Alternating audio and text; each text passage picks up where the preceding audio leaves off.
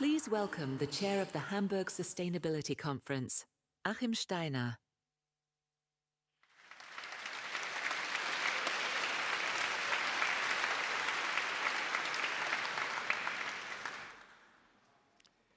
Excellencies, ladies and gentlemen, dear Ngozi, dear Federal Chancellor Olaf Scholz, dear Laura Chinchilla, dear Minister, as our President also set the tone yesterday, all protocols observed, and in particular this morning, I also want to begin by saying, you know, Germany is in many ways a remarkable country, and sometimes its greatest strengths actually are visible when one sometimes loses, maybe an election to a certain council, maybe a football match in a distant place.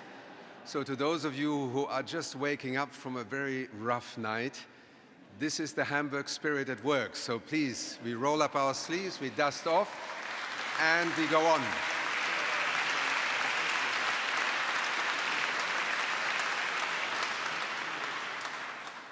It is my singular pleasure today as the chair of the Hamburg Sustainability Conference, together with the Council and the initiating partners, to open this session in the company of some extraordinary people, both in terms of their life stories, their journeys, and what they continue to do.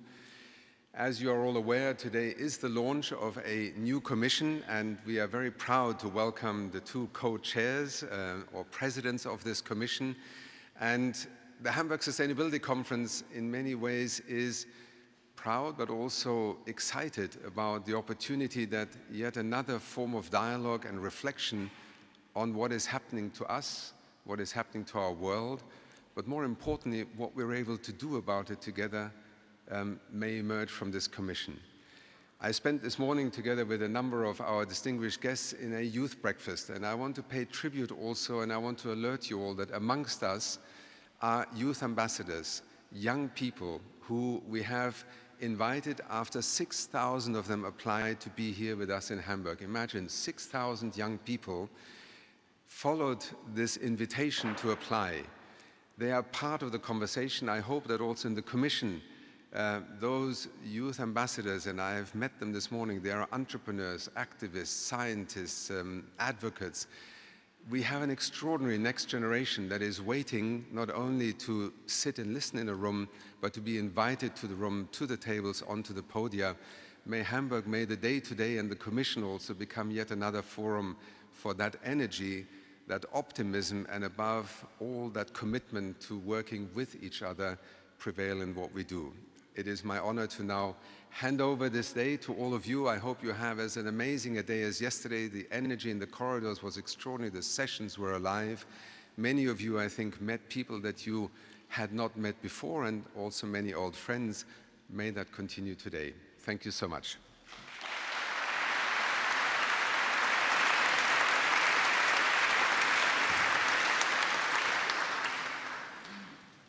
Please welcome panel moderator, Ali Aslan.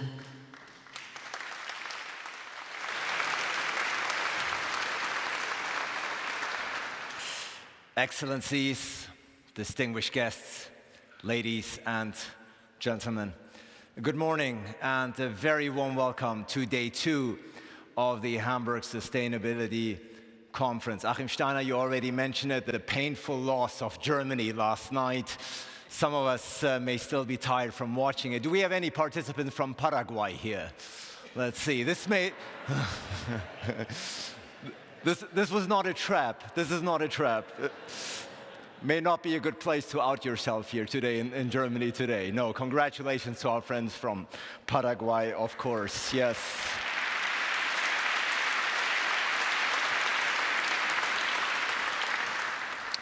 But ladies and gentlemen, football aside, I think you would all agree that the first day of the Hamburg Sustainability Conference was filled with insightful, inspiring encounters, remarks, panels, exchanges, and I think this is a good time to thank everyone who made day 1 so successful. Let's give them a round of applause. Thank you so much.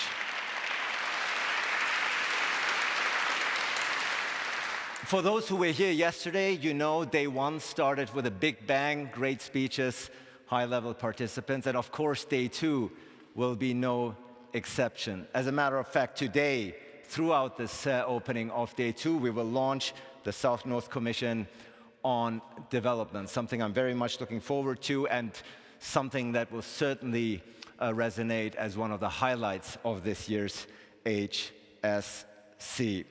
But before we get into the details of the purpose and work of the Commission, it is my great pleasure to start day 2 with a high-level conversation here with somebody who's certainly a recognized global leader when it comes to multilateralism. And we want to set the tone for the day by addressing the current crisis of multilateralism, which unfortunately has been mentioned and observed numerous times yesterday. So, to kick off day 2, it is my great pleasure for a fireside chat to welcome to the stage none other than the Director General of the WTO. Please welcome Dr. Ngozi.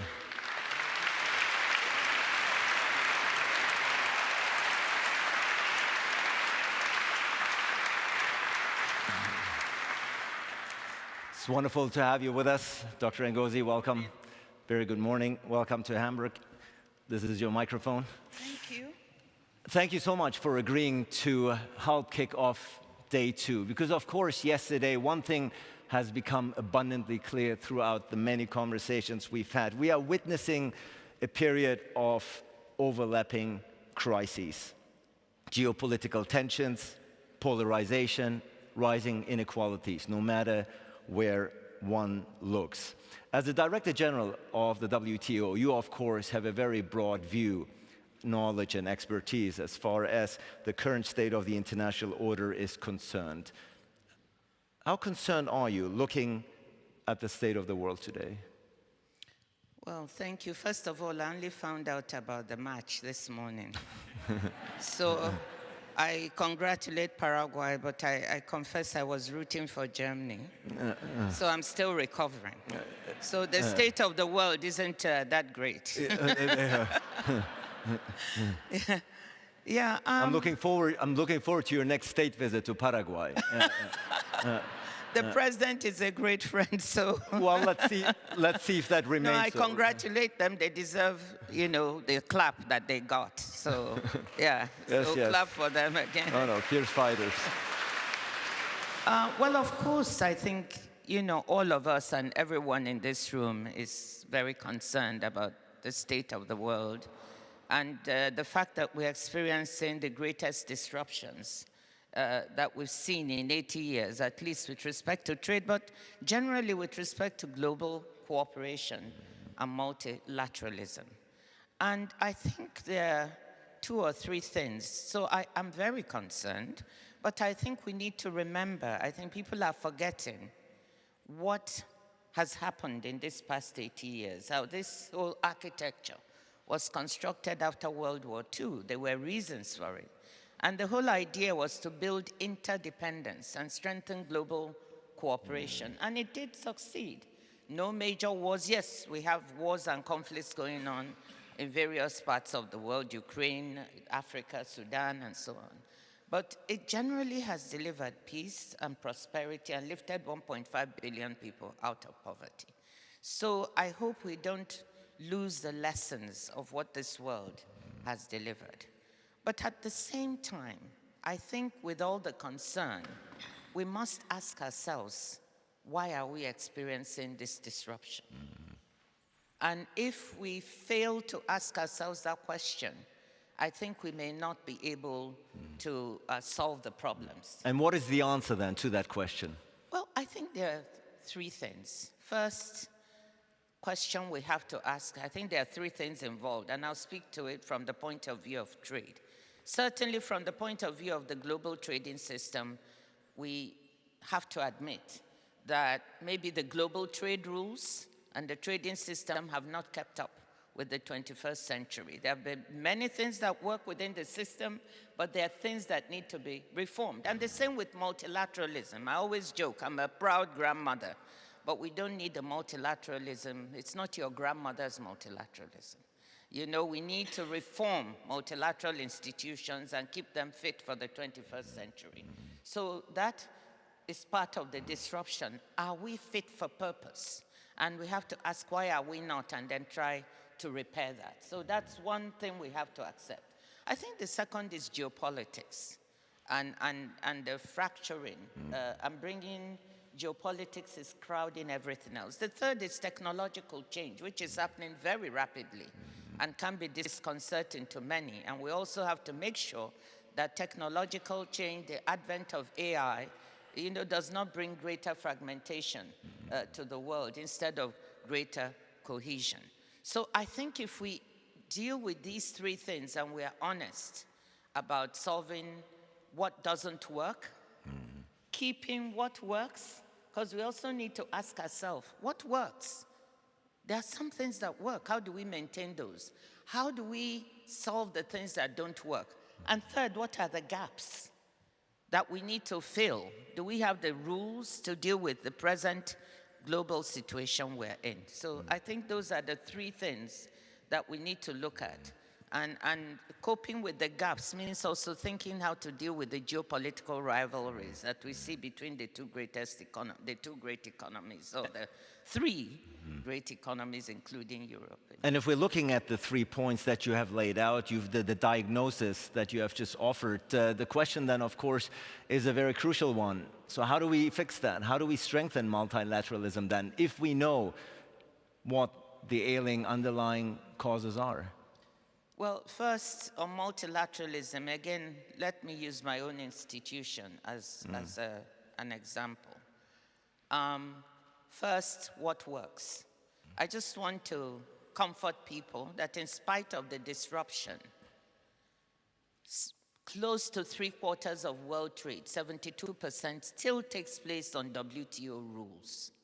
And something must be working there, because businesses and members are trading on those rules. Yes, it has been, battered, but the core of the system still works.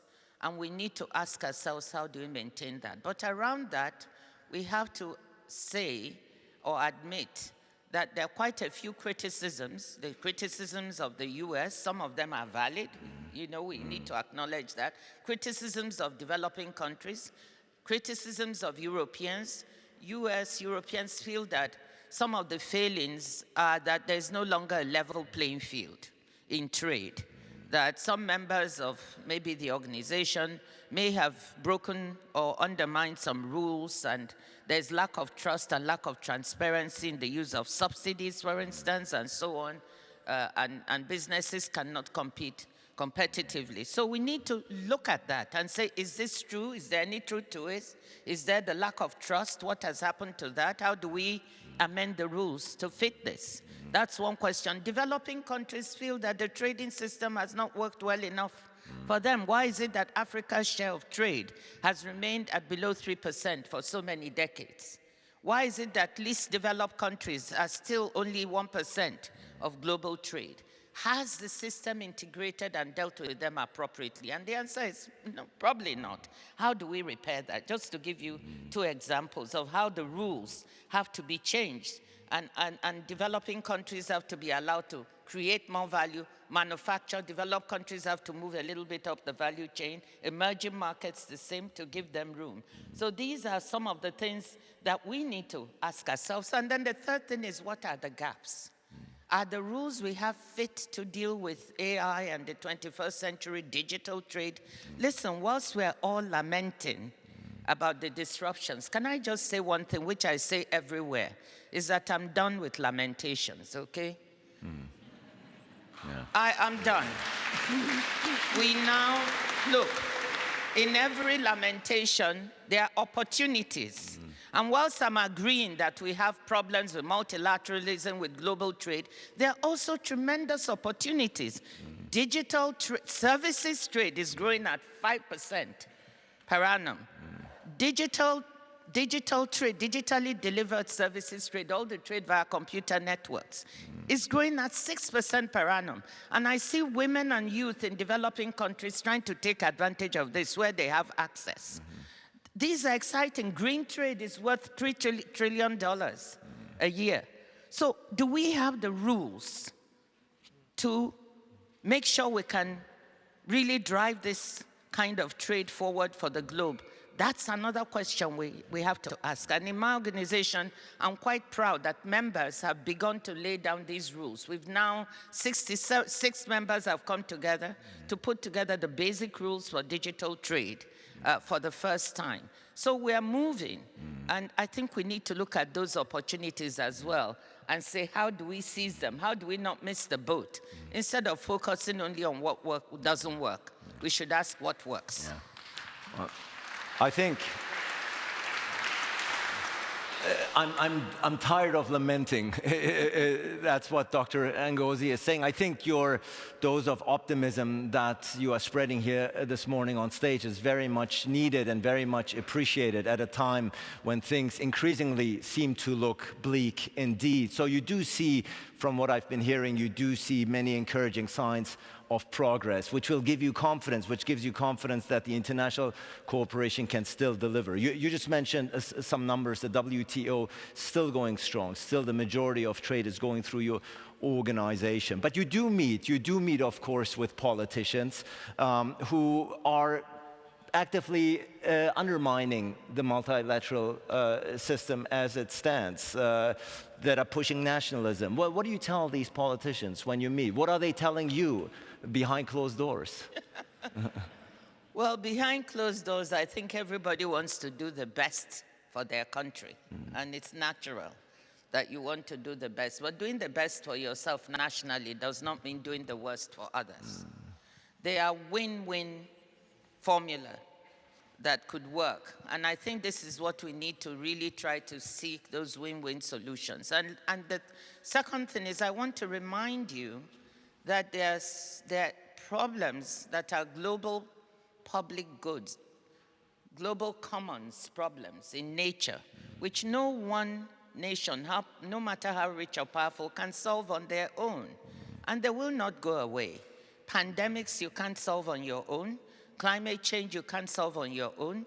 Issues of natural water and other natural resources you cannot solve on your own. Biodiversity, and one could go on and on. And even conflict at some stage. You know, you also need global cooperation and intervention to solve them. So the idea that you can go it alone and just fending for yourself nationally is the only thing you should do. This is what you know, one can say to them. Only works to a certain extent, and then it doesn't. Because what happens when you have some of these global commons problems? You will need the rest of the world to come around. And you can also get prosperous whilst others are getting prosperous. It's not a zero-sum game. Yeah, we have many important messages delivered here at the Hamburg Sustainability Conference. If there was one concrete priority that you would like to emphasize, that you would like to emerge from these meetings, what would that priority be? The one concrete priority? It's very difficult to see what I would say is people are tired of talk. They want concrete action, especially if you're from a developing country. So the top priority for me from here is, can we come up with some specific recommendations? The idea of the North-South Commission, following the very famous 50 years of the Willy Brandt that looked at North-South relationships. Things have changed substantially now. Economic relationships have changed. The geopolitics has changed. Can we come up with very specific recommendations? That's, for me, a top priority that can help rebuild trust. How can this meeting and this gathering begin to set an example on that? That would be a top priority. Less talk, more action. I think that is...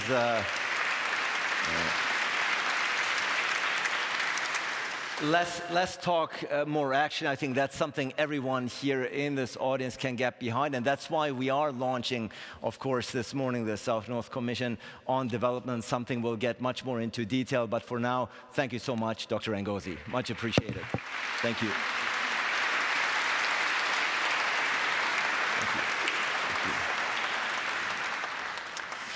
Ladies and gentlemen, thank you so much to Dr. Ngozi for kicking off day 2 with such strong and impactful statements. Of course, there's much more to come here during the opening of day 2. You already see these young gentlemen setting up the scene and stage for the next few elements to come. But for now, we are talking, of course, about the launch of the independent South-North Commission on Development. And before we get into the nuts and bolts of what the Commission actually entails and who will chair it, it is my great pleasure to welcome to the stage the German Minister for Economic Cooperation and Development. Please welcome Minister Rim Radovan.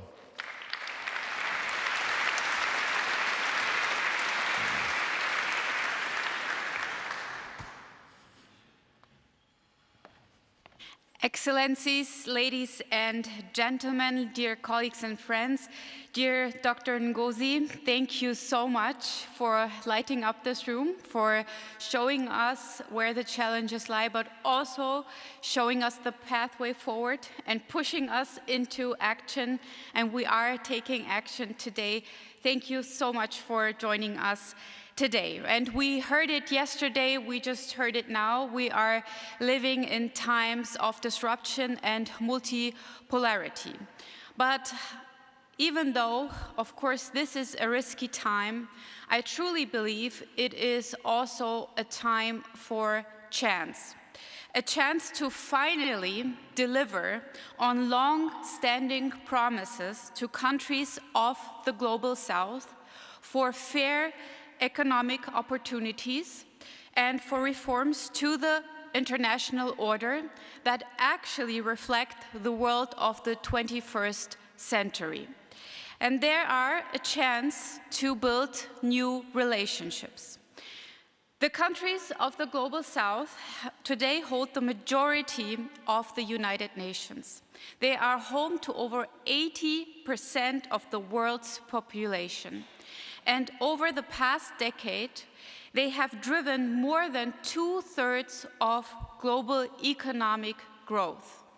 Yet, these dynamics are not adequately reflected in many of our international fora, and this must change. The German government strongly believes that fair international cooperation is the only way to achieve sustainable development, security, and prosperity in the South and in the North. That is why the German government is today launching the new South-North Commission on Development. We are doing this in the spirit, and we just heard it, in the spirit of the Commission that was set up in 1977 and chaired by Willy Brandt, the former German Chancellor, known for his efforts to promote peace and reconciliation. It helped to change the way how we think about global interdependence. It highlighted where the South and North have shared interest. And it coined the term world domestic policy to describe how closely linked and mutually dependent our societies have become. And this holds true today, of course, more than ever. The new South-North Commission is an independent body that will bring together some of the most important voices from Africa, from Asia, from the Americas, and Europe, with a majority from the Global South. Up to 20 commissioners from politics, business, labor, academia, international organizations, and civil society will work on a number of tough questions. What does an effective and truly cooperative international order for the 21st century look like? How can we ensure ambitious successor framework to the Sustainable Development Goals?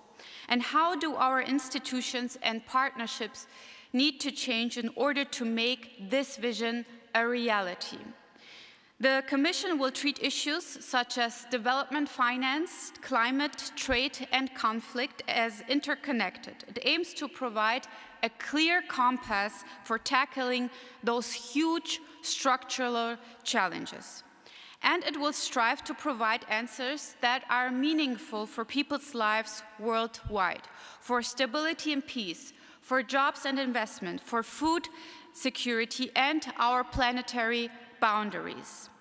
The Commission will present an interim report in 2027 and a final report by the end of 2028. And I'm very sure that its recommendations will help shape policies around all the challenges I just mentioned. And now, it's a great honor for me to introduce the two co-chairs who will be leading the Commission. Both of them had been head of governments in their home countries and are highly respected on the international stage. I am truly delighted that Laura Chinchilla, former president of Costa Rica, has agreed to be co-chair. She was the first. Please welcome to the stage.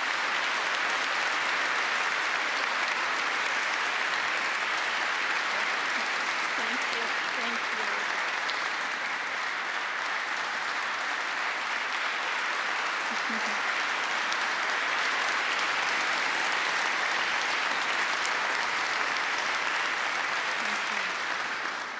We are very, very honored. Laura Chinchilla was the first woman to lead her country and is one of the Latin America's most highly regarded voices on democracy and the rule of law. Thank you so much that you are co-chairing the South-North Commission. Thank you very much.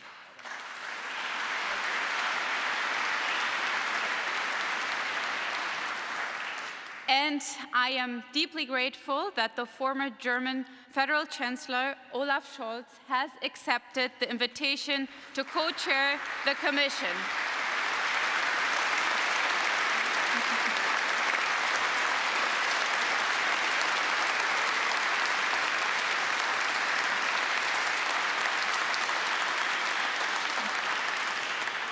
In Hamburg, I don't need to introduce him more furtherly, but let me say Olaf Scholz brings with him a long-standing commitment to multilateralism and fair partnerships with the Global South.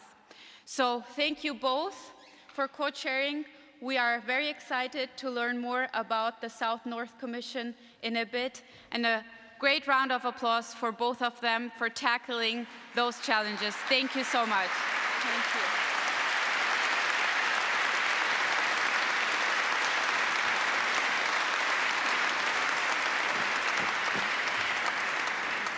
As a matter of fact, Olaf Scholz, Laura Chinchilla, if I could kindly ask you to join me up here on stage again. And the minister as well. The work is not done, Olaf Scholz. We're just starting. We're just getting started. Please join me on stage for the group photo, yes. And Dr. Ngozi, if you may also join us, please, for the group photo. This would have been a very short commission work. We're just getting started. Laura Chinchilla, Olaf Scholz, Dr. Ngozi, please join us for the group photo. And let's give them another round of applause, ladies and gentlemen.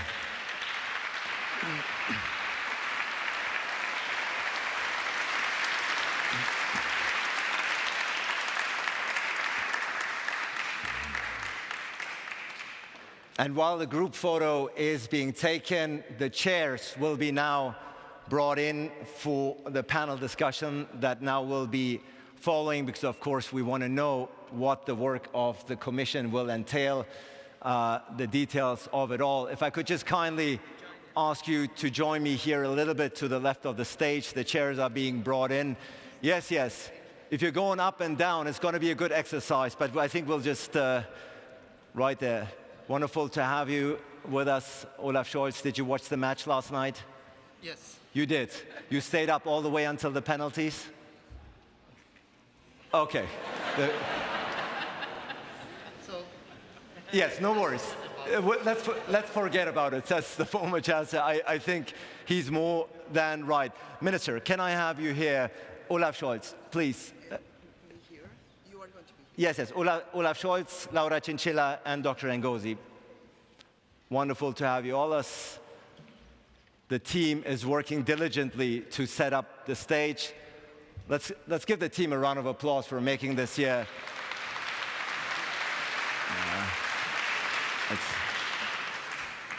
It's not an easy task. Cameras are rolling live, but here we are, making sure that we're easing into transition of a discussion. And it's so great to be joined by all of you here today for the launch of the South-North Commission on Development.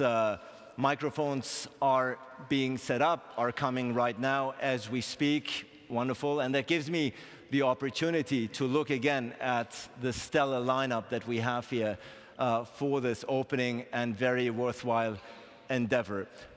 Olaf Scholz, if I may start with you, certainly as the minister said, you need zero introduction here in these halls as the former mayor of Hamburg. Welcome back, first and foremost, into your old living room. It's wonderful to have you back. Small one. A small one, okay. The talk and the discussion, of course, now is about the South-North Commission. And the most obvious question is, of course, many people in Germany were anticipating what is the former chancellor going to do. You decided to chair the South-North Commission on Development. Why was this task so important to you? Why did you accept? We live in a completely different world as the one that was described by the Commission of Willy Brandt. When at that time we discussed about how we could support many countries of the global south to a better development, we face a reality that is today showing us that most of the industrial production is happening in the global south. And just this figure shows us that many things changed.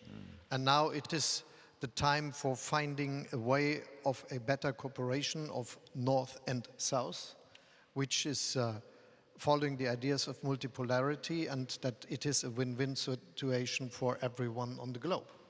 And that needs new measures for fair cooperation and understanding the problems. If it is about trade, it is about financial questions, fiscal questions. If it's about climate change, is it about industrialization? And all these questions together have to find common answers. And if this commission could make proposals, it would be very helpful for a pragmatic cooperation in the world. Very important is to me that it will have a majority of persons coming from the global south cooperating also in the commission. And this reflects the new situation, but the necessity that we are not thinking in zero-sum games, that we are not thinking in the idea that there's only one cake, and if one gets a better part of it, the others will have less, but that we find how we can find a way for a better future together. And that's, I think, the big task of the Commission. Yeah, thank you so much for explaining in detail. As far as your motivation to join this Commission is concerned, you, of course, have a very credible and consistent track record on multilateralism during your time, not just as mayor, but certainly as Chancellor of Germany. And that goes the same, of course, for Laura Chinchilla, who also comes with a very solid track record of pleading and fighting on behalf of multilateralism. What was your motivation to join this Commission? Number one, I would say that one of the main reasons has to do with the war we are living in. And I won't repeat the concepts that were already mentioned by Madam Director and Madam Minister, but those are very challenging and complex times. And no nation alone, any region by itself will be able to bring the right responses we are needing. But let me just share with you my story, the story of my country, because this is more about statements. We have been listening many statements and also many data. But my country was one of the poorest colonies in the Americas. However, we were able to succeed thanks to a world order that created many rules, many institutions. So we found the right incentives to behave as a nation. So very rapidly, I would say precisely during the decades that the multilateral system excels, we were able to move as one of the 20 full democracies in the world, as one of the countries with the highest human development in the Americas, as one of the countries more committed with sustainability. Although we had a very small territory, we decided to protect 30% of it. And finally, we were also able to compete in the world markets thanks to the rules that were defined by the WTO. And suddenly, it seems that everything is going to change. So the question of the small and medium-sized economies is what is going to happen with us. And it is not only about Costa Rica. You can find 3 or 4, 5 examples of even more in the Americas, but many also in Africa and in Asia. So here is a matter of survival. But this has to be a collective effort. And I will say that, and that is the second motivation, is that we are pretending to change the conversation about those issues. This is not about a hierarchical approach. This is about partnership. This is not about being donors or recipients. Let me tell you, when the minister presented all the data concerning the participation of the Global South in terms of GDP, population, when we measure in terms of the young population, people under 24 years old, the Global South represents 90% of the population, and that is about the future, the immediate future. But also now we have become very important in terms of having the most important reserves of critical minerals and rare earths for the energy and economic transition. So the Global South is not longer a region with needs. It is a region that offers opportunities and possibilities. So this dialogue we want to initiate with this commission is going to approach to this responsibility that we have to fix the multilateral system, to improve the international cooperation in a partnership. It's a conversation among equals. Equals in our responsibilities and equals, of course, in our concerns. Thank you. Thank you so much indeed.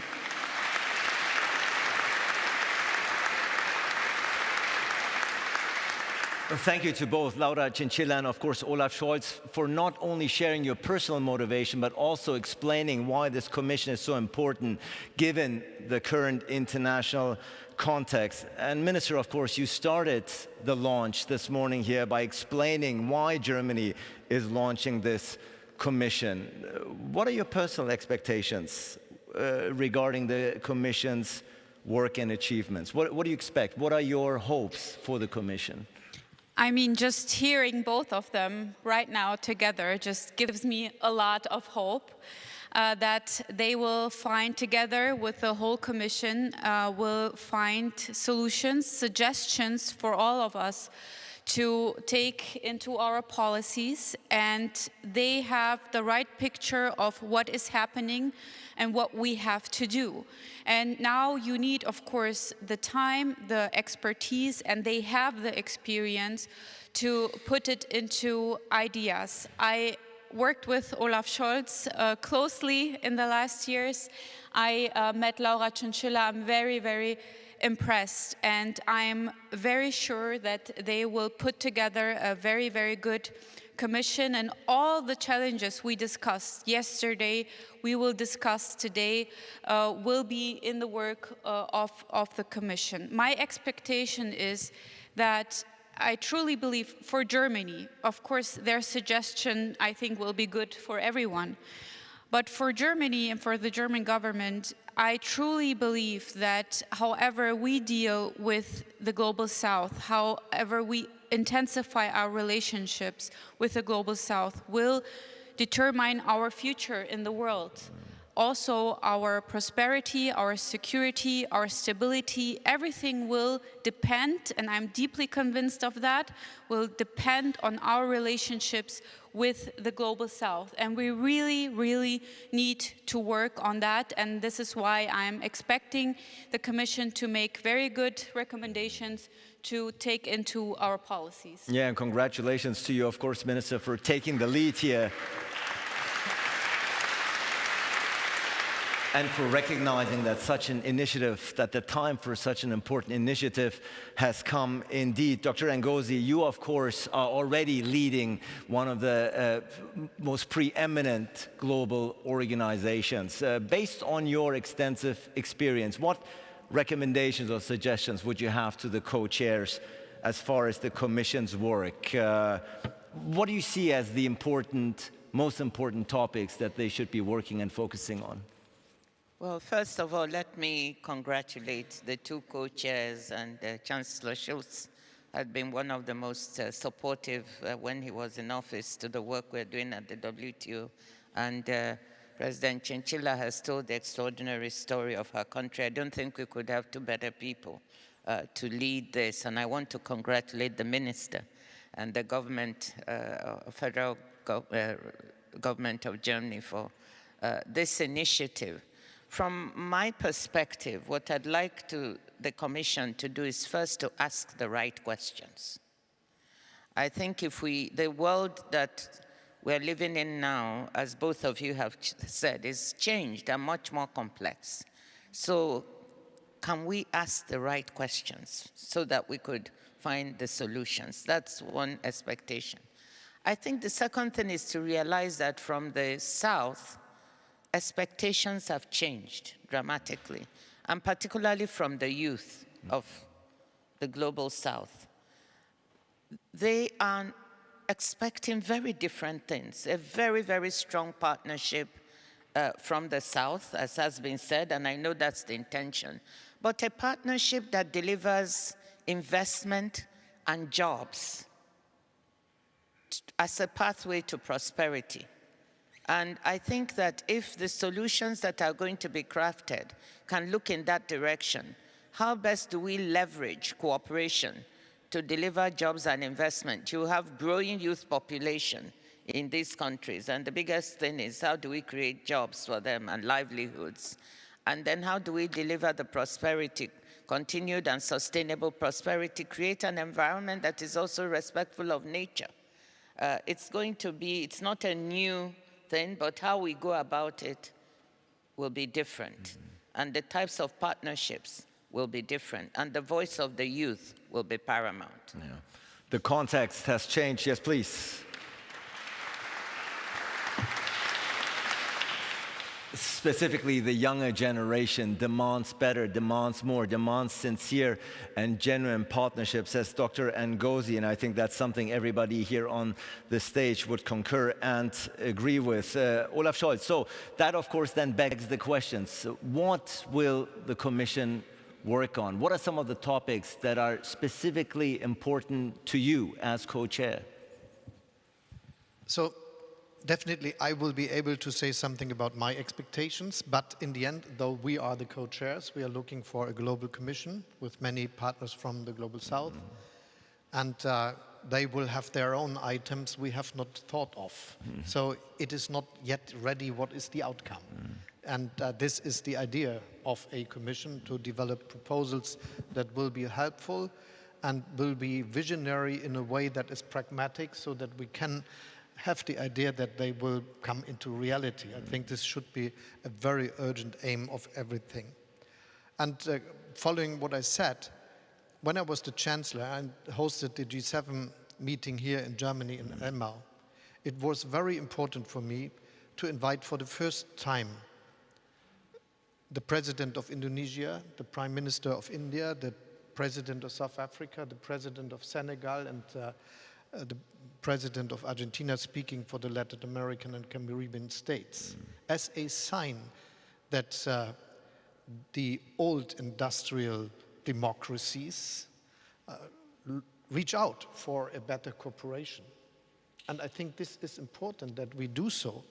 And we always tend to describe the past history as a story of success, and it is. But we should not forget that when the United Nations were founded, it were approximately 50 members, and many could not participate, many states of the Global South, because there were still colonies. And when you go around, you find similar situations. My first trip to Africa, was in Senegal, and I was in the house of the governor of the French colonial empire in north of Africa. I went to Niger. It was also the governor's place where the president sat. And I moved to South Africa, to the Union Building, which sounds better as it is. It was the building where there was the attempt to avoid democracy for the black people of South Africa. And all this is a past the people still know. But something changed, as I said, and so we have to develop proposals for a world of cooperation, which is feasible, but which needs that we understand which makes necessary that we understand the needs of the countries and of the effects of a better cooperation. So there are questions of fiscal relevance. And if we look at the debt of many of the countries, it is a problem. And Laura Chinchilla will obviously tell more about it, but I will say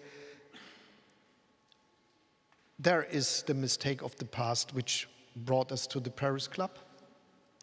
But there are the new mistakes of the today world which have not been solved by the so-called common framework of the G20 in restructuring the debt of some of the countries. There is no progress that we see, though there are direct countries named where we should try to find a solution with Ghana, with Zambia, with Ethiopia and Sri Lanka. And so there is a question. The same is with trade. We have to find a way how this could be fair. And for instance, the question of raw materials, of critical materials, is relevant. And we should find a way how we help the countries where we find these materials are not just places of extraction, but that there is a chance that, for instance, the first refinement could be done there with a chance of better growth in these countries. And we have also our views on the question. So a free trade is good for scales. If companies with 500 employees are able to serve the world market, it is a better world. If they just serve the European Union or one country, it's not enough for the scales that are feasible in today's time. There is the question of artificial intelligence. There is the question of climate change. And still, people are starving. We should not forget.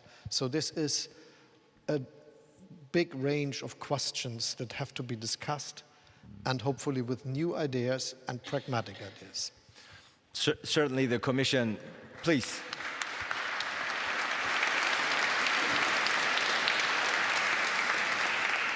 First of all, it's wonderful to hear how you are going to bring your extensive experience as head of Germany into this new work. And of course, the many issues that you have laid out, you have your work cut out for yourself. I think that's become abundantly clear. Laura Chinchilla, of course, the same question then goes to you as well, as far as the topics that you will be working on. Are there some that you would like to perhaps elaborate on, some topics that the former Chancellor has already shared with us? Well, I will start saying that I promise Olaf at least not to bring the issue of soccer in the dialogue between the Global South and the Global North. So that is going to be out of the agenda. I don't want to go describing the challenges that we have with all of the topics, for example, climate change, global trade, inequalities, technological transformation, etc. I will concentrate, we will be covering, of course, all of those concerns. But at this moment, I will say that we won't be able to provide effective responses to those specific topics if we do not try to find the right responses about the gridlock that we are experiencing today at the multilateral level. The world is quite polarized, is fragmented, and there is something that concerns me, and that is what people are feeling, because at the end, everything has to do with how can we improve the situation that the people are experiencing. And today, the most prevalent feeling among the people around the world, doesn't matter if they are from the developing, developed, north, south, etc., from all around the world, is uncertainty, is insecurity. And so that level of anguish, it is explained because we have not been able to act collectively. So probably that is going to be the big challenges for this commission. That will be probably the most important question we should ask: how to overcome the polarization, the fragmentation, the geopolitical confrontation. Look, only 12 years ago, I was ruling my government, my country, and that small country had the opportunity to receive the two most important presidents in terms of the size of their economies in only 1 month, 2 different visits, with 2 complementary agendas at that time. Now, this is impossible to imagine.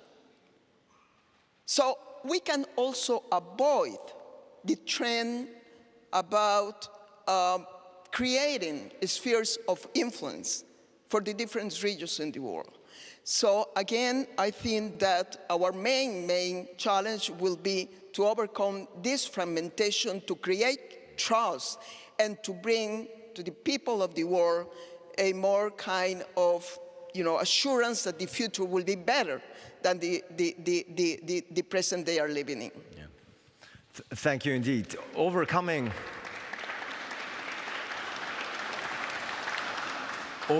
the fragmentation and restoring the trust is indeed quite vital. This is, of course, what the Hamburg Sustainability Conference is about, and that is what this new Commission Minister is all about. Now, we just heard the 2 co-chairs talk about their aspirations and the topics that they would like to focus on. Now, your government, of course, and your ministry specifically, is stand to benefit from the Commission's work. How are you trying to trickle down and trickle in, if you will, the recommendations that the co-chairs will put forth into your daily work as Minister of Development? Well, first of all, let me again underline that the Commission is independent, and I think this is a very important aspect. They are independent on what issues they will bring to the table, on how the Commission will look like and how they work. But I'm, again, very, very hopeful hearing from both of them, also in detail, that they will put into the right questions on the table and work on them. And then I think, and this is important to me, as we see there's a lot of interest in the South-North Commission here at the Hamburg Sustainability Conference, but also a lot of questions, a lot of people asked me about the Commission. I'm very sure that the proposals the Commission will make, we can all benefit from it. And this is what it's about.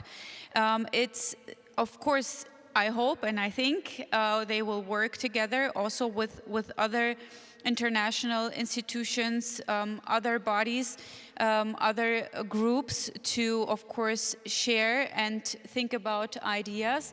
And I think whatever will come out in the end, we can all benefit from it. And they will ask the right questions. We just heard from it, and I'm very looking forward to it, because we need a commission like that to really take the time to ask those questions and find solutions and give us answers on how the multilateral system can look like, what is our aim for post SDGs. I mean, those questions will come up, but us in the government, we don't have the time to think it thoroughly, to do all this works. This is why we need a commission, and of such caliber, like both former heads of states who have the best context through Global North, Global South, to bring in the best people, best ideas together. And they only have a short time for those big questions. but I'm sure they can do it, and we really need solutions. We need a pathway, and as Olaf said it, and this is what I'm really looking for, a pragmatic solutions. What we need in the end, something that we really can take into our governments, into our parliaments, into the institutions, and to make it really a reality. And I'm sure this is, both of them have that vision, not to just talk about ideas and utopia, even though it's always good to have that a vision, but we really need something that we can take into policies to really change things that drives us all, and that drives both of them and will drive the Commission, and I'm very, very looking forward to the suggestions they will make. Yeah, certainly the suggestions that will benefit your work as well. But as you pointed out, very important, this is an independent commission launched here at the HSE, of course, but it is independent, and so their work will remain as such, of course. Dr. Ngozi, 12 months from now, when we meet again at the HSC 2027, ideally speaking, what kind of results would you like to see the co-chairs presenting here on the stage? Well, I would like to see results based on asking the hard questions. Let me just take a specific example in trade. I think a hard question to ask is why is it that the global north or the developed countries, they have so many preferences in trade for poor countries, everything but arms in Europe. AGOA for the United States. China is just offering some preferences to all African countries. But when you look at the share of trade based on those, it's barely moved. And you have to ask the hard question, why? Why is it that you have these preferences, but when countries try to add value to their products, what do they find? They find escalatory tariffs. The more value you add, the more tariffs are added to prevent you from selling products that have value added. And yet we cannot create jobs, we cannot manufacture with this going on. So that's a very hard question, and I'd expect 12 months from now that question has been asked in trade, and that we have found solutions behind, and that we're not having barriers created behind what are supposedly open systems. So that is one difficult. The second hard question, is the term Global South is very convenient. But what is the Global South? Are the interests of all members of the Global South aligned? Are emerging markets having, and I know this is very difficult, do they have, some of them, the same interests as poorer developing countries? Can we ask that hard question and make sure that behind the term Global South, you're not hiding some tough differences that might make it difficult to come to solutions? And finally, what is the responsibility of countries from the Global South themselves? What do they need to take care of? How can they cooperate more regionally? And here I have good news. South-South trade was less than 1/10 of global trade in 1995. Today it's 25% and mounting. So southern countries are trading more with each other, making more agreements. My members from the South are doing that, which is good news. How can we enhance that? So those are the things I'll be expecting to see. Some good questions, but also some good answers coming forward. Thank you.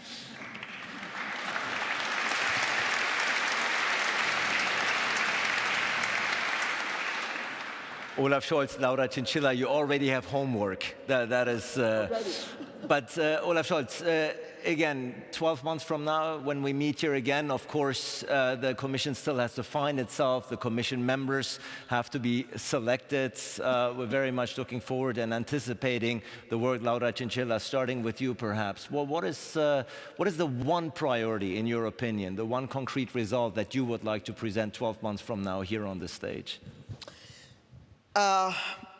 Well, I try to be very careful not to anticipate many things, because this is this is going to be a collective effort. And we want to at least have the first meeting with the rest of the commissioners and have, this discussion about the priorities with them. Of course, the opinion of Nancy is quite critical to us, and some other opinions we have listened during those 2 days. But in 1 year, we will like to present real progress and moving from launching to having some more concrete responses to some specific issues. But something that is going to be very important for us is bringing other commissioners so we can also exchange criteria with all of you, because you are also part of this process. The Hamburg Sustainability Conference is hosting us today, but it will continue being a reference in our conversation.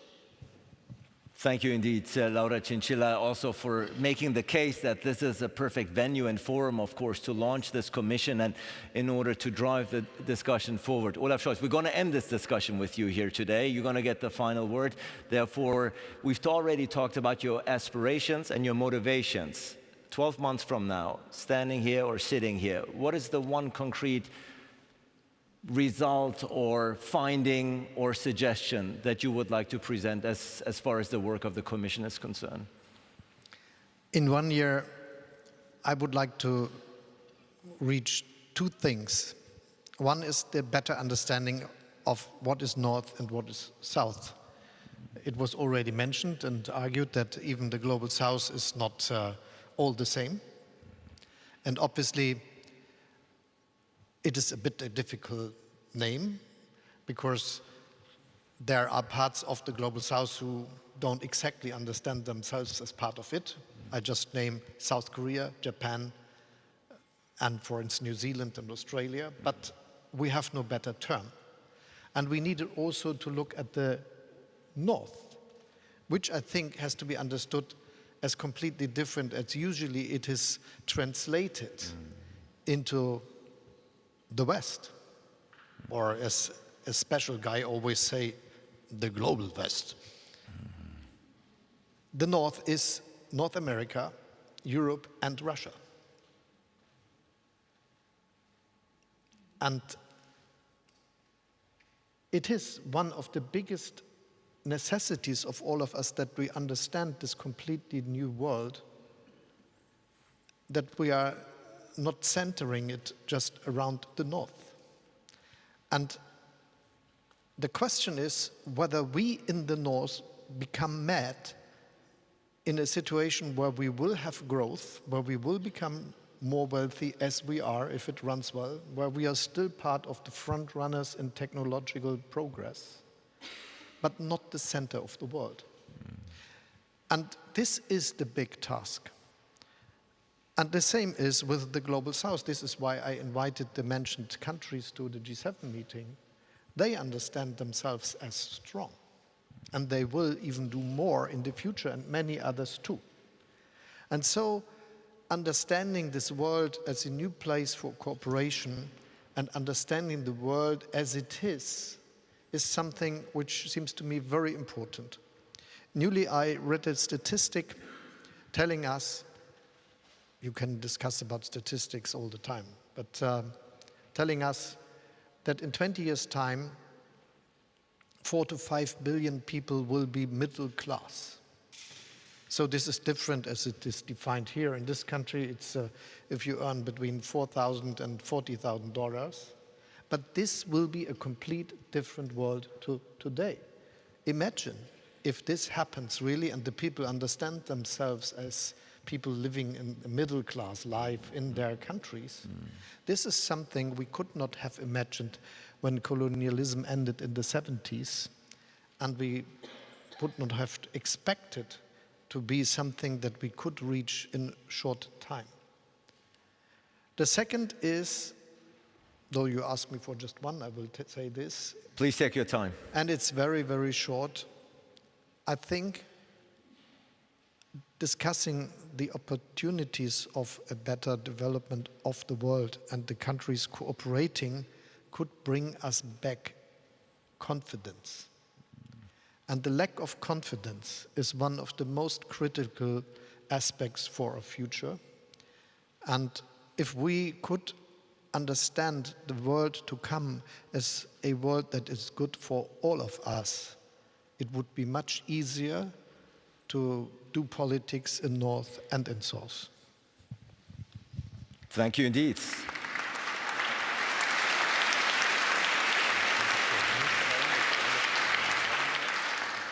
A passionate plea to not only memorize terms such as South and North, but question them and redefine them if necessary. And of course, a very passionate plea and appeal to regain our confidence, which all of us might have had at some point. But then Dr. Ngozi also told me here in the opening, this is the time where we need to be more optimistic indeed. Not everything is as bleak as it looks. And I think today's opening here is very much proof of that. The launch of the Independent South-North Commission on Development is a very hopeful sign, is a very positive sign coming out of Hamburg here today. The insights that we've heard, very much appreciated. The fact that you both were willing to take on this task is very much appreciated. And of course, we wish you nothing but success. Minister Radovan, Laura Chinchilla, Olaf Scholz, and Dr. Ngozi, thank you so much and best of luck. Much appreciated.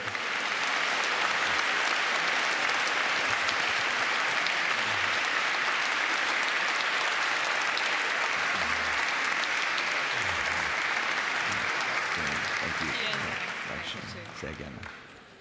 And ladies and gentlemen, this kicks off day 2. That you hear the music, enjoy, and the rest of the day, wish you all fruitful discussions. Thank you so much.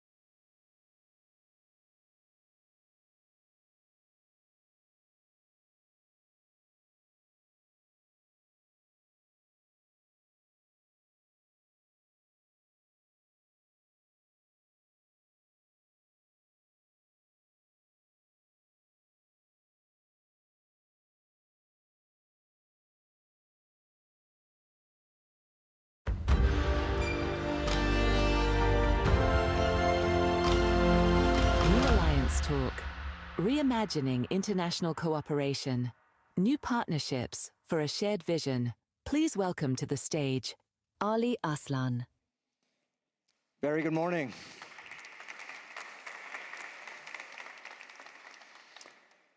Welcome and very good morning to all of you. It's wonderful to see such a packed room here. Ladies and gentlemen, for those who were just with us at the opening session, or perhaps you witnessed it here live on screen, we just launched the Independent South-North Commission on Development. And this is actually the very first public encounter, if you will, of the two co-chairs with the public, where they will explain their vision, their ambition, and their goals. It's such a privilege to have both of them join here right after the opening session. Thank you to both for making time in order to lay out the detailed vision and ambitions that they are having for the Commission. First up, ladies and gentlemen, somebody who needs absolutely no introduction here in this beautiful city of Hamburg. Please welcome former German Chancellor Olaf Scholz.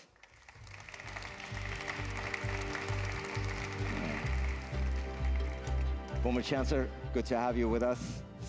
And of course, as we all witnessed, the former Chancellor has agreed to become co-chair of this new commission, and he will chair it together with none other than the former President of Costa Rica. Please welcome Laura Chinchilla, ladies and gentlemen.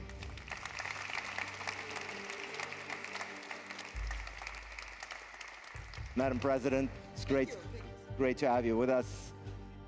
So these are the two co-chairs, and we're delighted to have heard from them throughout the opening. And of course, we are delighted and privileged to hear from them in just a moment. Joining them is the former Vice President of Nigeria and the co-chair of the Future of Development Cooperation Coalition. Please welcome Yemi Osinbajo, ladies and gentlemen. It's great to have you. Please have a seat. And last but certainly not least, to complete the round is the South African Minister for Planning. Please welcome Maropene Ramakopa.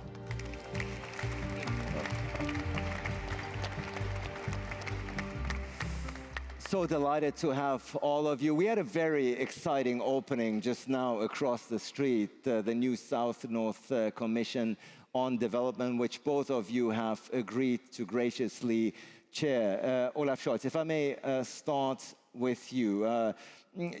Many people in Germany were curious and wondering what the former German Chancellor will be doing. And here we have the answer. You will be co-chairing this new commission. For those who may not be familiar with this brand new commission yet, why did you agree to take up this offer, this post, to take on this important role? First, I could continue with many things I did in offices, and dealing with the countries of the Global South and dealing with questions of multipolar cooperation was one of the main questions I worked. And it is important that we understand that the world changed a lot. That completely different to the time when the Willy Brandt Commission on North-South happened. Most of the worldwide production is taking place in the Global South. Most of the people living in the Global South. And so when we are discussing about a better common future, it is not just about gratitudes or something like this. It is about cooperation and mutual interests and a better future which we could achieve together. And so this is a good task. And obviously it will be helpful that my co-chair and me, we are already knowing many of those we want to talk to, especially when they are running states. And this is helpful for the Commission, but also for the outcomes. And so I'm very pleased that in the next 2 years we will have this very tough work. Yeah, your track record, of course, throughout your chancellorship very much speaks for itself. It's very solid, very consistent when it came to pleading and making the case for multilateralism. So this new position as co-chair of the South-North Commission very much in line and consistent with the work that you have been doing as Chancellor. And of course, Madam President, of course, this new Commission is expected to develop new global partnerships to contribute to the reform of multilateralism and propose new forms of international cooperation. Very much like the former Chancellor, you certainly had no shortage and lack of offers. But this is the one you said yes to. What attracted you to become co-chair of this new South-North Commission on Development? Thank you, Ali. I would say that beyond my personal motivations concerning my experience in my home country when I was a public servant, I served my country for more than 25 years, and I can really confirm how important is a global order based on rules that brings the nations certainty and the right kind of motivations to move forward in terms of human development, democracy, protecting the environment, et cetera, et cetera. Beyond that, because we already have the opportunity to speak a little bit about that, I would say that also the experience that I have had after I retired from active politics in my country that experience has taught me how important are all the collaborative efforts in trying to tackle all the global challenges that we are confronting, especially because we have this paradox. We have challenges becoming more global, but the collective action becoming weaker, more complex.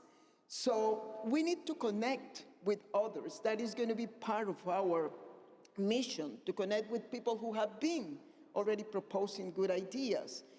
We are planning, of course, to build on the different conclusions of the last 4 summits of the G20, for example.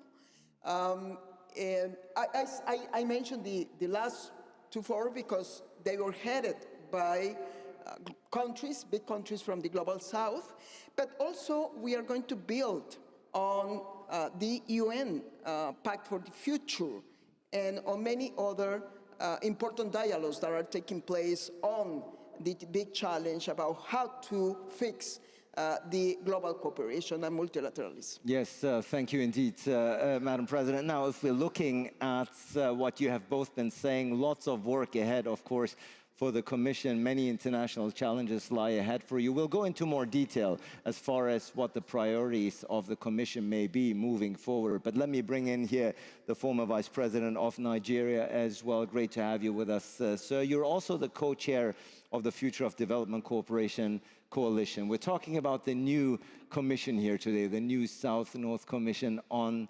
Development. You're co-chairing the FDCC. Where do you see parallels between your work and those of the 2 new co-chairs? Where do you see overlapping interests? Right. So thank you very much. And so congratulate the 2 co-chairs of the South-North Commission. I think the first thing, of course, for all of us is to practice exactly what we're trying to preach, which is collaboration. And I'm glad that in discussions we've had already with the 2 co-chairs, there is that appetite for collaboration. And I think that it's important that we don't reinvent the wheel, and that whatever has been done already, we should simply bring those things on board and try and work together. The objectives are largely the same. For the FDCC, what everyone realizes is that there is a need to recreate development cooperation.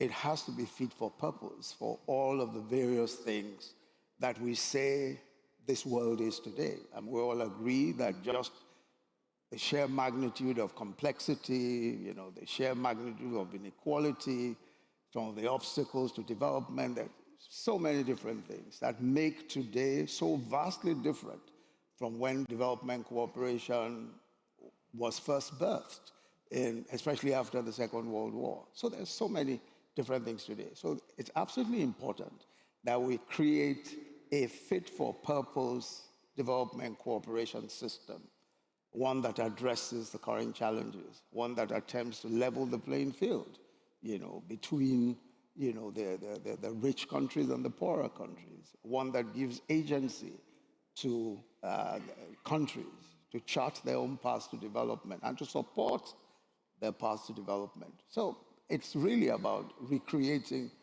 the development cooperation system such that it works for the North and works for the South and the various in-betweens of the North and South. Without a doubt, this needs to be, and it has been stressed throughout the opening, a win-win situation, one that is mutually beneficial. That's why we're talking about reimagining international cooperation here on the stage. And your experience, of course, former Vice President, is very valuable. Thank you for your remarks. Let me bring in the Minister here from South Africa. Great to have you with us. Now, your country, of course, has delivered very strong G20 presidency. So international cooperation partnership is, of course, very much in the DNA of your country, having delivered this strong outing. What is your first thoughts, your first opinion on this newly established commission? Of course, I would like to congratulate the two coaches. Congratulations, and we're expecting a lot from you, precisely because of your experience. And listening to what you were saying really gave me hope that we would be able to deal with the issues that are needed to renew international cooperation and trade, of course. What we would be expecting would be that we should continue to have more voices, but same message. Renew, of course, the issue of accountability, but also respect and solidarity, because that is important. Because clearly there is a shift from thinking about aid, but more about partnerships and ensuring that whatever it is that we are doing, we do it with mutual respect. I think a month ago, 2 months ago, we were in the UK. We also had the Global Partnership Conference, speaking about similar issues. However, then when you look at it, you then now realize that the world is starting to appreciate that things are changing. We need to reimagine, but also put systems in place that would be able to assist us to deal with the challenges that we are having on the ground. But most of all, whatever it is that would be said and would be suggested and recommended from the Commission should also have an element of saying, what do we do with solutions on the grassroots? That should also be incorporated in whatever it is that we do. Yeah, thank you so much. And of course, a lot has come out. Yes, please. A lot of findings, a lot of concrete examples and proposals have come out of the G20 presidency of South Africa, the Ubuntu Commission being one of them. We're more than happy to dive into it throughout this discussion. But let me bring in Olaf Scholz here, the former Chancellor, again as well. You've already talked about why you took on this role and the many challenges that we all are facing in the international order. Let's talk about priorities here. I know it's very early on, needless to say. We're just launching this commission. But from your point of view as the co-chair, what are some of the thematic priorities that you want to tackle as your position as co-chair? First, in G20, we had now the presidency of relevant countries of the Global South. Yes. And they were in a row. It was India, it was Indonesia, it was Brazil and South Africa. And there is a legacy coming from this, and I think we should study intensely all the outcomings which were produced by the 4 countries leading G20 and using them for being part of what we discuss. This is the same with the 2 commissions, the one that you are already doing and which will give us its expertise in the end of the year, as I understood, and the Ubuntu Commission that will work in a way, and many others too. So it is not that someone is doing his work in a dark room with no light in and then comes out with a good result. I think cooperation means that from the starting point on, we discuss with each other.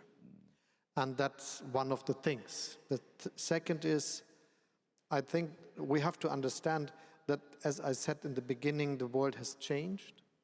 And so we must find a way how we could get out of this zero-sum thinking, that a better world for the global south is a world not as good as today for the countries of the north. And it is my deep conviction that this is one of the biggest problems we are facing today with North of America, with Europe, and with Russia as the three big regions of the global north. It's a big mistake when the Russian president always speaks about the global west. He is avoiding to tell the rest that the Russian Empire is part of the global north, and that the rise of Asia started with some struggles between Japan and Russia in the beginning of the 20th century. So that's the truth. And this is the real understanding of most of the countries of the world. And so we have to find a way how we understand ourselves when the North is not the majority of people, not the biggest part of world GDP, but still front runner when it comes to technologies with others. And we must imagine that there might be a world where the newest technology is really invented in Ethiopia in 15 years or 10 years to come, and it is not just adopted from a country from the north, but we might take the invention coming from there. So this is the spirit which I think is the most important aspect to achieve, and it's then also the spirit of confidence which we need. In a world where everyone is thinking that it's becoming worse, you could not cooperate, then everyone is just dealing for his best in the world. But we should have a common, better future. And these are the main questions, as the main big questions, and then there are many others to name: the fiscal questions, the questions of debt, especially the questions of trade, as we raised in the podium before, the questions of climate change, and still the question of people very poor and people starving in the world. But we are living in a very strange time. Colonialism ended in the 70s. And we are now facing a world where there is a chance for a multipolar world in reality. But it is necessary that we don't think it's someone has to pay for. I think it will be better if we do it together. Do it together, this is what we're doing here at the HSC, of course. We're doing it together, we're bringing in all the voices, and I think the point that you've raised, former Chancellor, is very important, namely not to succumb to defeatism, not to succumb to pessimism, but rather to regain the confidence, all of us here on stage and in the audience as countries, to tackle these important challenges that we're facing. They're not getting any smaller, Madam President, of course, and therefore the challenges that the Chancellor has laid out, international partnership, I know, is a key priority for you, to reimagine it, to redefine it. What would it look like in practice?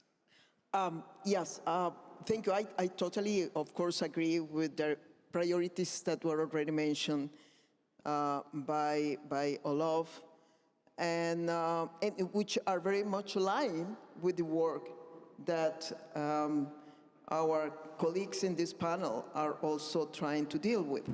But from my perspective, and probably I'm quite biased in this sense, because I come from the political science field, public policy is my background, professional background, and of course politics. And during the last year, I've been participating in different kind of global and regional. When I say regional initiatives, they are the ones in the Western Hemisphere, trying basically to move agendas, collective agendas forward. And so I think that probably one of the most pressing challenges that we have today, beyond trying to respond to the specific global trends or global transitions in terms of climate change, technological transition, etc., is the issue of polarization, fragmentation, and trust. If we are not able to overcome those problems, we won't be able to provide a collective response. And if we do not bring those collective responses, those big challenges, some of them with big consequences on humanity, will not be resolved.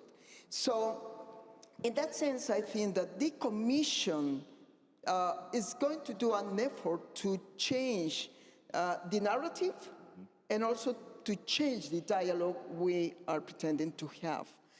The question is not whether the Global South should be invited to be at the table. The question is if we can fix the multilateral system without the ideas, the voices, and the leadership from the Global South. And, the name of the Commission, and this is thanks to the Chancellor Scholz, was inverted. Instead of North-South, he suggested South-North. So that is an important symbolism, but also the majority of the members are coming from the Global South, and that is also very important. In certain way, that is reflecting what is happening with a multilateral world where 90% of the young people are from the 90% of the young under 24 years old are in the Global South. So that is the kind of message and the kind of dialogue that we want to open. This is basically a partnership between nations in the Global North and nations in the Global South. Indeed, and I very much appreciate that you emphasize once again the order of the title. Indeed, it is the South-North Commission, very much stressing that this is not just a partnership on... It is the right translation of Nord-Süd. Well, we're redefining translation here in a very loose manner, but yes, indeed, in German, Nord-Süd. But Vice President, if I can bring you in here one more time, as the co-chair of the Future of Development Cooperation Coalition, having listened now to the two co-chairs and their priorities and aims, is there a chance for the commissions to work together? Do you see that we're talking about cooperation, perhaps none better example than to bring your work and their work together? Yes, I think certainly it would be absolutely the right thing to do and the most sensible thing to do. And already we've started discussions about how to work together. I think it would make the most sense because, again, the issues are largely the same and the objectives are largely the same. I mean, namely that we're trying to create a future of development cooperation that makes sense for the challenges that we face today.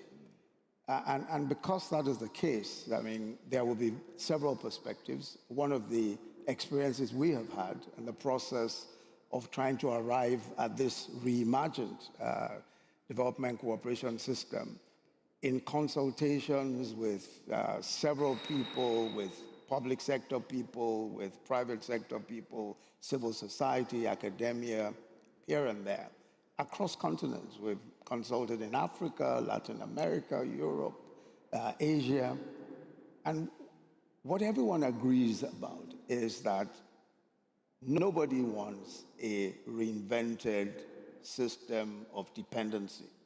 Nobody wants that old system of dependency. No one is looking at donor-recipient arrangements anymore. The issues are simply larger. The issues are much bigger than anything that aid could possibly resolve.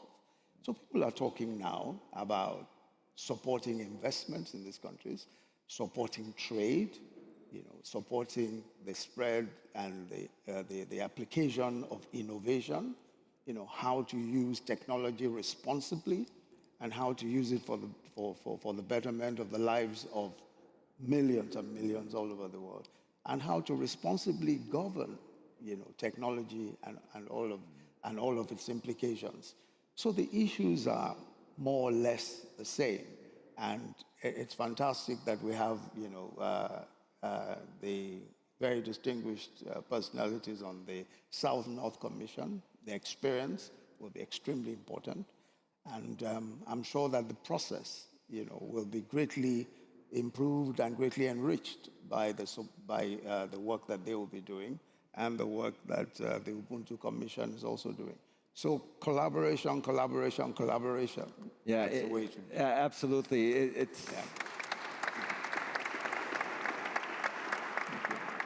The collaboration here almost writes itself. It is such self-explanatory for your commission to work together, and as you say, two strong individuals chairing this, giving this new commission a great deal of credibility and expertise. And that is, of course, Minister, where you come in. The Ubuntu Commission has been mentioned a couple of times. The same question that I've posed to the Vice President. How is the work of the Ubuntu Commission overlapping with the aims of this new South-North Commission? You see a lot of areas for collaboration as well.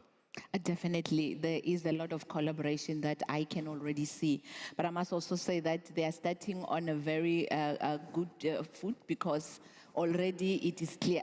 They usually say that you can have a pack of lion led by a sheep, they will still be timid, but you can have a sheep led by a lion, they will be brave. So the fact that even the reordering of the name and the concept itself shows you that we are going somewhere, because the world is currently facing profound crisis on international cooperation. And this is one of the responses that are necessary, but not only necessary, but also timeless.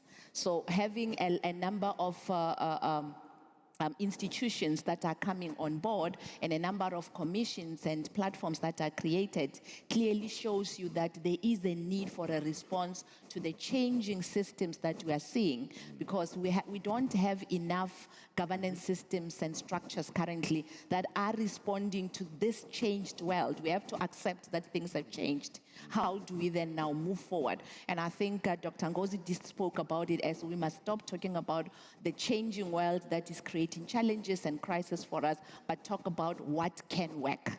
It is for this reason that I do believe that the global public good that Ubuntu Commission will be concentrating on is actually going to be part of the platforms that can work together with this commission, precisely because they will be speaking to each other. The Ubuntu Commission, of course, is still in its infancy, and it will probably take about 3 to 5 years to get to where we need it to be, because it is not necessarily going to be owned by anyone, but it is a global platform. As a result, a lot of research must actually be in place, but a lot of unpacking of data that already exists must actually be looked at. And it will also include the work that it will be done by this commission to say that how do we better incorporate everything else that is being done by everyone in order for us to be able to respond to what we need in terms of the governance structures and systems that are needed to respond to what we are facing currently as the world. We can't lament anymore. We can't complain anymore. The young people will tell you it is what it is. So it is what it is. So how do we respond? And I definitely believe that a cooperation is definitely a platform where we'll need to bring all these solutions together, because clearly the agenda is similar. Yeah, thank you indeed. And it's so wonderful to see 4 strong individuals representing 3 preeminent commissions here with the same aim at the end of the day, namely to respond to the changing times and the world. Everybody has realized that, and the work is certainly not going to get easier moving forward, but that is why we have strong individuals and experienced individuals such as yourself in the driver's seat. Now, as I pointed out before we started this session, this is the very first public encounter of the leadership of the new South-North Commission, and this gives me, of course, the opportunity to bring you into this discussion. If you have questions to the 2 new co-chairs, of course, because this is supposed to be for the people, and therefore we have a lot of expertise in the audience. I believe the OECD Director for Development Cooperation, Maria Garrido, is here, right here. She's going to get the first question, then I'm going to bring you all in as time is permitting. Maria, please go ahead. So good morning. Yes. Good morning, Chancellor and querida Presidenta.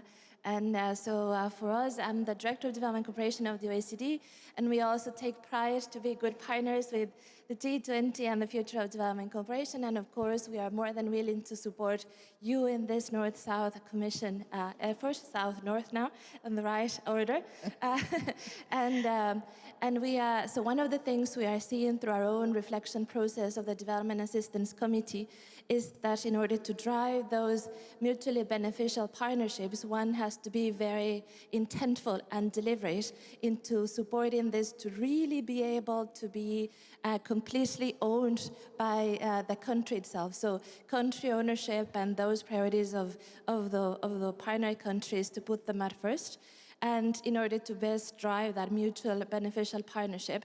But we also have to recognize that because some of the resources are being stretched, there are some specific realities that require to double down on concessional resources. So the reflection would be, how can this South-North Commission also help build those long-term, genuine partnerships, mutually beneficial, deeply rooted in country ownership, that are also taken into consideration those that are the most vulnerable and the most need additional support amidst the crisis that we are experiencing at the moment. Thank you so much. Olaf Scholz, do you want to respond to how we address those the most in need, the most vulnerable, leaving no one behind in this process? I think it is not a good message. It's a bad message that we see that the spending for development aid is decreasing. And it is not a good message that, I have to say this in Germany, that Germany is now the biggest donor to development aid globally, which is something if you are the third biggest economically in the world, but we are not just the third and not the first and not the second. There are the United States and there is China. And I think we have to develop an understanding that this is still something needed. But for getting there, we need many steps. One is connected with your commission, which is on a very pragmatic track, discussing different aspects of development cooperation, which is very technical, but good so. And possibly this could be a way to convince people that this could be a path to be followed, and convincing their own public that this is something to be done. I think in the end this is the aim of your commission, and this is very important, and it is part of what we are going to discuss. And the same is with the plannings of South Africa, with the outcomes of G20 presidency. And it brings me again to what I said in the beginning. If we understand the world as a zero-sum game, we will not get the support of people for the necessary donations. Because then they think it's just something missing in my country. And we have to go away from this idea. And because it cannot be solved by one country or two, it must be solved by many. And this needs a new way of cooperation also, and confidence that there is a future which is our common future and which is good. And I hope that this is the framework where we can find ways for all the money that is needed, even for the people in the least developed countries and for the people who are really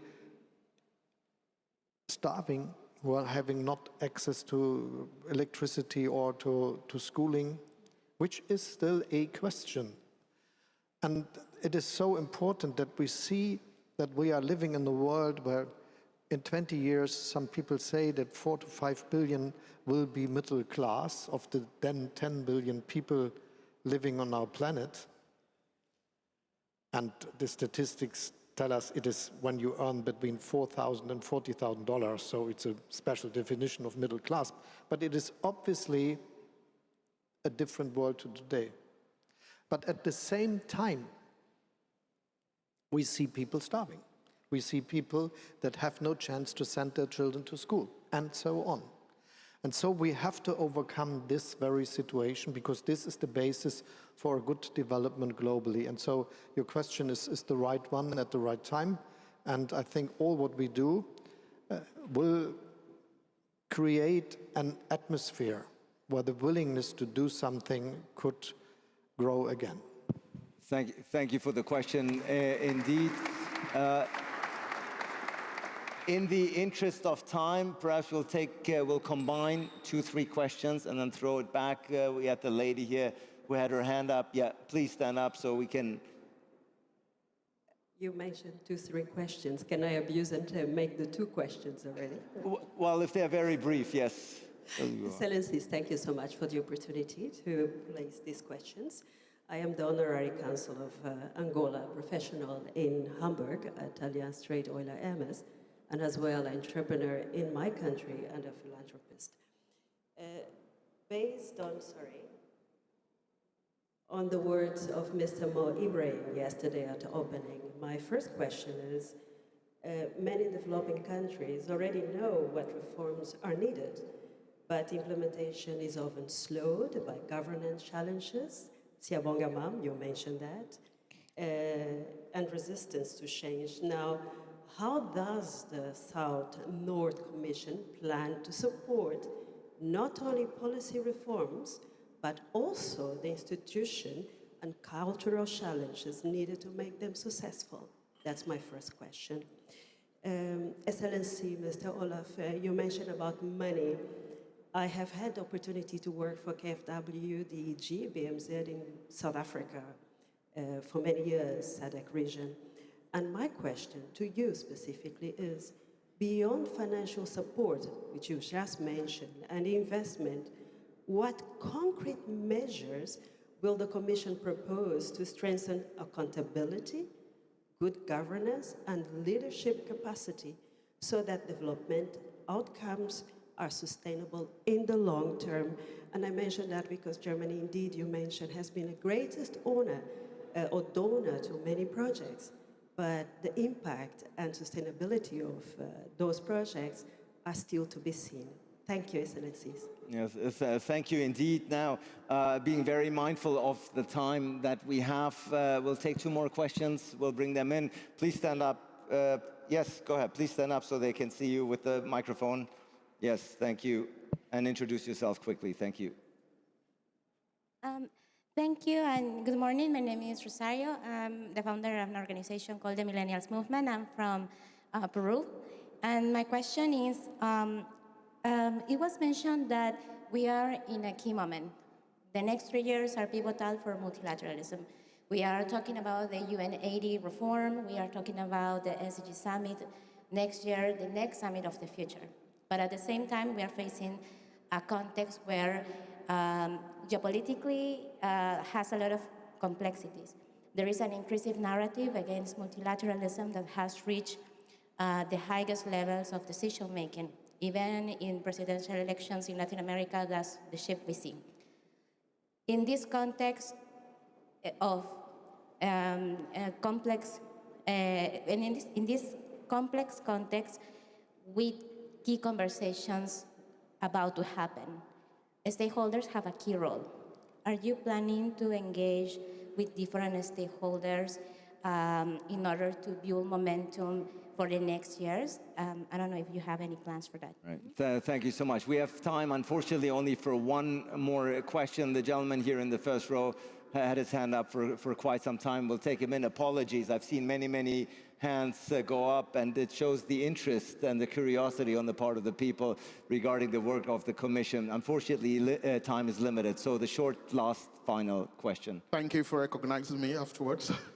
I appreciate that. Well, you're a big guy. It was hard not to, you know. Okay. Yeah. I'm Dr. Temidayo Akinori. I'm from University of Missouri, St. Louis in the United States. And I'll go straight to my question, right? The question for the team is, what are the specific indicators of success that you project? Because if we are shifting from previous collaborative framework to a new one, what are those things that determine success in the previous ones that you want to change? Because that would determine whether we're progressing, whether there is a change, whether we're having a new future. Thank you. So, thank you indeed. President Chijia, let me start with you. A lot of curiosity. You saw many, many hands go up here. As far as questions concerned, we probably could have gone another half hour easy. But the questions pertaining the work, the outcome, the sources, those seem to be the most pressing. Two questions I would like to address. One is how to take the most of this context, this momentum, and also the issue about how to measure success. And I will start for the last one. When we are talking about some kind of intangible goods that are very important now, when I mention intangible goods is global trust, avoiding polarization, coming together. That is going to be very hard to be measured. But we aspire to create an environment, a new type of dialogue. And for sure, in 1 year, we also want to show progress. So I'm sure that we will be able to bring other members of the Commission to talk to you and to listen to you also about what we are doing. But I'm sure that those two biggest challenges that we have today, trust and fragmentation, will be part of our results, but they are very hard to be measured in quantity terms. And about taking the most of this momentum, I am convinced, because I participate in different initiatives, I am convinced that this is the time to start moving in a different direction. This is not more about pessimistic visions of the future. We are pretending to be proactive, to be creative, and looking forward in these conversations, and I am sure that we will find many people feeling in the same way. Thank you indeed for those strong words. And I think one element that you pointed out is very interesting, and I want to throw it back to our minister from South Africa and the Vice President. You said in 1 year we want to sit here and present some progress. Vice President, if we sit here 12 months from now, here in this very same composition on this stage, ideally speaking, what progress, what finding, what result would you have liked this Commission to present here? Okay, from my side, one of the things that I believe that are important is how can we better capacitate the global South and most especially the developing countries to be able to have capacity to actually come up with domestic resources. And that we can only be able to do if the governance structures are actually able to respond to what is happening currently, most especially in Africa, but equally so. The illicit financial flows is one of the issues that are actually limiting many developing countries to be able to have domestic resources. How do we better come up with a mechanism that will allow the South and the North to be able to cooperate? Because if you can look, I'll give you an example about my continent. The money that leaves the continent is found mostly in the north. How do we then now trace that back to be able to ensure that we capacitate government and different countries to be able to have their own resources domestically? That is what I would really love to see, and I'm rooting out for you, and I know you will come up with a solution. Thank you, Minister. Your enthusiasm is... Right, you did well. The enthusiasm is very much wanted, needed, infectious, and I'm sure very well appreciated. Vice President, same question to you as far as your hopes associated with the work of the Commission 12 months from now. All right. So, again, back to domestic resource mobilization. I think there are low-hanging fruits. One of the objectives, or one of the principles that's developing from our work, is leveling the playing field for all countries. And an important aspect of that is removing some of the structural disadvantages that inhibit competition, growth, and prosperity of developing countries in particular. So, for example, the cost of borrowing is a low-hanging fruit. We can deal with the cost of borrowing. We can deal with Basel III rules that say, that impose risk weights on all lending in sub-Saharan Africa, 100% weighted risk for all lending in sub-Saharan Africa, most of sub-Saharan African countries. It's the Basel III rules. Those can be removed. So there are low-hanging fruits that we can deal with.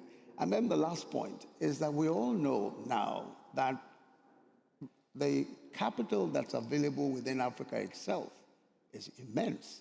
The AFC recently published a report talking about something in the order of $6 trillion of capital sitting in pension funds, sitting in insurance and reserves, etc. Now, getting that money to be used, to be deployed for industry, for infrastructure and all of that would involve some de-risking. It would involve taking a different perception of risk. Now, that's where a lot of the work from the Global North will come in. How do we de-risk some of this capital so it can be deployed adequately? I think these are low-hanging fruits. They're things that we can do. They're concrete. They're real. Yeah, thank you indeed.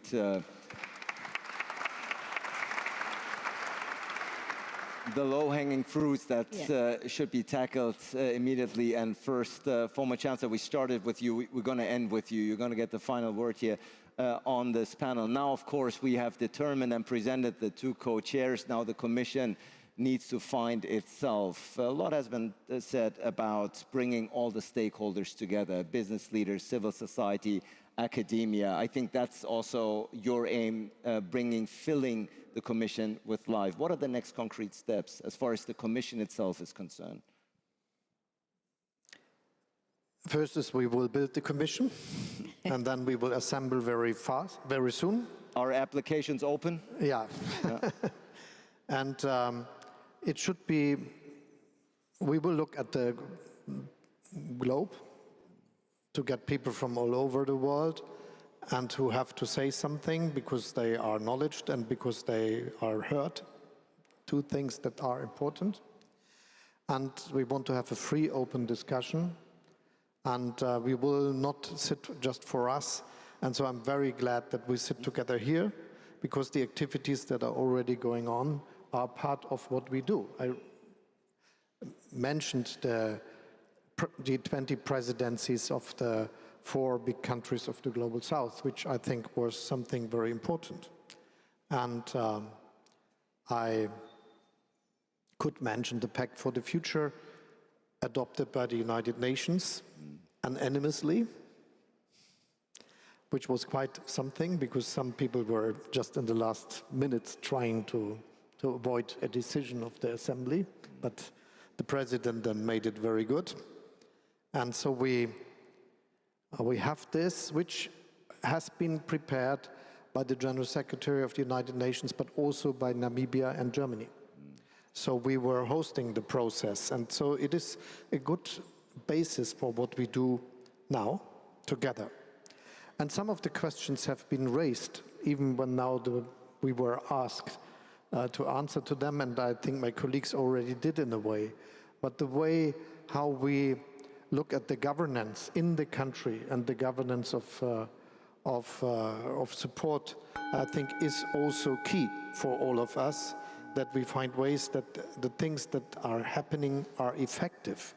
This is also important for those who should convince the public that something should be done for others, because then they could always argue it's for good reason. And with it has a good outcome, so which is more convincing as if people think it's just money and you don't know where it goes to. And the second is that obviously democracy is a good way of life for business and development. I will insist on this. But also rule of law. And even countries that are not yet democratic should have rule of law. If you are looking for private investment, companies want to know that this works and that they have not to know special guys for getting their things done, but that they can just rely on the existing rules and that they can get their things done very soon. So this is an aspect to not forgetting the question. which will be also raised by the Commission. I'm really confident that we could do something. The time is there. And I have the idea that there is a willingness in the most of the countries that in the end we should do something for creating a better world. Yes, we see, to be very serious, in a lot of countries, politicians rising, to say it like this, who argue you should not look at the rest of the world and you should just make your thing. But it is a mistake. It will not work. And what we do creates a better future. Yeah. I think that's...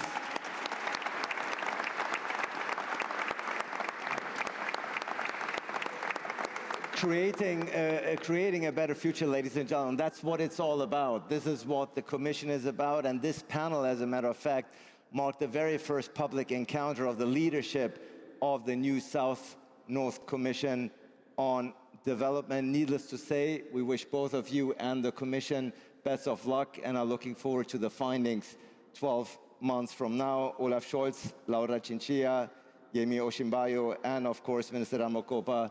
Thank you so much. This is your applause. Much appreciated.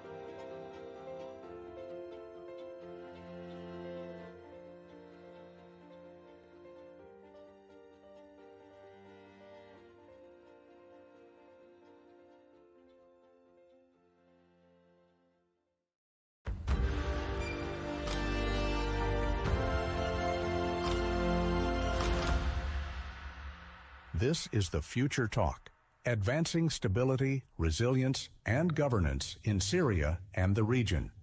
Please welcome your host, Helga Maria Schmidt, from the Munich Security Conference.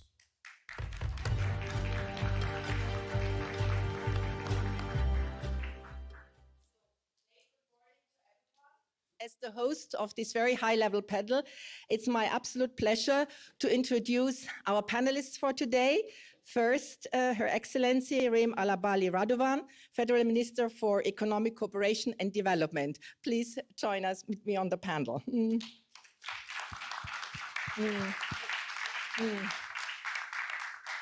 Then I would very warmly welcome Her Excellency Hind Kabawat, Minister of Social and Labor Affairs from Syria.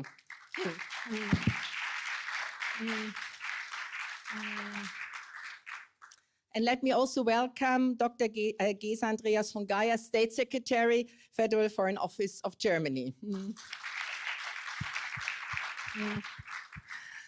And my pleasure to welcome Her Highness Sheikha Haya Abdulrahman Al Thani, Deputy Director General, the Qatar Fund for Development in Qatar.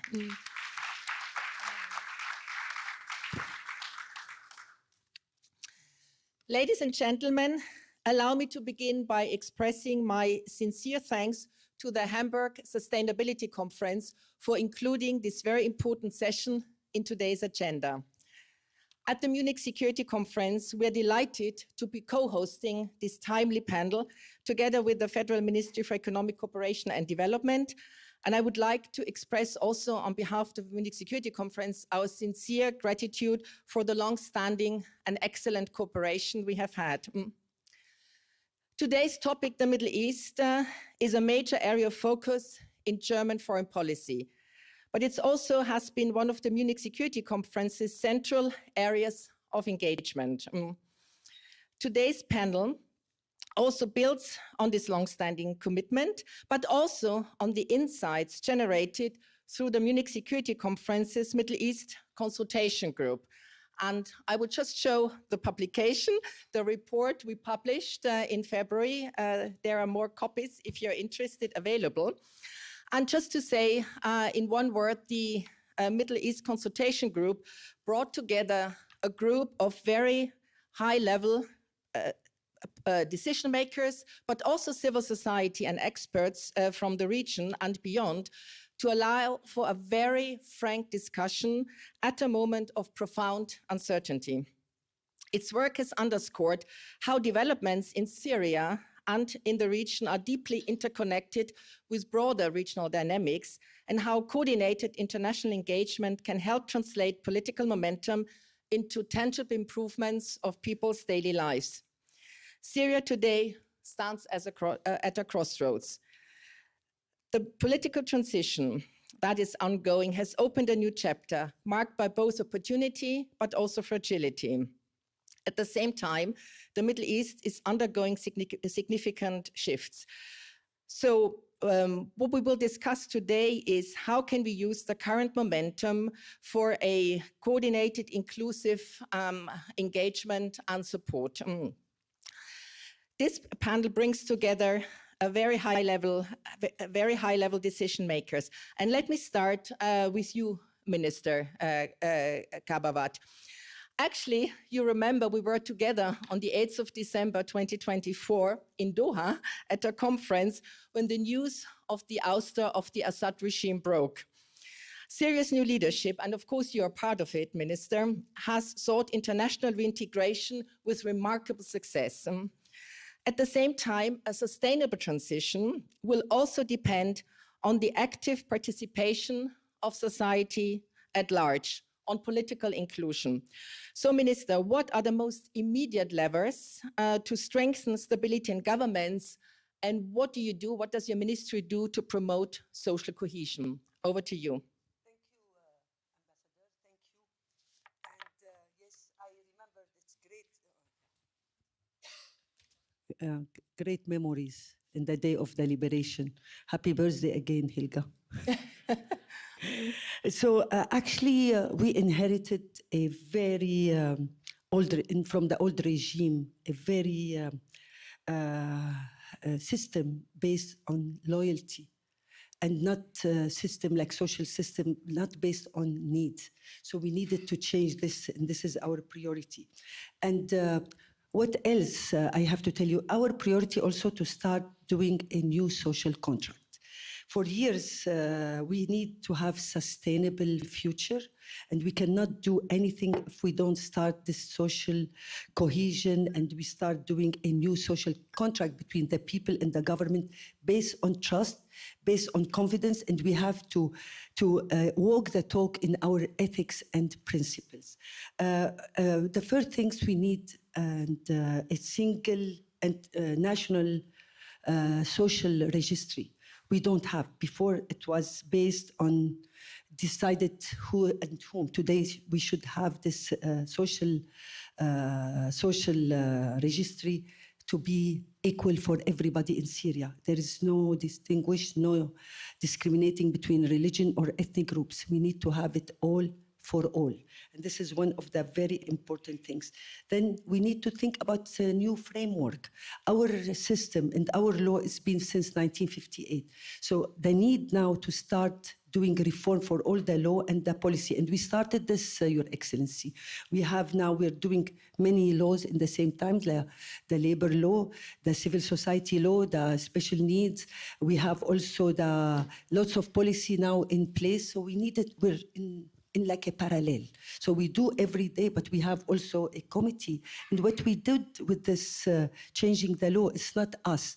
We're including all society, and we go city to city to discuss this. So this is also emphasized about the social cohesion and also the dialogue. In other things, we need to have equal rights for everybody. And when we talk about equal rights, it's not about just talking about equal rights, it's about include everybody, especially women and special needs. We did find before that women, it's just like it's a window dressing, people just talking about, yeah, we include women, but I don't want include, I want quotas, I want numbers. I want to say like minimum of 30% women has to be participated. In my ministry, we have now 50% women in leadership position. And regarding the special needs, after the war, now we have 27% of special needs and victim of war. So we are doing everything for them. We want to include them. We have a special program now for vocational training and work and studies so they can be included in our system. So we need system to protect women, and this is for us one of the priority, Your Excellency. Thank you.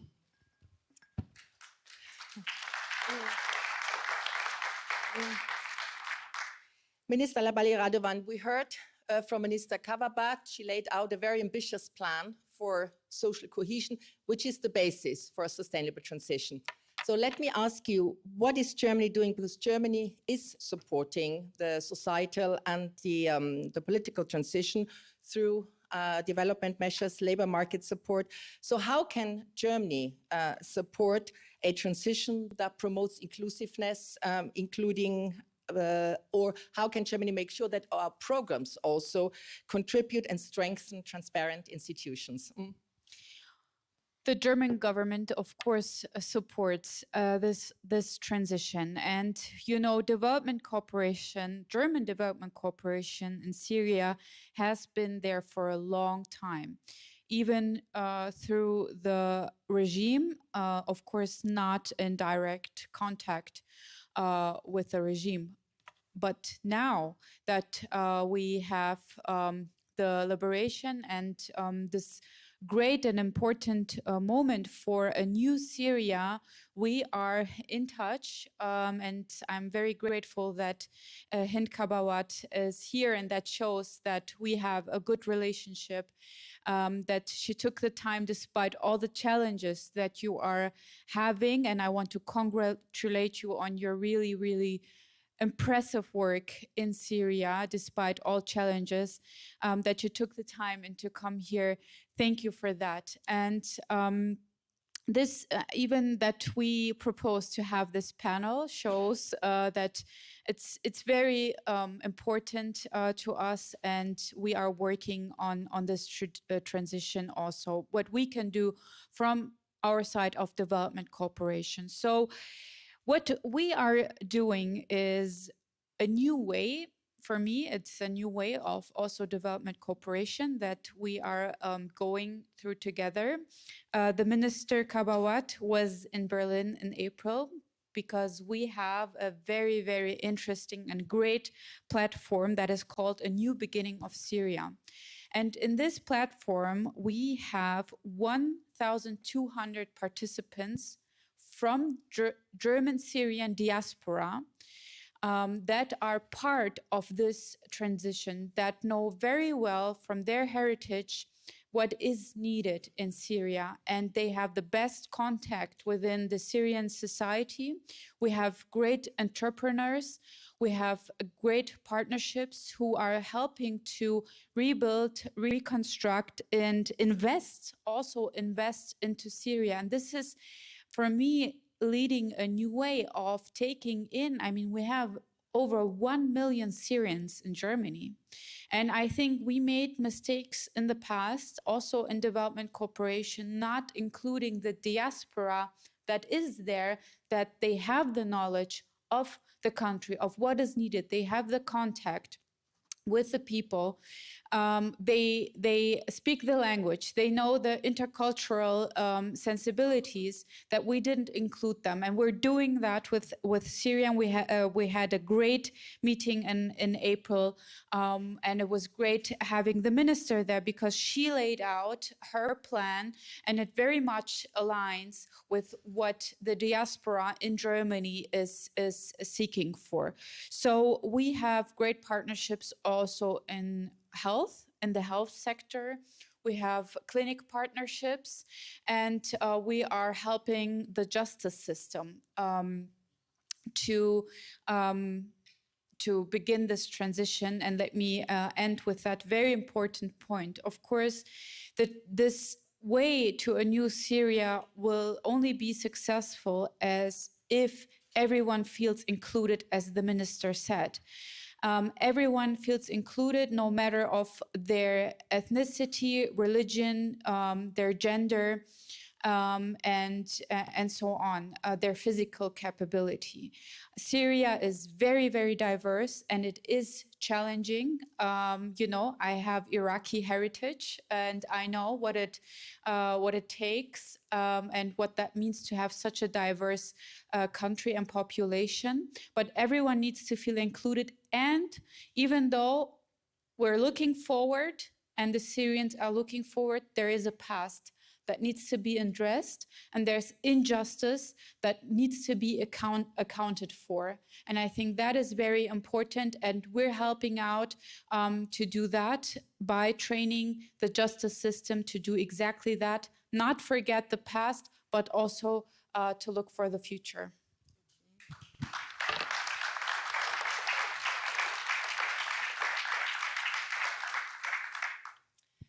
You have both spoken about the need for social inclusion. Now, Syria's investment needs are huge, and Europe and the Gulf countries have become increasingly central to economic stabilization, recovery across the region, and for Syria, of course, in particular. So let me now turn to Sheikha Haya. How do you see the Gulf's role, in particular Qatar's role in this context, evolving in Syria, and how can institutions like yours, the Qatar Fund for Development, support investments that are socially inclusive and make sure that no one is left behind in Syria? Thank you so much. First of all, thank you to our kind hosts for having us.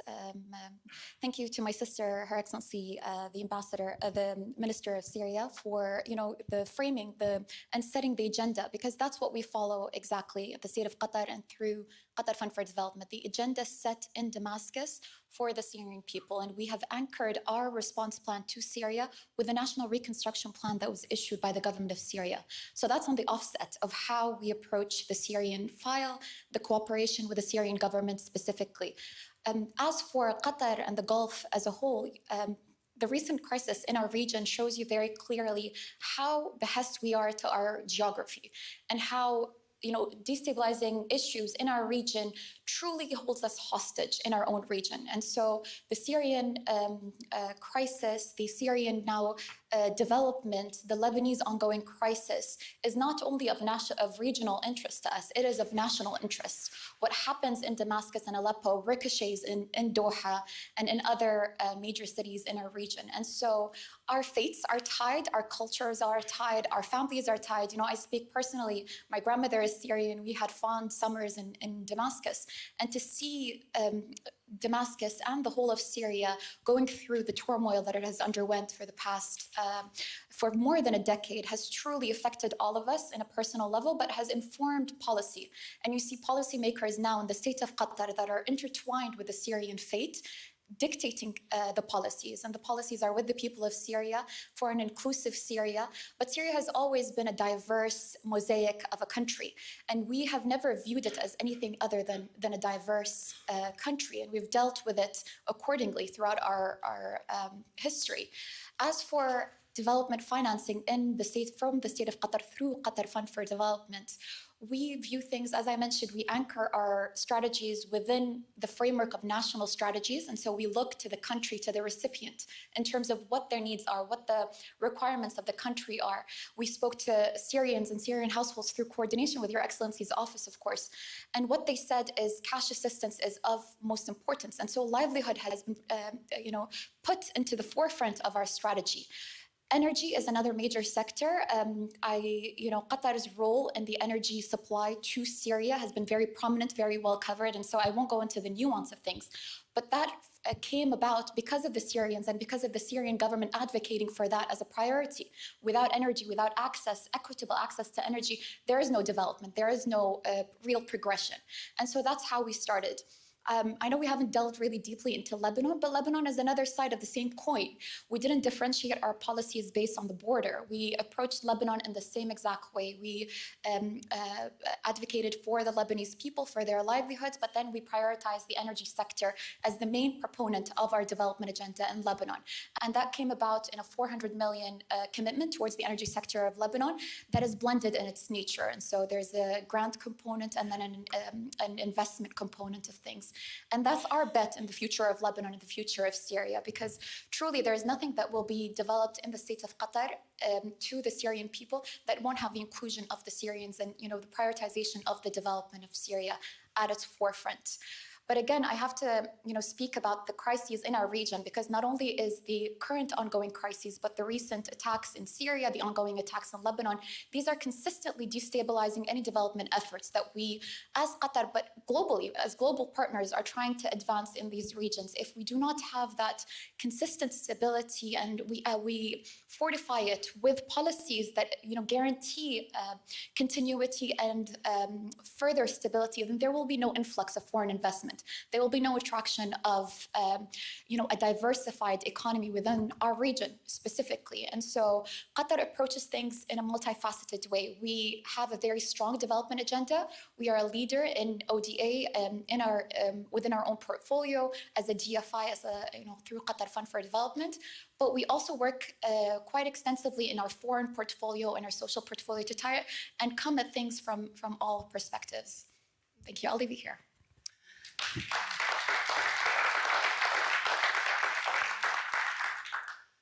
You have highlighted the need to rebuild consistent stability, indeed also as a precondition for a sustainable recovery.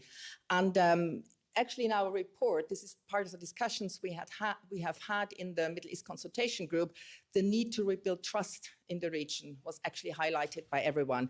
Now let me turn now to State Secretary Dr. von Geyer, because the German Foreign Minister and the ministry has led diplomatic outreach, including through high-level visits to Damascus, and more is in the pipeline. So my question to you is, what can Germany do? How can Germany support a regional stability framework for Syria, but also, of course, the neighboring countries? Yeah, thanks very much. And I should maybe start with two compliments. One is to your country, Madam, which is doing a tremendous mediation effort in the current crises or wars to end them and to let the whole region benefit of peace. So thank you very much for that. And the second is to you, Madam Minister. Just allow me to say that given the circumstances of wars going on and the turmoil in the region, it's astonishing how stable your country remains currently, even hosting refugees from Lebanon. So compliments for that. Now, more precisely to your question, for us, for the German government, despite those wars going on, which need our focus, of course, Syria remains very high on our priority list. And it's just about 2 months ago that we had governmental consultations here in Berlin, and we created a strategic partnership between our countries. And there will be a joint commission or joint committee having a session in a few days from now in Damascus. So things are going on. We're not becoming impatient. On the contrary, we're trying to move things forward bilaterally. And this is one element of a bigger mosaic that we need. Of course, development policy comes in.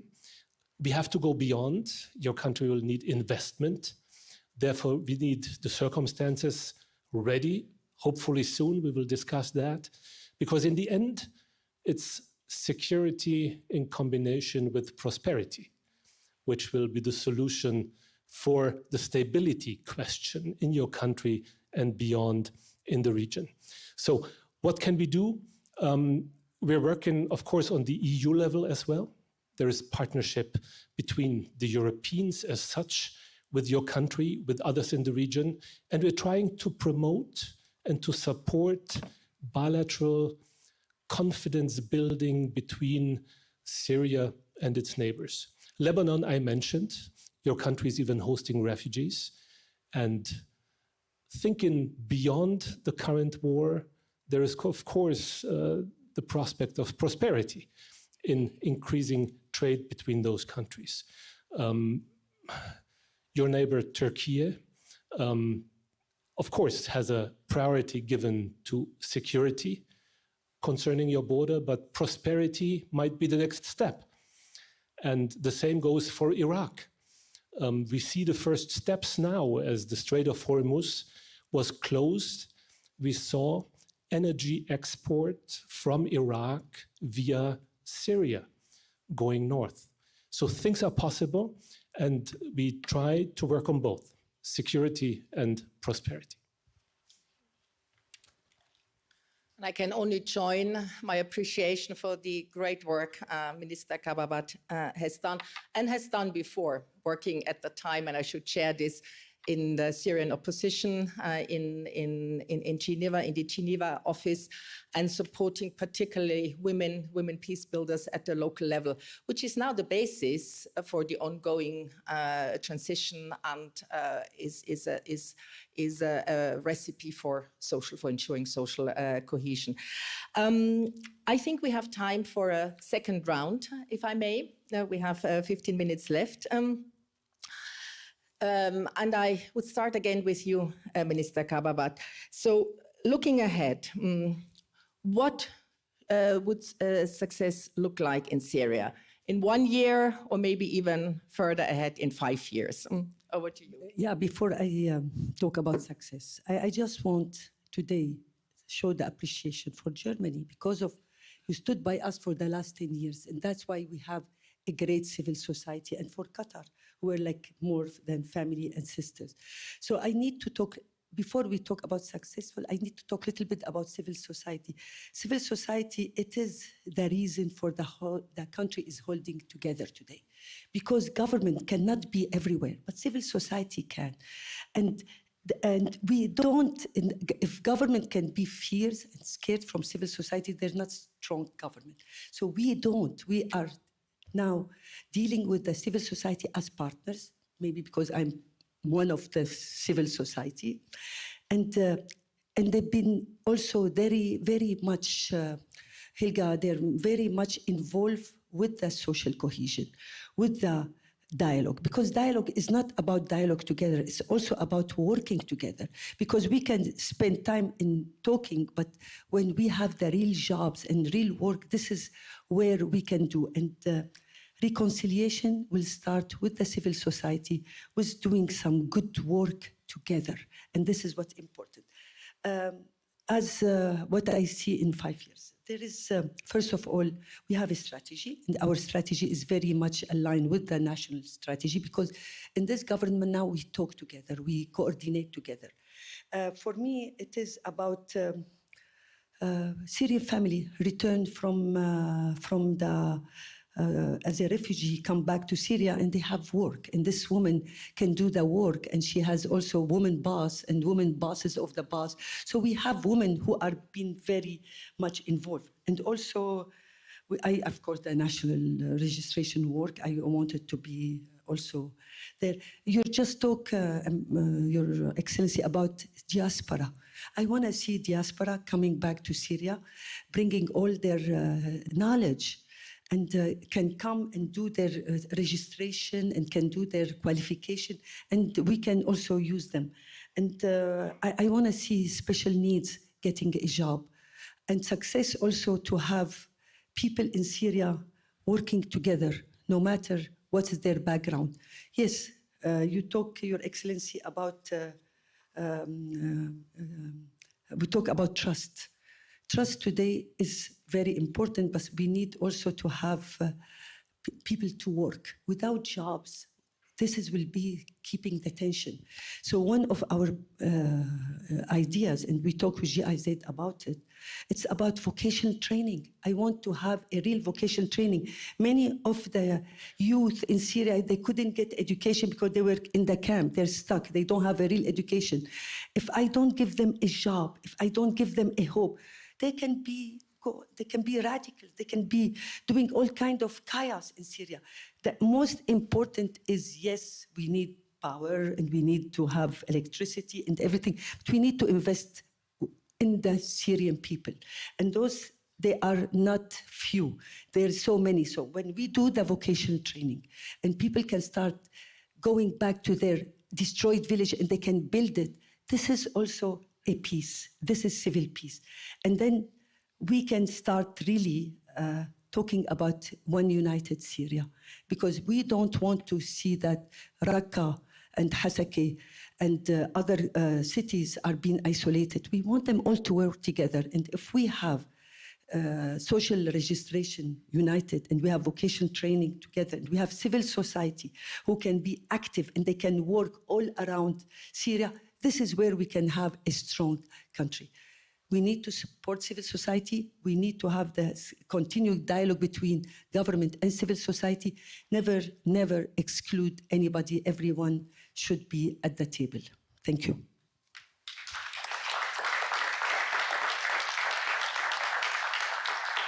Thank you, and I think we all share your vision. Minister, Syria's stability is also linked, of course, to developments in the neighborhood. And Lebanon was mentioned, you know Iraq very well. So where do you see also opportunities for cross-border cooperation in the different sectors, be it trade, energy, services, that will also help not only support Syria, but strengthen resilience across the region? I think the opportunities are huge. At the same time, let me underline what my esteemed colleague from Qatar just said. Our development, our success in development is so dependent on the security situation in the region. And the crises in the region, the war in the region, it really hits hard. Whatever we did in the past months, in the past years, it affects it. So, of course, we will and we want to work to also in development cooperation to look for trilateral trilateral coordination. I would love to extend to the Gulf states who are very active and very leading in their development cooperation in the region. I think we should look out for not add more to fragmentation. The needs are clear. The Syrian government has a plan, and we look out for what we can do to support this pathway. With Lebanon, the same way. There's also a great minister for social affairs in Lebanon, another sister, a very great female leadership in the region. I'm very happy to see that.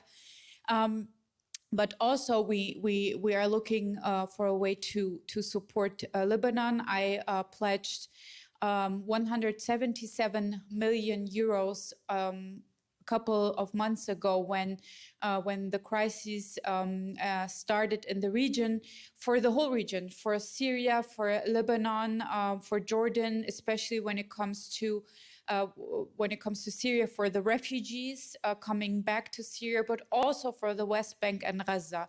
So we need to see the whole region there, and we need to look into that. And we are also looking to strengthen our ties within the European Union. The European Union itself is a big donor of development cooperation in the region. But as member states, we also want to interlink and see what we are doing. So I think what is very necessary now is to look at the region as a whole, to look how we can support the interconnected ties, but also to not make the mistake to do what we think is right. To hear what the countries need, what is necessary. And this is the approach we're also going in development cooperation. I did a reform on that. I'm looking for a more eye-to-eye relationship based on common interests, to look out for what is needed for the country, and not us making plans what we think in Germany or Europe is needed. And I think we are showing this also today, that this is the way we're going. We're having the Syrian minister telling us what is needed, and we're looking for how we can support her in that very vital vision for Syria. And this is the way to go for the whole region. And again, I think in development cooperation, we need to work closer with the Gulf states. I was the first German development minister to travel to Saudi Arabia. I'm looking forward to coming to Qatar as well. To extend and talk about the different interests, but also what we could, if there's any possibility to do things together, or to see what, for example, Qatar is doing in energy and we're doing something else. So make it efficient and smart so that it really works out on the ground. I'm looking to that. And again, thank you both for traveling here and for having this very important discussion with us. Thank you.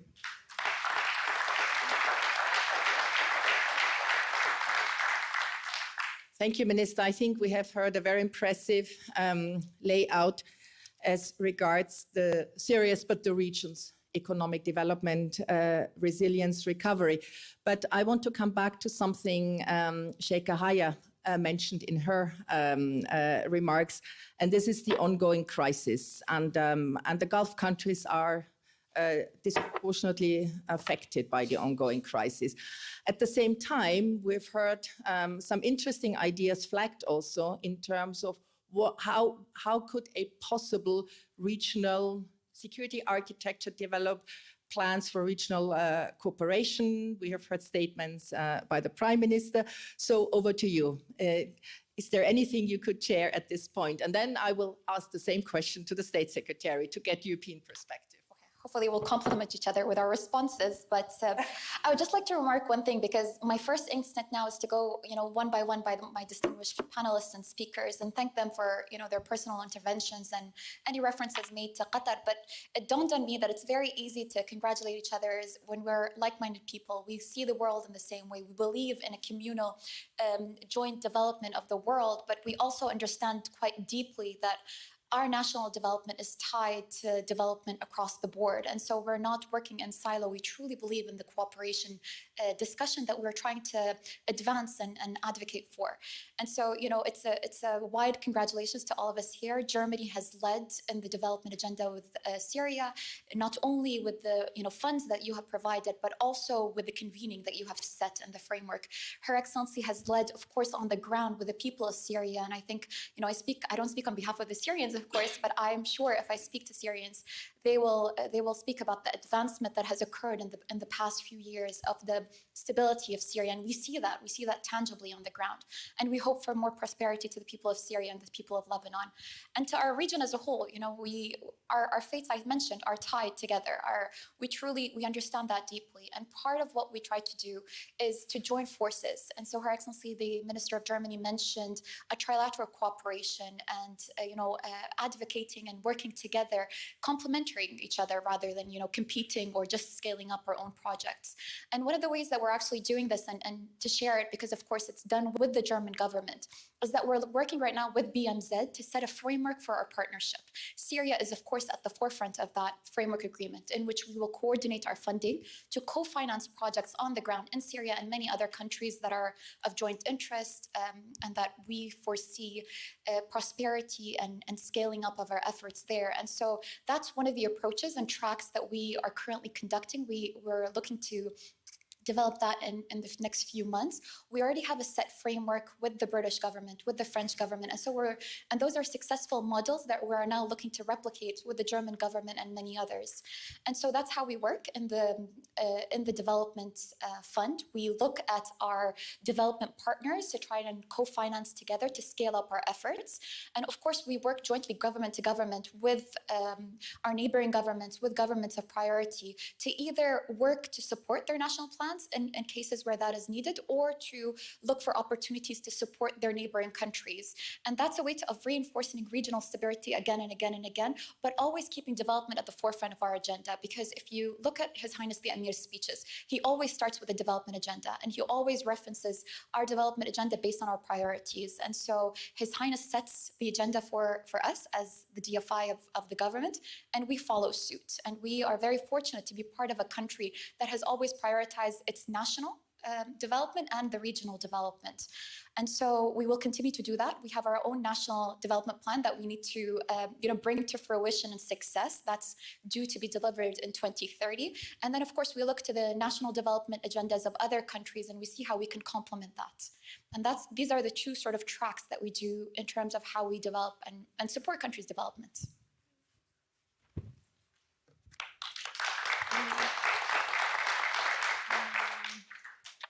Thanks for this, but still the old saying, there is no development without security, but also no security without development still holds true. So there is a need to navigate the current very difficult regional security environment, but there may be prospects for more regional cooperation, not only on development, as you have been laying out, but also in matters more related to security. So with that, I turn over to the State Secretary. Thank you. So I will maybe complement your answer with some tough security policy issues which have to be solved for that security and prosperity be given one day. And there is tough things to be solved. Given the current wars, that's maybe my first point, I think all countries of the region will think twice about their security arrangements for the future. There is two things no country on earth can escape. That's history and geography. And those countries will be bound to their neighbors, whether they like them or not. But it has to be covered by a system of security and stability. This will take time, and we as Europeans will try to be as helpful as we can, but in the end it's the region, and it's the countries of the region who will have to decide how to arrange their security once this current wars have ended. This is my first remark. My second is now about your neighbor Lebanon. Hezbollah has to be disarmed. There is now concrete steps proposed how to do that, but it's easily said and it's difficult to be implemented. Nevertheless, it's a necessity. And again, what are we doing? We are bilaterally and through the UN and through the EU assisting the Lebanese armed forces and the Lebanese security forces, because in the end, they have to be strengthened up to the point for that they can do that job. Again, a process that needs a lot of energy and a lot of political input. The same goes, of course, to the question of a nuclear device in the hands of Tehran. This has to be excluded. It's not really in the memorandum of understanding yet how to do that. So negotiations will go on. One of the best expertise is with you, Helga. You know what I'm talking about. This is tough to reach that goal, but it has to be done. And so I could continue.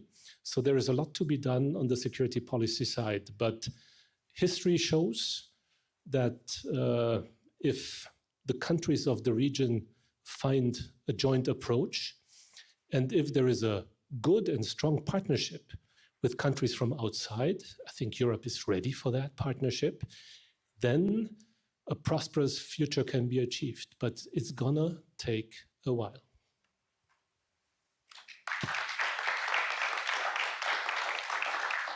Thank you. We have 2 minutes left, so I will give the last word to our minister. Let me just say from my side already a big thank you to our panelists. And let me say that I think this discussion has shown really the need for a strong, probably even stronger cooperation between Germany, Europe, and the Gulf for the benefit of the people in the region. And my last word on this, for me, this has been very useful and helpful because we are also planning a potential second round of the Middle East Consultation Group, also upon the request of some members of our group. So your input has been most valuable. But with that, thank you so much from my side, but over to you, Minister Kavabad, for the last If word. I have 1 minute, I just want to emphasize on 3 things about our relation with Lebanon. Since the liberation, it's a start a new era. There is half of my cousins are in Lebanon, and it's like there is long time family relation, but this is the time when Lebanon and Syria now it's our relation based on respect, on friendship, cooperation, and we're very happy both sides about this. Number 2, we talked about investment. I can tell you, the best investment anybody can do in Syria is to invest in the people. We did see how much the Syrian people, they are so successful. You see now here in Germany, every single Syrian refugee is a successful story. So we need to invest on Syrian so they can go back to security and stability of Syria will be based on Syrian people. They got good jobs, good education, and then we have reconciliation among them because people in the same village, there is now divide. We can do it if we have everybody at the table. Last and not least, we need you to come to Syria soon because we keep talking, but we want to see you in Syria. So thank you.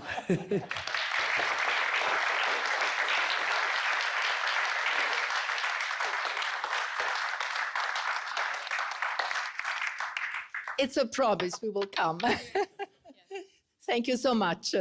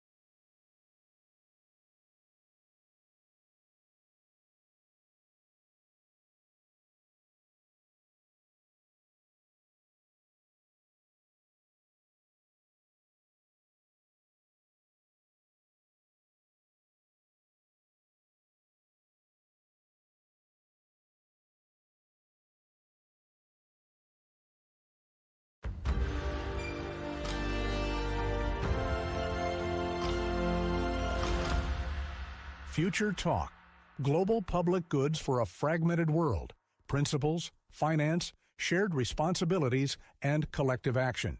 Please welcome to the stage Clara Pfeffer from RTL and NTV. Thank you. Thank you very much. I'm really honored to be hosting this session today at the Hamburg Sustainability Conference because I think we can all agree that protecting global goods, public global goods, has always been a very important task. But we are living in a special time. We have climate shocks across the globe. We have a fragmented world. The financing of these shared public goods is not becoming easier, to put it that way, which is essentially why we need to rethink the way we talk about public shared goods and how to finance them. And that is why the Ubuntu Commission has been initiated. And that is what we're going to talk through today. We will have a keynote by Her Excellency, the Minister from South Africa, followed by a distinguished panel that I'm looking forward to guide you through. And I really don't want to keep it too long here because I think we have very important words to hear. And I'm really happy to welcome her on stage, Her Excellency Maropene Lydia Ramogoba from South Africa. Big applause. Thank you. Thank you very much and good afternoon, distinguished delegates. Thank you so much for joining us this afternoon. Your Excellencies, ladies and gentlemen, good day. We meet at a moment when humanity has never been more connected and never more vulnerable at the same time. The prosperity of one nation increasingly depends on us being able to come up with modalities that will be resilient for all nations. A disease emerging in one city can disrupt economies across the globe. A financial shock in one market can echo across continents. And of course, recently we've just seen that two countries that may not agree on certain things can actually just destabilize the entire system of energy in all other countries. Carbon emissions released today will shape the lives of generations to come. Our world is profoundly interconnected, yet our systems of international cooperation remain fragmented.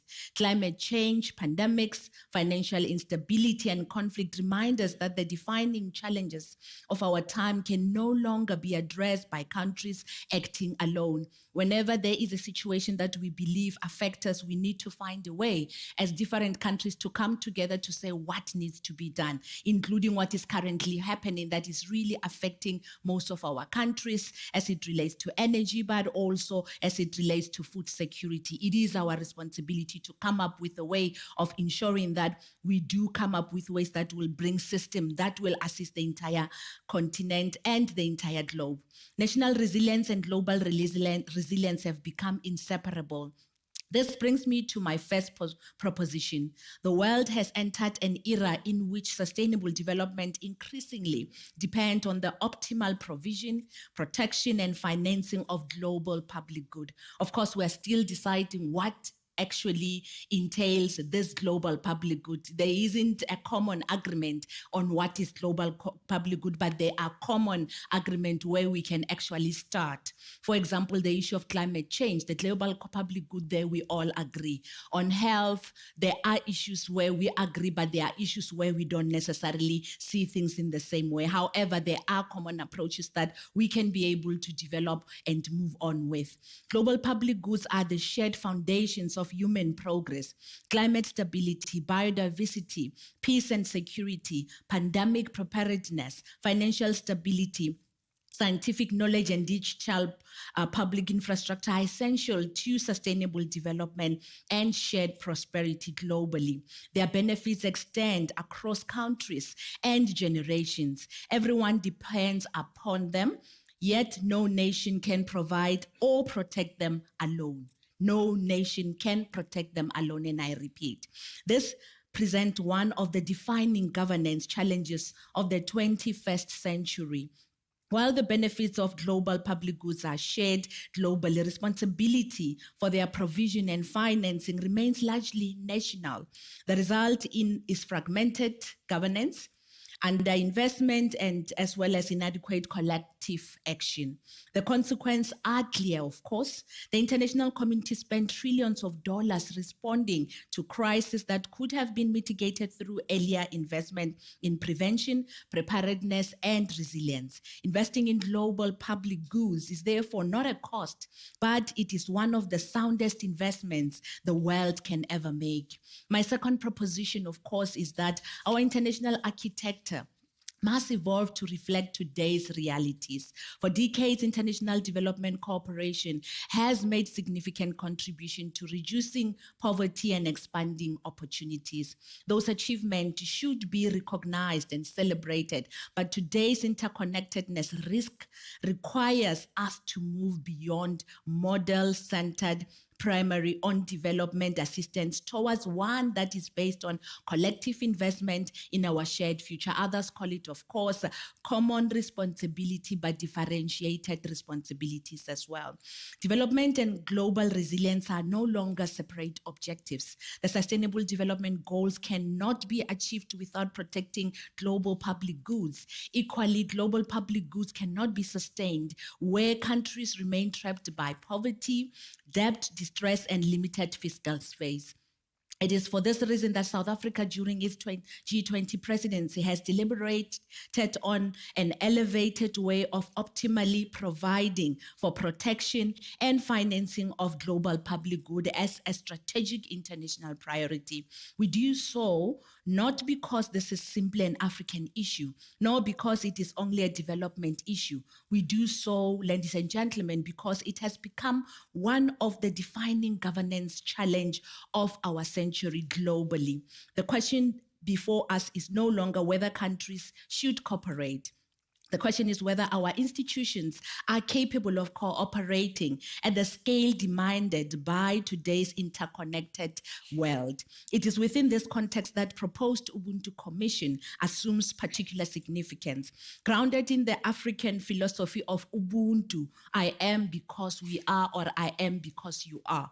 No one exists in vacuum. The Commission recognizes that human well-being is inseparable from collective well-being. Ubuntu reminds us that dignity, security, and prosperity are shared.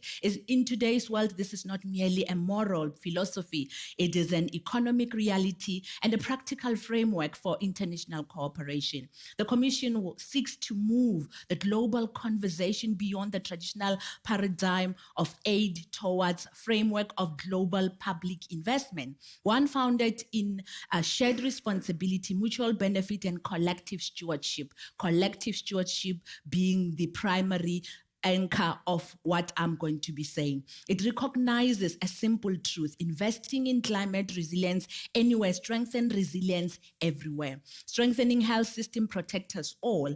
Preserving biodiversity safeguards our common future, and expanding digital public infrastructure creates opportunities that transcend borders. Global public goods are therefore not transfers between countries. They are investment in our collective future.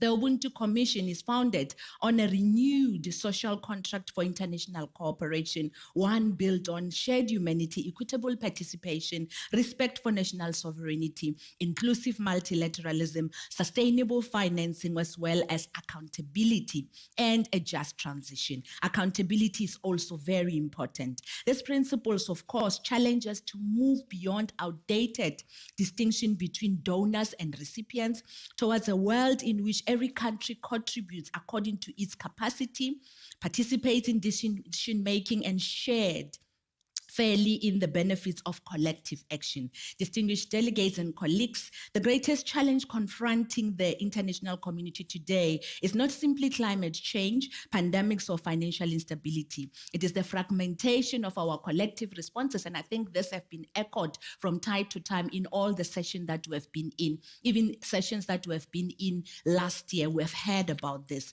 We possess unprecedented scientific knowledge. We possess extraordinary technological capacity. We possess immense financial resources. We even possess a lot of many other commissions that are there. Yet too often we lack the institution and political resolve required to bring this strength together. The Ubuntu Commission, as a result, challenges us to replace fragmentation with coherence, competition with collaboration, and short-term crisis management with long-term stewardship. Its success will not be measured by the number of reports it produces. It will be measured by whether it helps to build institutions, financing mechanism, and governance arrangement capable of matching the scale of agency of the challenges before us. In many other countries, most especially the developing countries, in particular the South or the global South, we find that what is needed the most is actually capacity to strengthen governance. It is for this reason that we really do believe that building state capacity and general capacity in society and the institutions that are responsible is quite important. History teaches us that humanity's greatest achievements have emerged not from isolation, but from cooperation. We must build institutions that faces its own defining responsibilities. We must also making sure that institutions that recognizes that prosperity cannot be sustained without sustainability, that security cannot be achieved without solidarity, and that development cannot endure without collective stewardship of the global public goods upon which all humanity depends on. Future generations will not judge us by the magnitude of the crisis we inherited. However, they will judge us by what we have been able to do and whether we had the foresight and the courage to build institutions capable of confronting all these other issues together. Let us therefore move from fragmentation to partnership, from competition to cooperation, from short-term reaction to long-term stewardship. I must just maybe just share this. When I was a bit young, I haven't been this old for forever. I was once young in my long time ago. And I was active, of course, politically on grassroots level. And there was one thing that kept us going. The generation before me had always said that freedom in our lifetime, a victory is certain. We had to come up with our own clarion call as young people to say, what is going to be our responsibility? And we were led, and the reason I'm saying this is because we have to decide here, because we are the generation now that needs to come up with solution. I would like to quote from one of the things that have led us and kept us going. That was said by Frantz Fanon. Each generation must, out of relative obscurity, discover its mission, fulfill it, or betray it. I do believe that this generation of ours will not betray our mission, but we will definitely want to make sure that we fulfill it. We may not fulfill it in ways that can be tangible now. However, if we continue to work together and to cooperate, I do believe that we can be able to achieve something. Thank you very much. Very much. Thank you very much, Minister, for setting out the vision for the Ubuntu Commission so clearly. I think we have the perfect foundation now to go into our panel, and I'm really pleased to welcome on stage for that, first of all, Niels Annen, the State Secretary at the German Federal Ministry of Economic Cooperation and Development. Warm applause. And we're really pleased to have him here today as well, Pascal Donahoe, Managing Director of the World Bank Group. Welcome.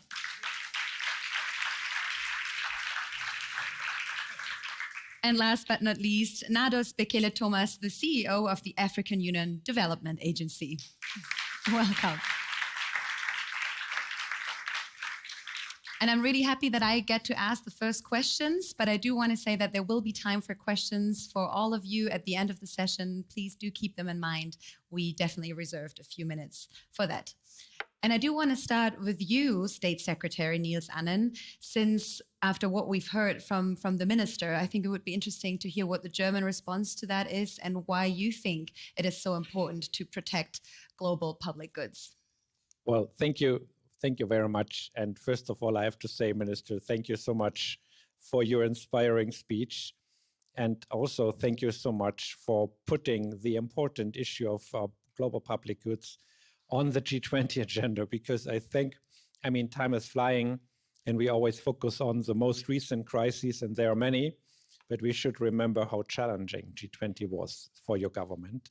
And I think if I may ask the audience for a round of applause for that leadership, really remarkable. And I think you also paved the way a little bit, and we in Germany, Development Cooperation Ministry, but our government, I think we felt that we could really add to that what you have been putting on the agenda. And we will have hopefully some time to discuss more in detail. But global public goods is not just a slogan. I mean, it's really what I think drives us here in Hamburg, but what is at the end of the day the foundation for our prosperity, for life in freedom and stability. So you mentioned, I think, the issue of climate, biodiversity protection, global health, which is increasingly, I think, also accepted as an aspect and a direct nexus between those, and the question of how can we achieve more stability and peace? Because otherwise, I think our systems are already under pressure. The development and humanitarian systems are operating on the verge of they can achieve. So we need to move forward on that. I very briefly want to say that what we tried over the last years in BMZ together with our partners, and I'm happy that my colleagues here are sharing the stage with me because your organization matter in that regard, because protecting global public goods is something that you can discuss, but here in Hamburg, it's about concrete results. So we need to identify the international actors that can really provide the support to tackle global challenges. And I think that it has been very important for us, for example, to work with partners to put the issue of global public goods at the center, also at the World Bank, for example. That we have been working deliberately to also make more room for concessional finance. This is easy to say, but requires hard work. So also to convince international financial institutions to open up for a little more risk-taking, which has already unlocked additional capital. And I think that was very positive. I also want to mention, and again, the question of health. I mentioned, Minister, that time flies and we tend to forget a little bit what lies behind us, but let us remember the COVID response. And to be honest, I think if you would ask my fellow citizens here in Hamburg, there's some memory on COVID, not a very pleasant one, but people moved on. But even in our economy, we can still identify some of the impacts. And in many of our partner countries, that has been very, very visible. So I want to maybe together remind us, I know it was not a perfect response, there's a lot of legitimate criticism, but we have been able also again with the G20-backed instrument, COVAX, some may remember that, also to mobilize additional finance. And we also tried then to really make sure that there's a structural investment in our partner countries' ability to respond. And I mean, Ebola all of a sudden made it to the German headlines, at least. It's much more an issue in the affected countries. But I think there's a direct connection to the way people perceive also global and international politics, where we can and where we must respond. So that global cooperation is not an abstract topic for us. It's a very concrete one. And so I'm very happy to share the stage here with my colleagues. And thank you all for your attention to that very important matter.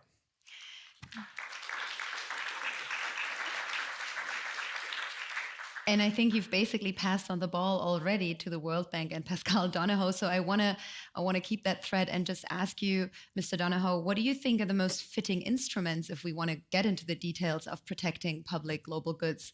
What are the most fitting financial instruments to do that? So good afternoon, everybody, and thank you, Clara. I too want to thank Minister Ramakopa for not just the positivity of her tone, but for the clarity of her contribution in reminding us that global public goods are so critical to the prosperity of our planet, and but also reminding us of the challenge that is there in their creation and their sustaining at the moment, but also the optimism that we need to sustain in how we can make progress in that agenda. It's also the case that this has been a long-standing feature of interest for the German government. A number of years ago, as Niels just said, the German government launched a new framework regarding what can be the role that institutions like the World Bank Group can play in deepening the provision of global public goods, and innovations such as the framework for financial incentives, where you further support countries when they make progress in delivering policies that can help deepen the supply of global public goods, is a really good example of a financial instrument that can play a role in increasing the supply of these goods at exactly the time we need them. In relation to what other instruments are there, all of the speakers so far have acknowledged the critical importance of climate and how important that is as a test for how we can better organise the supply of public goods. From the point of view of the World Bank, what we've been working very hard to do is to look at how we can embed our climate work into all of our development work and use our development work as a way of making progress on this demanding and very, very important agenda. And over the last day in particular, we've now indicated the extension of our climate change action plan. This is the framework in which we work with all of our partners, all governments around the world in relation to climate policy. And in indicating the extension of this really vital framework, we are now refocusing on how we can monitor, how we can report on what has been achieved, and also move away from just tracking what has been spent. Because what we achieve with the resources that are available to us is so important. Over the last number of years, we've seen 190 billion in the last 5 years of development finance mobilised through the World Bank Group due to the support of the German government and other governments to make progress on this agenda. Over $50 billion of private capital.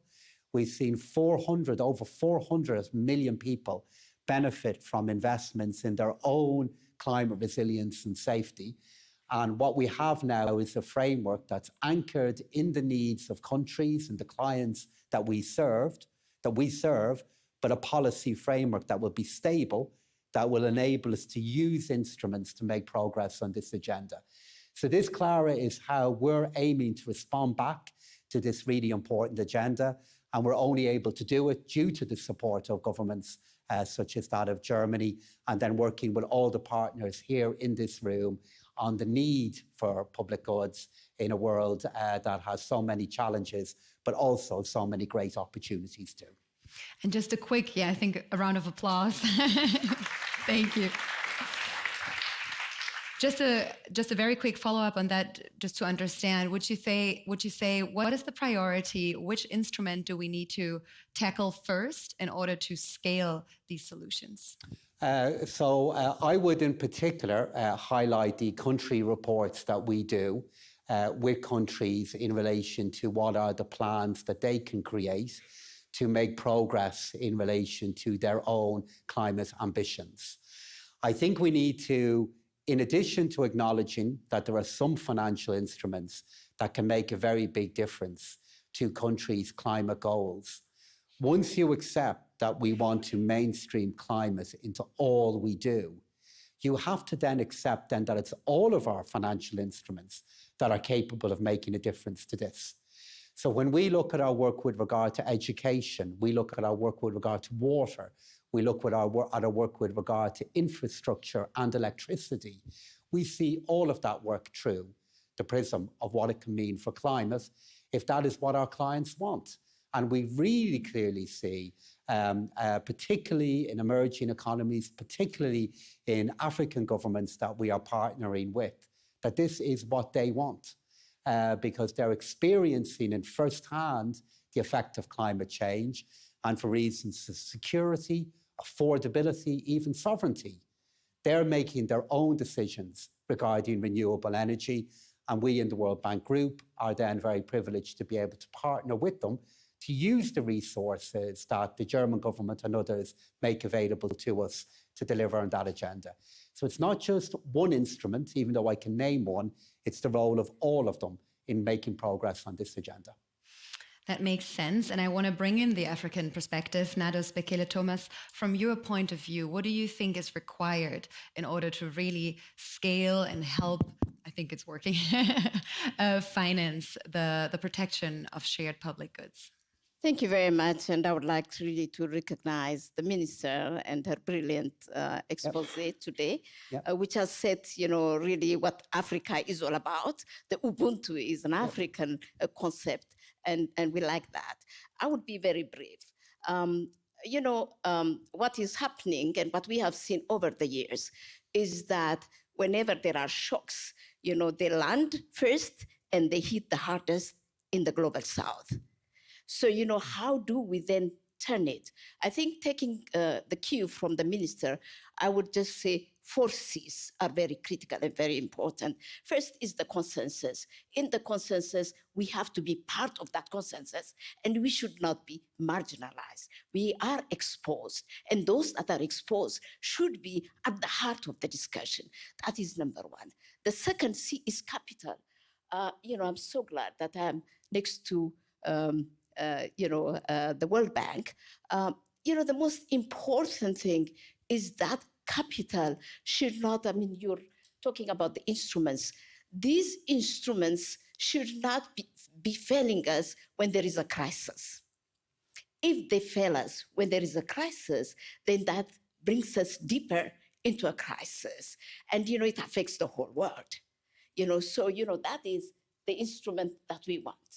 An instrument that is capable of sustaining a 20 to 30 years GPG, because GPGs are not a 2-year grants and a 1-year loan. It's not like that. So we need instruments that last long, that are anchored. It's long-term thing. So that is the capital. The third one is capability. The minister talked about it. We need to build capability. You talked about the vaccines, Hey, COVID came.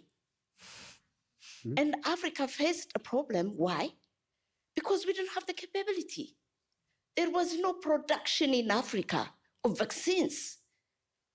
And that prolonged the whole crisis. So we need to really build capabilities, capacities, manufacturing, and all this industrialization should be really sort of in a way to be everywhere. We need that support. And it's not charity. And I've been talking to my German friends. We're talking about de-risking. We're talking about de-risking. We are talking about really investing in the future. So, our mental framework should change, and we should look at all these as a de-risking instruments. And that's what in the African Union Development Agency, we're no more talking about grants, we're talking about de-risking instruments, and we sit with our counterparts and we say, what is the mutual interest here? What is your interest in Africa? Let's be open about it. Even the charity, there is always interest behind it. So let's put it in the open and discuss that. And the third C is actually, the control. We have to really have representation. International peace and security is a global public good. We have to have the seat there. All multilateral organizations marginalize, the South. We have to have representation there. We have to have our voice. And the rules should be a common rules for all. So, these are the 3 C's. And the last C is actually, I said, consensus, capability, capital, and the last C is control. Yeah, accountability and control. We should be there. So no one should control us. We should be able to control. We should control each other. That's where the solidarity and the Ubuntu comes. I'll stop here and, I'll give room for discussions. Thank you.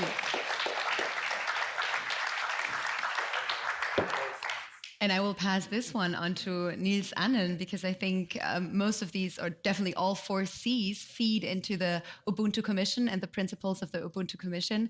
And now the question is, can the Ubuntu Commission also help stabilize these and make them a long-term project? Because I think that really stood out very clearly from your words. And in a world where political stability is rare, let's put it that way, how do you think can the Ubuntu Commission help to stabilize these instruments? Well, first of all, I think it's very good that we have the Ubuntu Commission, the initiative.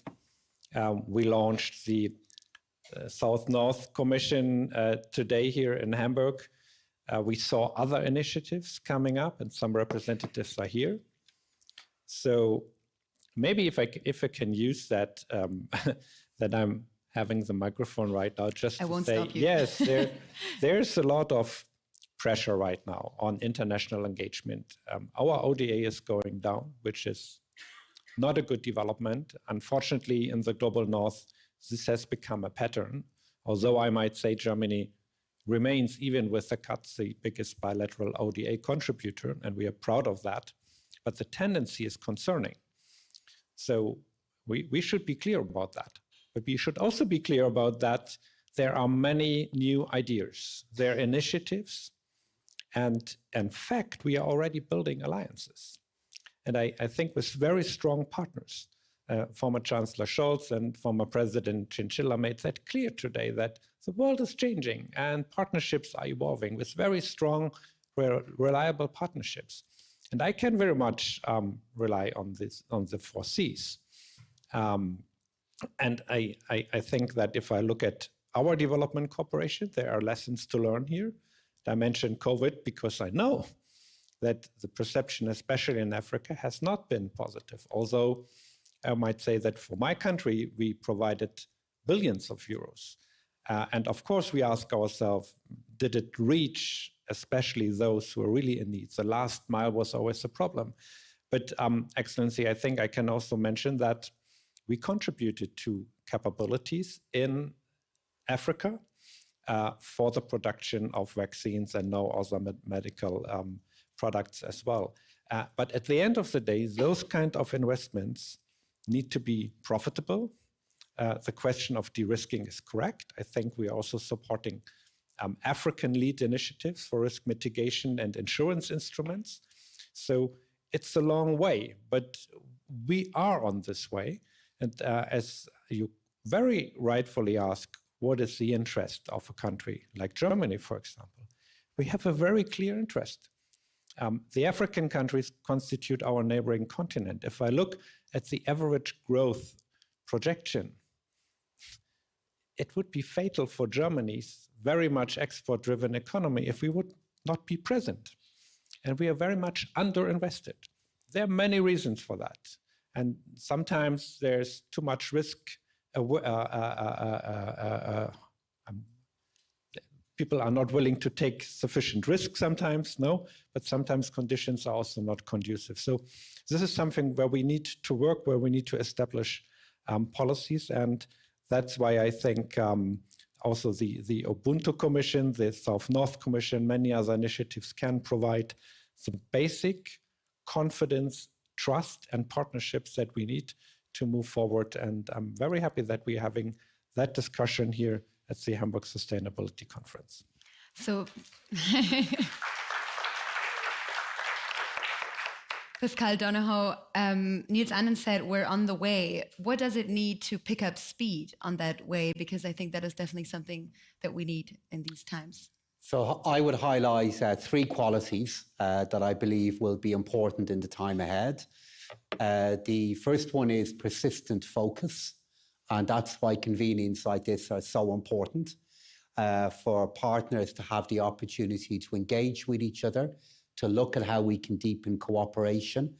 Because in a world in which there are so many challenges that we are familiar with, to have the opportunity to engage in a face-to-face and regular way with partners, I believe will have greater value in the time ahead. The second feature I would indicate is moving to outputs, moving to what we are actually achieving. From our point of view within the World Bank Group, working with colleagues here within this room, it's no longer just about the volume of money that is spent, particularly, as Niels has just said, with the pressure on budgets. It's what that money is achieving.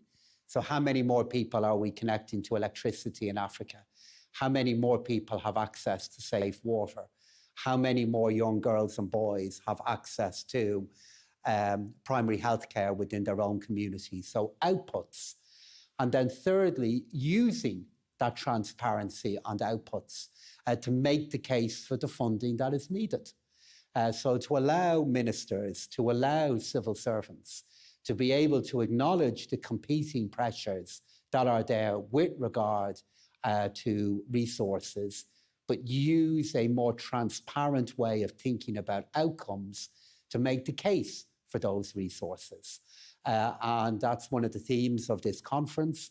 And I hope this will add to the momentum that I believe is there. And then to see somebody of the eminence of Chancellor Scholz leading this new North-South Commission, I believe will only add to the work and to the ambition that we'll be able to deliver in the years ahead.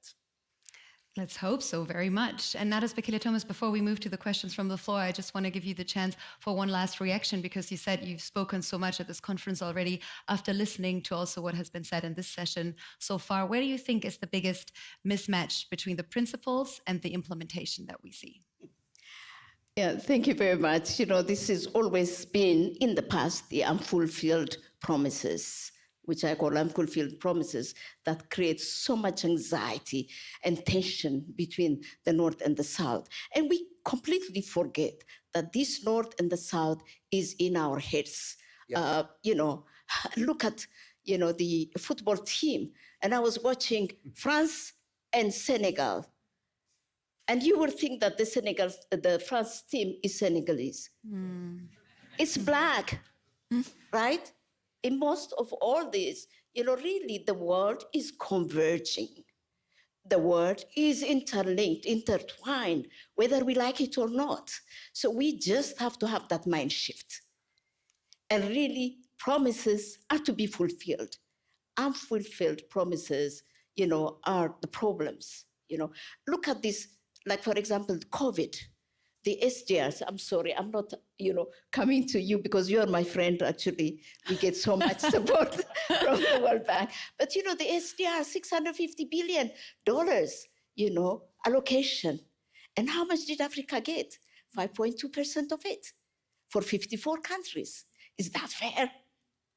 You know, all these things that we're saying should really, you know, end to be tangible actions, okay? And we should hold each other accountable, and we should be open to each other, because our destiny is, in any case, whether we like it or not, intertwined, and we're the same. And I like what you said.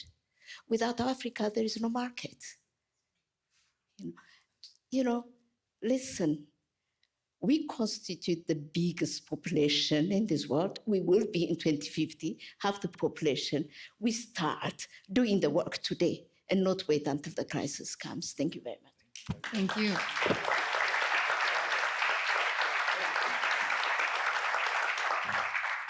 And I really hope that this conference also helps with the mind shift, which is maybe just the mind shift turns out to be the most difficult part. I know that we have one question from the floor already. Stefan Exo Kreischer from the One Campaign. I think the microphone is on the way. And if anyone else wants to ask a question, please raise your hand. I'll look out. Thank you very much. Stefan Exo Kreischer. I lead the work of the One Campaign in Europe. I agree with basically everything that you said on the panel. Very important. I just would like to drill down on one element you also mentioned, Secretary. And the resources were not enough, a couple of years ago that we had in order, to invest in all of the things that needed to be done. And now you mentioned we are seeing shrinking budgets, especially in the global north, but not only there. But yet, the investment needs grow even bigger.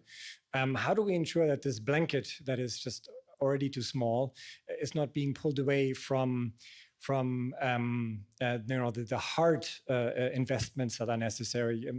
the ministry says we need to be more efficient with our money. I think the World Bank speaks about smart development. But what does that actually mean in practice? And how do we ensure that we are also trying to reach the children on the last mile, that we're also investing in poverty reduction, and that we are not just using this as an excuse to do less with less, but really investing in instruments that are efficient and effective, like IDA and other things. So how do we get this right, and not just have a nice label, which means we're doing less? Thank you very much for the question. I think Nils and thank you very much. First of all, I think for me it's very clear. I have a responsibility for German taxpayers' money, and so it goes without saying. I need and I want to make sure that every cent is invested in the most efficient way, and I think that's very much in the interest of our partner countries as well. The second point is, and that's the way I understood your question a little bit, the more ODA spending is going down, the more we hear politicians talking about the need to attract and mobilize private capital. I think we need to invest and mobilize more private capital, but we should not be under any illusion when we have to address the most dramatic questions like hunger, poverty, inequality in the least developed countries. The solution is not mobilizing private capital in the short term. Yeah? In the long term, that's what we want to achieve. So there is a need, and I might even say a growing need for ODA. On the other hand, all my counterparts are telling me we want investment. We don't want charity, and that's the way I understand you as well. So that's where huge opportunities are, and I think that's why we in our ministry are trying to work with the business community, with the other engaged ministries, with KfW, GIZ, all our partners to see what we can do. And I think one aspect is, for example, the African-led initiative, ITD, which we have, a new insurance scheme to mitigate risk and make it easier to access markets that are not being that attractive or where financial flows were not going to. So, but I agree, we have growing needs and we have less money. That tendency is not good.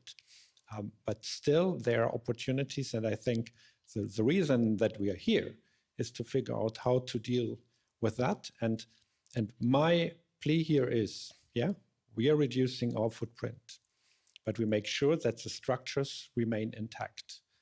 We are not destroying our development cooperation instrument like the United States unfortunately did, because I'm deeply convinced that there will be another political juncture coming. And we all need to work for this, and we see the first developments in that regard. So I remain optimistic, while at the same time, especially for the least developed countries, I'm very concerned, and that's why we do both capital mobilization with the huge political capital that we invest, but also what I think still is needed in terms of addressing poverty, hunger, basic health issues, and access, especially for women and girls. And I want to hand to Pascal Donahoe, who wanted to add something. And very briefly, given how little time is left, I would highlight 3 qualities that I think help constitute smart development. Number 1, a higher level of focus on jobs, recognizing the hundreds of millions of young men and women that deserve a job and a better job in the time ahead, with the economic and social benefits that can deliver. Number 2, making investment in financial instruments that can deliver a higher level of return. I unsurprisingly would make the case for IDA, which is a key funding instrument of the World Bank Group.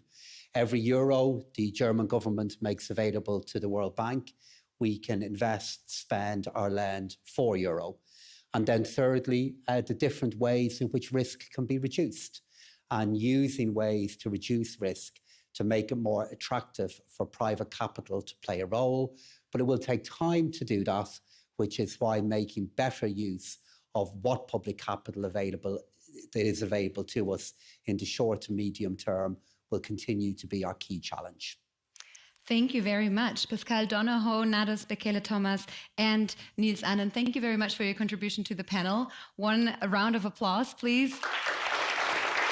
And I do want to invite you to go back to your seats because we do want to take the chance to hear one last closing remark of Her Excellency the Minister, if you still want to. Looking at the time, but I think we do want to hear your closing remarks. Do you want to stay on stage? Okay. I'll leave you there. Thank you so much. And thank you very much. This has been a wonderful panel. Thank you, Madam Nados. Thank you, Niels. And thank you to Pascal. And definitely to our program director and our moderator, Clara. But most of all, let me thank the government of Germany, plus the Hamburg Sustainability Conference for making sure that we are able to come here and talk about the future that we want to see and what we need to do.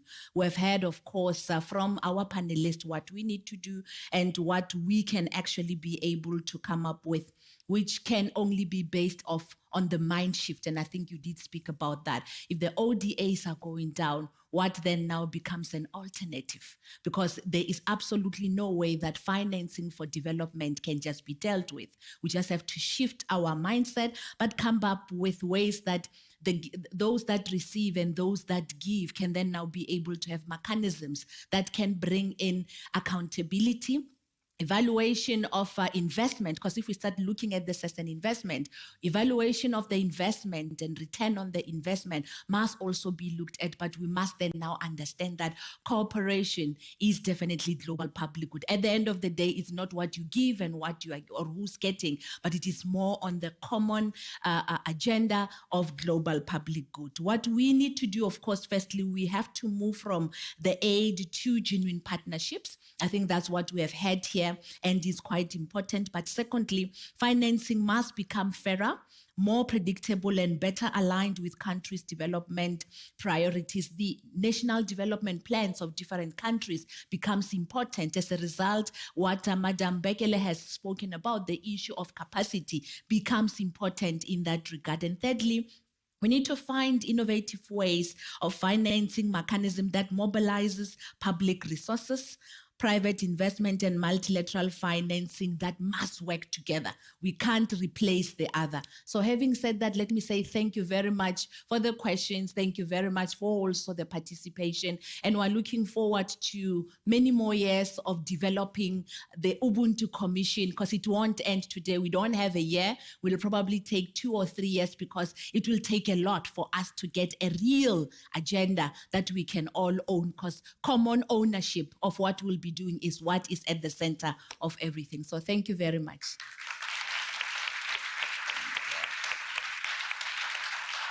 Thank you very much. That was really good. Thank you very much. And thank you also very much for the engaged discussion and for listening to this session. And I wish you a wonderful rest of the conference. Thank you.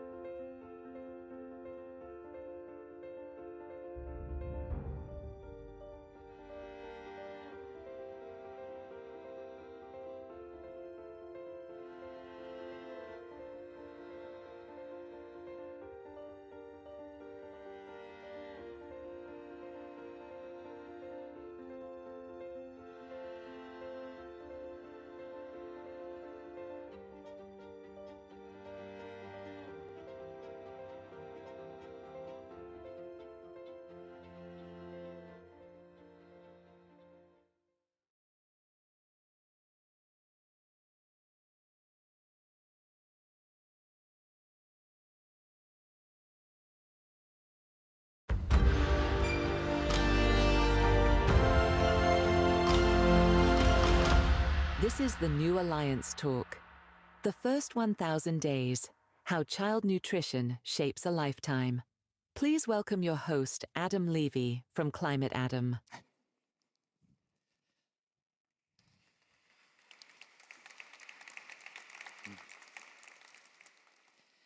Thank you all so much, and welcome to this session on the vital importance of nutrition in the first 1,000 days of life, and how the power of one particular solution can absolutely transform young lives.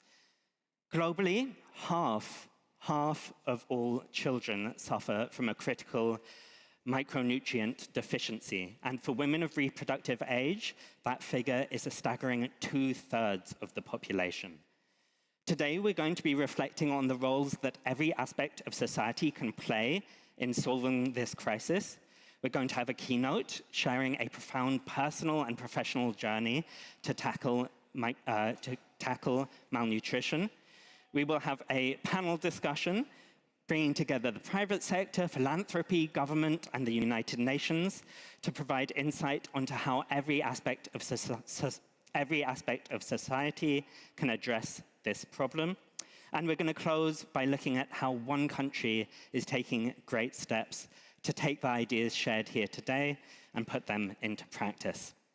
But first, to open this session, it is my honor to introduce the German Federal Minister for Economic Cooperation and Development, Reem Alabali Radovan.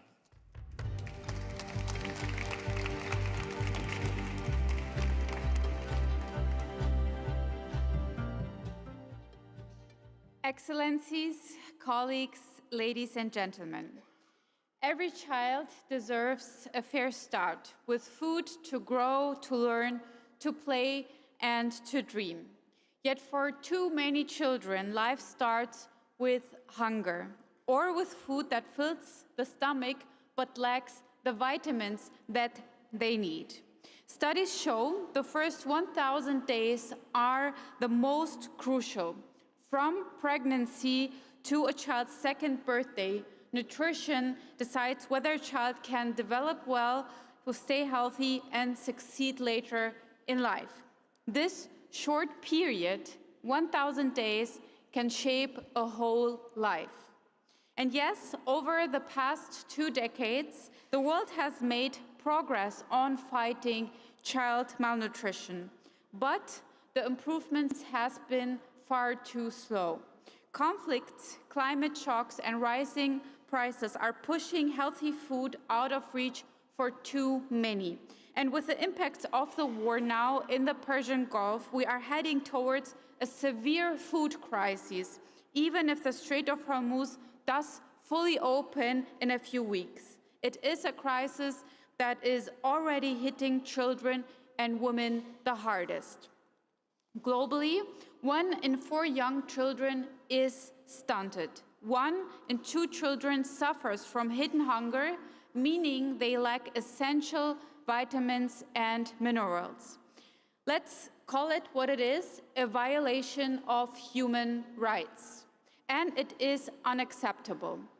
It creates vicious circles of hunger, poverty, and inequality. Moreover, malnutrition holds back entire societies. It creates instability, and it costs the global economy up to $4.1 trillion every year, almost as much as Germany's gross domestic product. But above all, child nutrition is a question of human dignity. A well-nourished child has better chance to learn. A well-nourished mother has a better chance to give birth safely. A community that invests in nutrition invests in health, education, equality, economic strength, and stability at the same time. That is why the German Federal Ministry of Economic Cooperation and Development is putting mothers and children at the center of our work on food security. With our initiative, Strong for Life Through Nutrition Security, we strengthen school meals, maternal and child health, and resilient food systems. We work together with partner governments, the United Nations, civil society, foundations, and the private sector. Today's panel, really great panel, thank you all for being here, will focus on one solution for child nutrition that has very strong potential: large-scale food fortification. Adding safe levels of essential vitamins and minerals to food that people eat every day, such as flour, rice, oil, and salt, is a safe bet. It is no substitute for diverse, healthy diets, but it is a proven, affordable, and scalable way to fight hidden hunger and to do it fast. Every dollar invested in fortification can generate around $27 in economic benefit in the long run, because well-nourished children grow into adults who are healthier and more resilient. Fortification can help prevent health damage that would otherwise last a lifetime. This is why I am proud to launch, together with our partners, the call to action on catalyzing large-scale food fortification to end child malnutrition by 2030, a call that is needed today.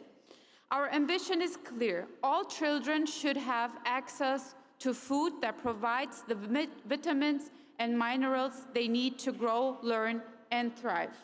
I invite all of you to join us. Governments, international organizations, civil societies, researchers, and companies all have a role to play.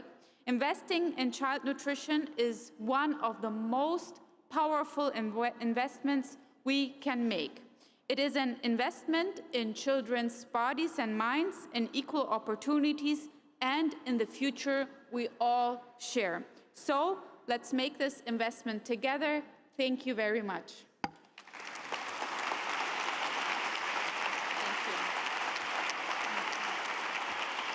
Thank you. Thank you so much for that incredibly powerful call to action. There'll be more on that in a moment, but crucially, thank you for reminding us that whatever technical details we discuss today, this is fundamentally a question of human rights, human dignity, and human lives. And it's my great pleasure to introduce our keynote speaker for the day, Beza Haile, founder and executive director of Hope Spina Bifida and Hydrocephalus. It's a non-profit improving the lives of children and families affected by neural tube birth defects in Ethiopia. Now, neural tubes are the vital precursor to the central nervous system, to the brain and to the spinal cord. And to grow healthily, a pregnant person needs to have adequate micronutrients. Beza has profound personal and professional experience with precisely this topic, and I can't think of anyone better to start us off before our panel. So Beza, please join us on the stage.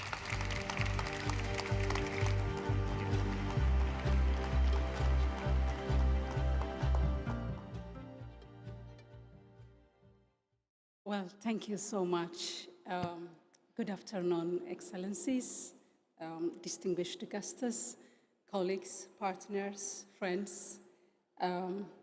It's a true pleasure to be here this afternoon, and I would like to begin by sincerely thanking the German Ministry of Development and Economic Cooperation, the Gates Foundation, UNICEF, and all the partners who made this event possible. I came from Ethiopia, not only as a representative of Hope Spina Bifida and Hydrocephalus, but also as a mother. Years ago, our second-born child was severely affected by a birth defect known as spina bifida and hydrocephalus, and it was due to severe deficiency of folic acid. That actually experience changed my life forever. It broke me, but also opened my eyes to a truth that I could never ignore again. 50% of women in Ethiopia are affected by micronutrient insufficiency. Out of the 7,000 members at Hope SBH, we have made analysis on 102 children, and the findings reveal that 26% of children have passed away within 5 years. 71% have received no physical support or rehabilitation support. 22% require wheelchair due to mobility limitations. 13% are unable to sit or move independently. 49% are unable to access school or early childhood education. 16% undergo repeated surgeries due to shunt failure. And over 70% of our respondents live with bladder and bowel incontinence, requiring lifelong hygiene support. I learned that behind every statistics that we discussed in a meeting like this, there is a mother holding her breath, a father crying silent grief, a child whose life could have been different. And I learned something else, something powerful. Many of these tragedies are preventable. Today, millions of children are still born with preventable birth defects, and millions are suffering the lifelong consequences of hidden hunger. Micronutrient deficiencies remain a silent crisis, too often invisible, too often unspoken, and yet deeply devastating. This is a crisis that does not shout. It does not always make headlines, but it shapes destinies. And yet, we already know the solutions.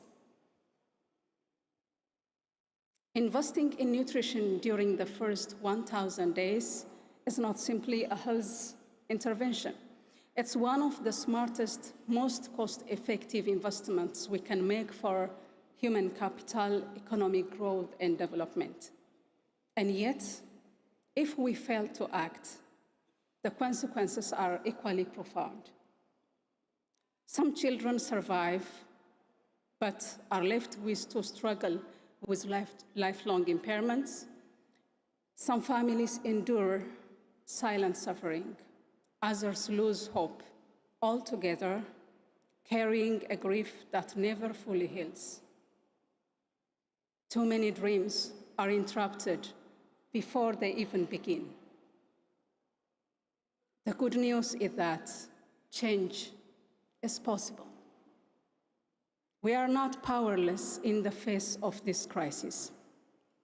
Food fortification, maternal nutrition, strong health systems, and coordinated action between governments, the private sectors, civil society, communities, and philanthropy can transform outcomes at scale. Beyond existing fortification practices, Ethiopia is also advancing groundbreaking innovation, particularly the fortification of salt with both iodine and folic acid, a result of local research and development work with a promising potential for large-scale sustainable impact. In Ethiopia, I have witnessed a partnership can achieve and what a partnership can achieve, working closely with government institutions, development partners, industry, and civil society. We have advanced national advocacy, a policy efforts on large-scale food fortification. These efforts have shown me that when we unite around a shared purpose, progress is not only possible, it is inevitable. But our work is far from finished. As we gather here in the beautiful city, Hamburg, I invite us to move beyond commitments and into implementation.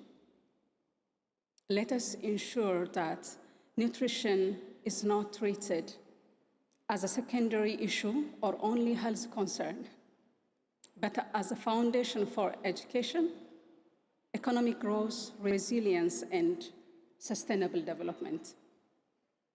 So this afternoon, I leave you with a simple invitation. Let us build partnerships that are bold enough to match the scale of the challenge, inclusive enough to leave no one behind, and focused enough to turn commitments into measurable impact. Thank you very much, and I wish you all an inspiring afternoon.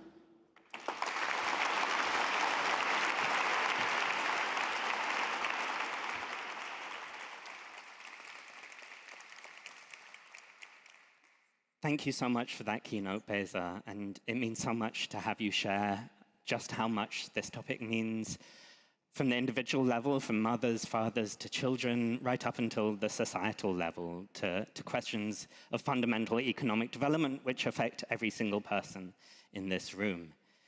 It's now our chance to turn to a panel discussion where we'll discuss how food fortification in particular can be used to transform young lives. And I'm thrilled to be joined by fantastic representatives across sectors representing industry, philanthropy, governments, and the United Nations, demonstrating the roles that each sector can play working together. This panel will help us understand how adequate nutrition, particularly food fortification within the first 1,000 days of life, can save lives and unlock the full potential of future generations. So I'd like to invite our panelists on stage. So starting with the CEO of Patanjali Foods, Sanjeev Asthana.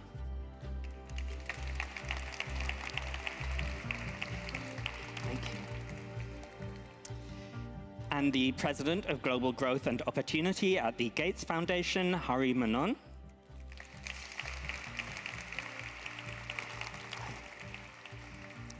The Senior Special Assistant to the President, Federal Republic of Nigeria, Uju Rochas Adwuka.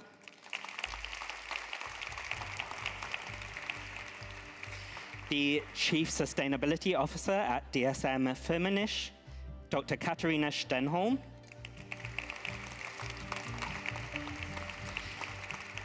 And we're lucky to have two representatives from different United Nations bodies, Dr. Catherine Russell, the Executive Director of UNICEF,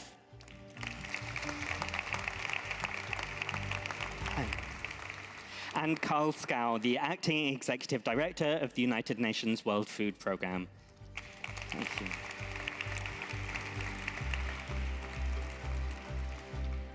We have a lot of ground to cover and a lot of panelists. We're very lucky to have you all here. But let's get started, and I'll start with you, Kathy.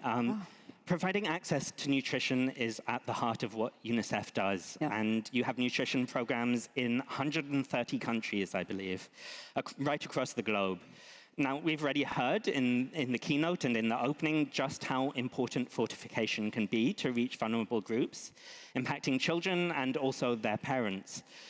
But can you explain what the challenges facing other nutrition interventions are, and how fortification can in some way overcome these challenges or sidestep these challenges? Yeah, well, thank you, Adam. And I thought the keynote and the minister were fantastic, so thank you for leading up into this panel conversation. But at UNICEF, what we see is really what the minister said, that 1 in 2 children under 5 suffer from, we talk about it as kind of hidden hunger, but it basically means it's a lack of vitamins and minerals, and that can limit the growth, impair learning for children, weaken their immunity, and diminish their opportunities. And so those consequences for children last a lifetime. Many nutrition interventions are effective, we see that, but a lot of times they depend on repeated contact with health services, behavior change, like, don't eat junk food. I mean, it can be a whole range of things. Access to foods that are affordable and accessible. Food fortification really overcomes these challenges because the nutrients like folic acid, which you mentioned, Beza, or iron are added to foods that are consumed every day by children, and it doesn't need additional purchases or changes in behavior, so it's incredibly important. But this requires a lot of things. 1, good policies, quality assurance, partnerships with industry, and that's why industry is so critical to the work that we do at UNICEF. I think somebody mentioned the success of the salt iodization, and I think that demonstrates just how possible it is to do this work when everybody comes together to do it. But as the minister said, fortification isn't a silver bullet. It has to be part of a broader nutrition strategy.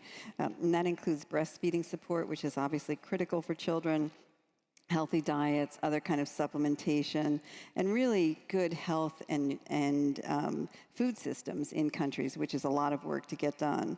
Its ability to deliver at scale is one of the most important tools that we have. And I think, certainly UNICEF is committed to this work, but I thought that Beza made such an important point, which is, and we see this in UNICEF every day, there are so many terrible things that happen to children around the world every single day. Children killed in conflict, all sorts of miserable things. This is something that we know how to prevent. We can deal with this, and it's not super expensive. It's not really high tech. It's something that we know how to do, and we can do it. And that, to me, raises the burden on us to do better and to make sure that children are protected. And I think these partnerships across this incredible group of people here demonstrate what can be done if we come together and try to make the world a better place for children. And you're absolutely right. This requires coordination of every sector represented here on the stage. And I'd like to turn to philanthropy now and to Hari of the Gates Foundation. The Gates Foundation is known for its work prioritizing game-changing interventions and really emphasizing interventions which, for a particular amount of spend, are going to have a huge impact on human lives. How does fortification fit into that scheme of things? And how does it compare to other interventions which have a huge impact for the amount of money spent? I guess I'm thinking of things like vaccine distribution. Yeah, no, thank you so much. And it's a privilege to be here. I think the words of the Honorable Minister and Beza really set the context for why this is such a compelling intervention. At the Gates Foundation, we now have 3 goals that were articulated last year by Bill Gates to guide the next 20 years of our work. The first one is ending preventable and maternal and child deaths, for which vaccine delivery is one of the most cost-effective interventions. The second goal is eradication of infectious diseases. The third is lifting hundreds of millions out of poverty through access to economic opportunity and sustainable livelihoods. Nutrition is important because it is critical to the success of all 3 of these goals. And that can be said of very little other such interventions. And the reason we think large-scale food fortification can be a game changer is for the reason Ms. Russell just spoke about. It is one of the most cost-effective and easily scalable, easily in quotes, scalable interventions known to the development community. We absolutely should not look at it as a magic bullet. It has to work alongside other critical elements. So our nutrition strategy also prioritizes strengthening health systems for the delivery of interventions, nutrition interventions that work for mothers and children. We also focus a lot of our work on making sure agriculture systems deliver safe, affordable, nutritious diets. But both of those interventions take years to work at scale in countries. And what large-scale food fortification offers is the here and now. It's something you can scale pretty easily at a very cost-effective level of intervention. The only challenge, and that's why I said it's easily, is because it requires coordination across different stakeholders. The government, obviously, to set the policy regulatory agenda, community groups and civil society to make sure that there is a shared understanding of why this is an important intervention and the benefits that it delivers. And then, of course, the private sector, because ultimately a lot of what people consume, the here and now, is what comes out of the private sector. So it's essential to be able to work across all of these groups. Let's actually talk now about how those groups can work together to put this intervention into place. And I'd like to start by looking at the role the government has to play. And we have Uju here, who is representing the government of Nigeria here.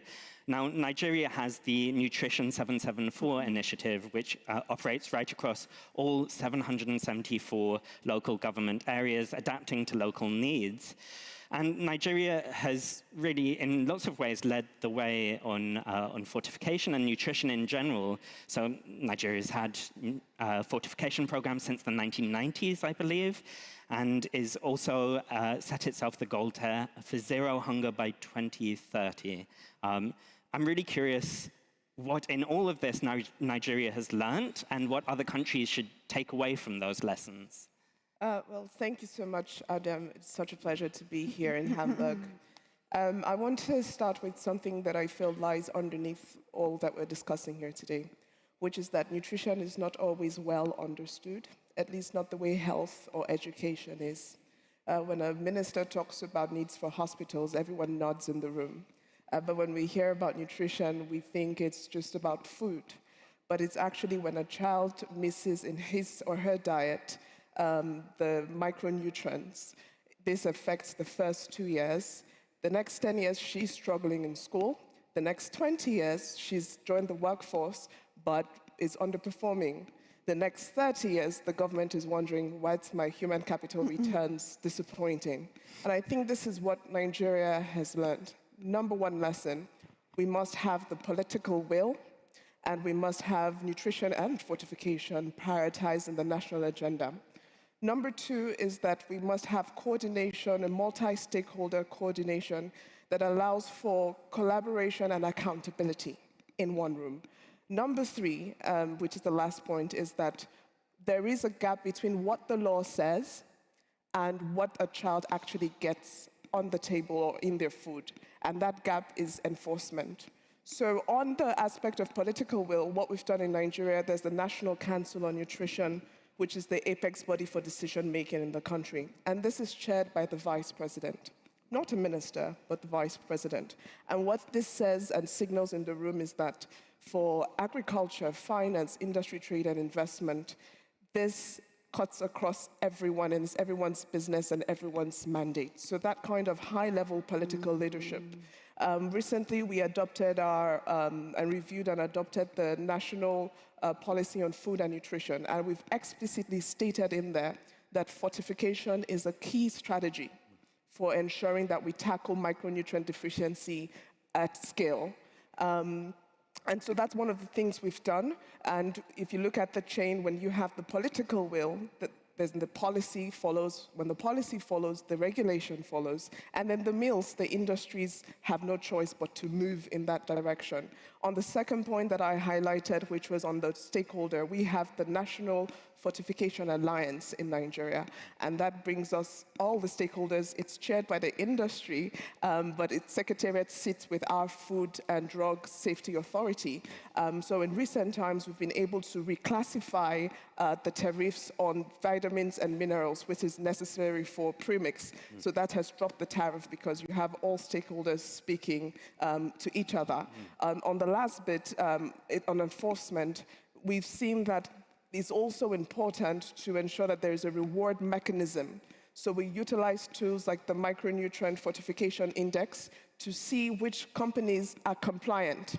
And we now sort of increase their access to the markets through social safety net programs. And so that acts as an incentive, because if I know that I'm fortifying my foods and we know it will get to the last mile, the woman in a state, in a rural area, doesn't have to think too much. She doesn't understand what micronutrient is, but because it's in her meals that she's already used to consuming, she gets the right nutrients. Of course, then the food has to be fortified in the first place, and that brings us perfectly on to my next question, which is how we actually get those nutrients into those foods. And Sanjeev, turning to you, at Patanjali Foods, foods are fortified at the milling stage.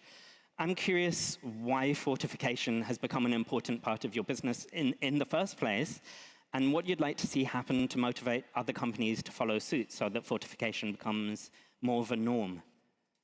So more from a context perspective, we started on the journey nearly 2 decades back, when it was not even mandatory to fortify the edible oils that we had. So fortification has two sides. One is that what is done voluntarily, and then it becomes an industry practice itself. So it's almost like a hygiene condition that, if you have to do that business, you have to fortify. So that nearly 75% of the veg oils in India are now getting fortified. And any new company which would like to enter the business, if you don't have it, you probably would not be able to be successful. The second is, of course, the case of salt, where almost 90% iodine fortification has happened in the country, more out of mandate. But the challenge I wanted to tell about the context of, in a developing country, what are the big issues? Really, the scales in India are staggering.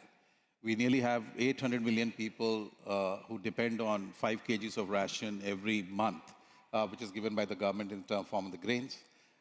We have nearly 30 million rural enterprises and the urban enterprises, MSMEs, which are really the ones who are delivering the last mile connectivity to the users.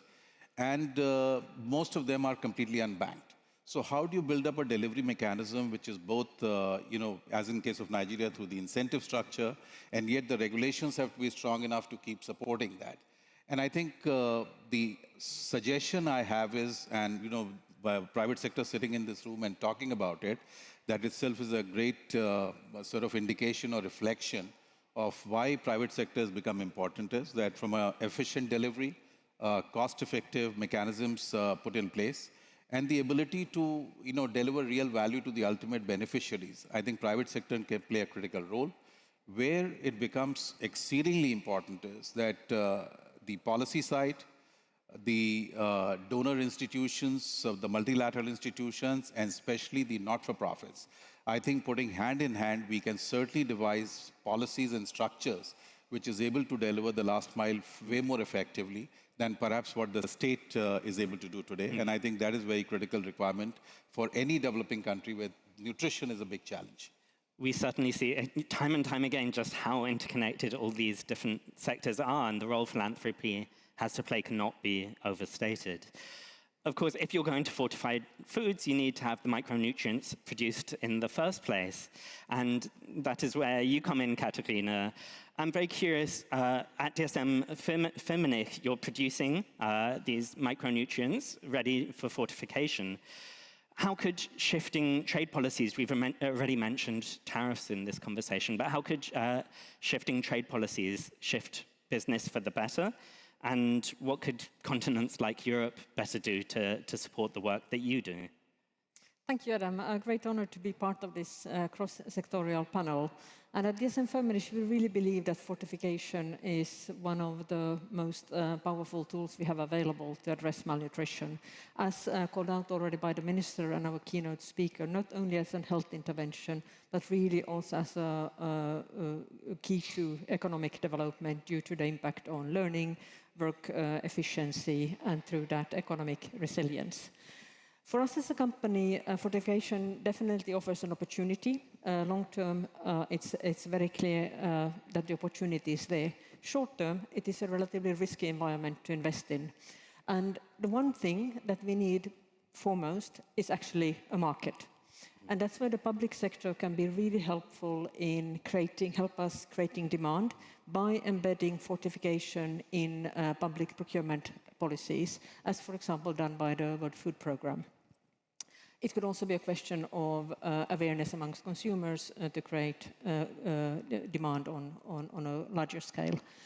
Secondly, we need policies that enable fortification, but even those are ineffective if there is not implementation and enforcement. And that's where programs like the one run by the Gates Foundation, Millers for Nutrition, is super, super critical to set the standards, create the technical capabilities, and follow up on the quality.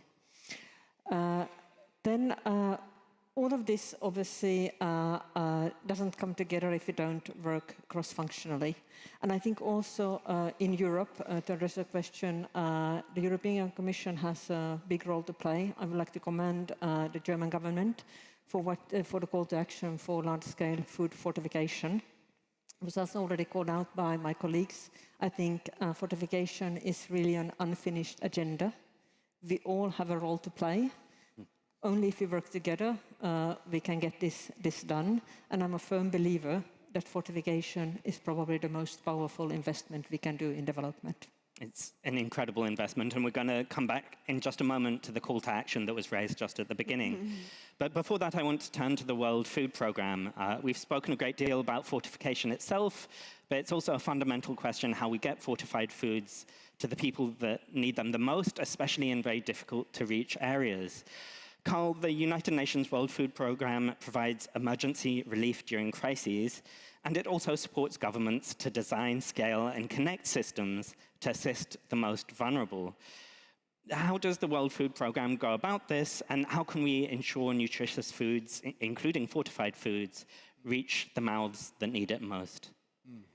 No, thank you, and thanks also from us to the Minister for this call to action. And I think in that action, advocacy, policy is critical, but it's also about doing. And I think that's where WFP come in, with our scale, our presence, often on the front lines, but also with our logistics capacity, our supply chain capacity. And fortified foods is always at the center of what we do. If I begin with the big emergencies, because that's where I spend most of my time, whether it's in Gaza, in Sudan, in Ukraine. I mean, obviously, people who are starving couldn't really care what they are eating. They just eat what they can get their hands on. And often, quality really collapses in those contexts. So we are prioritizing to get foods, cereals, into those operations that are fortified. I think now we're reaching some 90% of our cereals are fortified. And with that, we can then ensure that even if it's only a bowl of rice you get a day, it is something that brings vitamins, it brings nutrients, and it really saves lives and makes sure that not least children can grow up and be healthy despite the fact that they are stuck in these crises. But our work goes well beyond the emergencies. So we are present in some 60 countries where we are, thanks to our close relationship with governments, working on legislation, working on standard setting, and not least on the demand side that you spoke about. And here, our flagship program around school meals is really critical. So we are creating demand through huge procurements for school meals, for fortified foods. But of course, we need to make sure there is also supply. And here is where the markets, here is where the private sector come in, and where we also, thanks to our big procurement programs, our relationship over years, can use then the relationship with retailers, with millers, with local farmers, but not least with retailers and big store networks to make sure that the supply is there when the demand is there. I think to take this agenda forward, partnerships is critical as always, and I'm happy to say that I think we are partners with everyone on this panel in one way or the other, and really now looking forward to contribute to this call to action in partnership with all of you here, really lending that operational muscle of WFP. Thank you. Thank you so much, Carl, and thank you to all 6 of our panelists for really showing us what every sector can do when it comes to combating malnutrition. And you can take seats back in the audience. Okay. Thank you all. Thank you. Thank you. For me, this is one of the profound strengths of the Hamburg Sustainability Conference, is bringing together leaders across industry, the United Nations, philanthropy, government, and showing how together we can tackle these fundamentally important problems. But that's not it for today's session, because we're now going to look at how one country is putting the lessons of today's session into practice. It is my great honor to invite on stage the Vice President of Sierra Leone, His Excellency Dr. Mohamed Julder Jallow, reminding us why fighting to improve nutrition for children and mothers is so incredibly fundamentally important for individuals and also for nations. So thank you for joining us. Thank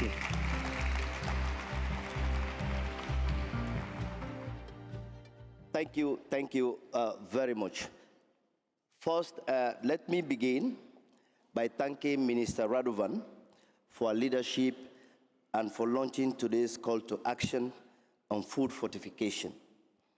Sierra Leone strongly welcomes and supports this initiative. I would also like to thank Beza for sharing such a powerful and deeply personal story.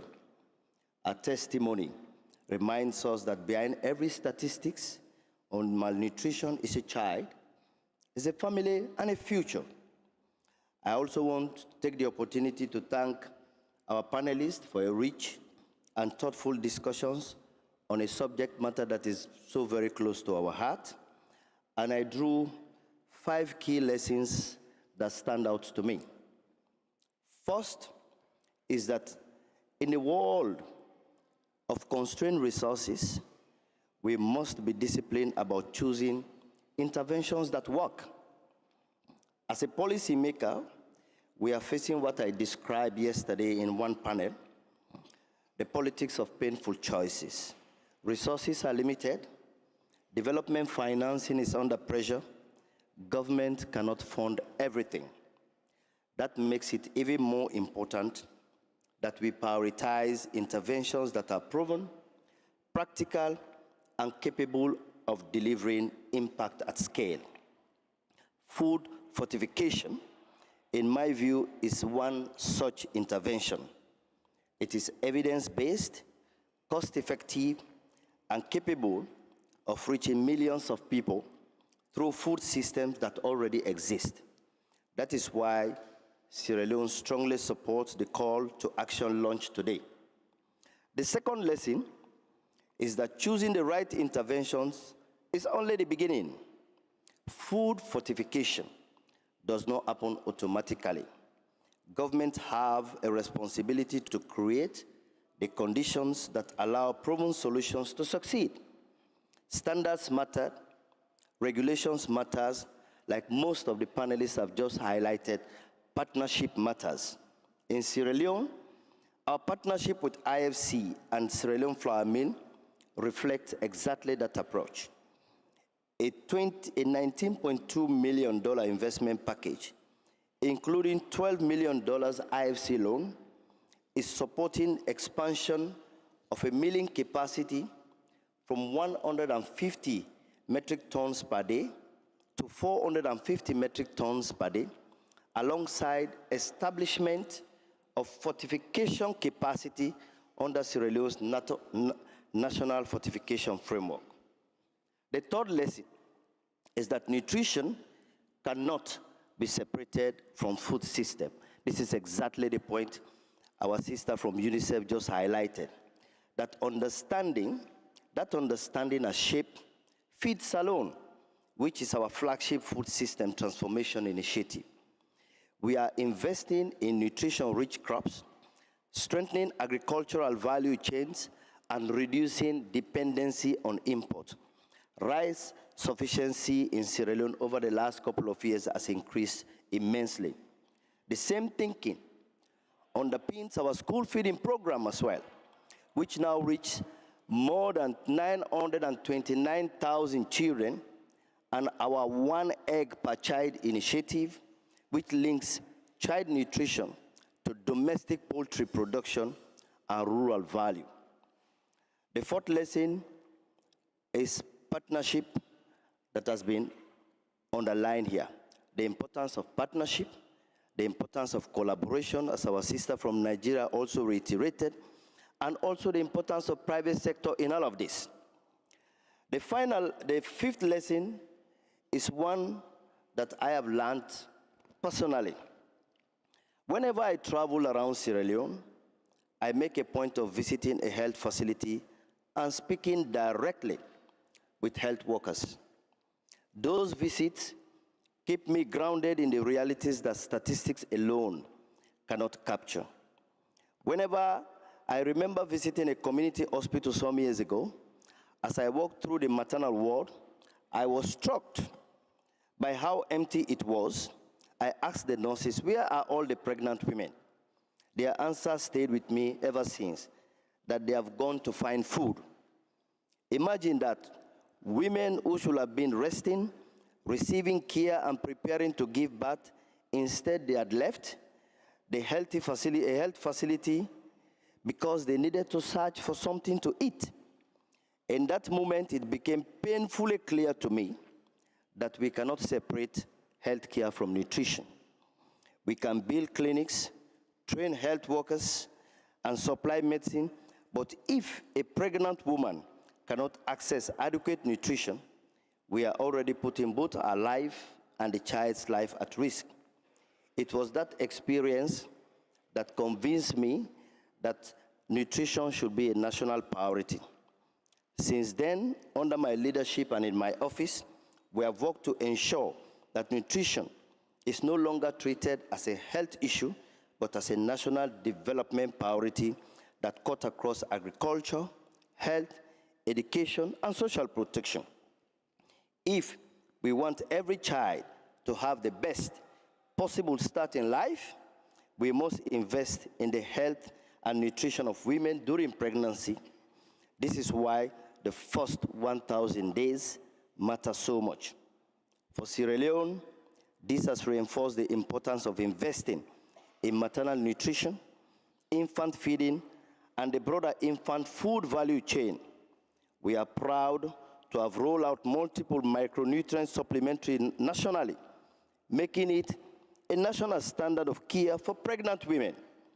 We are also strengthening the infant food value chain through the Nyam Nyam Pap, a locally produced fortified complementary food for young children. This initiative, developed through a partnership between the government of Sierra Leone, the World Food Programme, and other stakeholders, reflects our national commitment to shifting the costly treatment of child malnutrition to its prevention by ensuring that affordable, nutritious complementary foods are available during the critical period from 6 to 23 months. I brought a sample of that pap.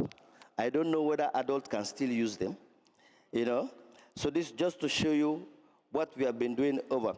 And through this partnership, we have been able to create 4 small-scale solar-powered processing centers across the country. We are locally sourced ingredients, such as soya beans and semen, are transformed into fortified complementary food using local recipe. Why this is important? The model connects nutrition, agriculture, and women's economic empowerment by linking smallholders to production and providing nutrition, counseling, and infant feeding education alongside community screening.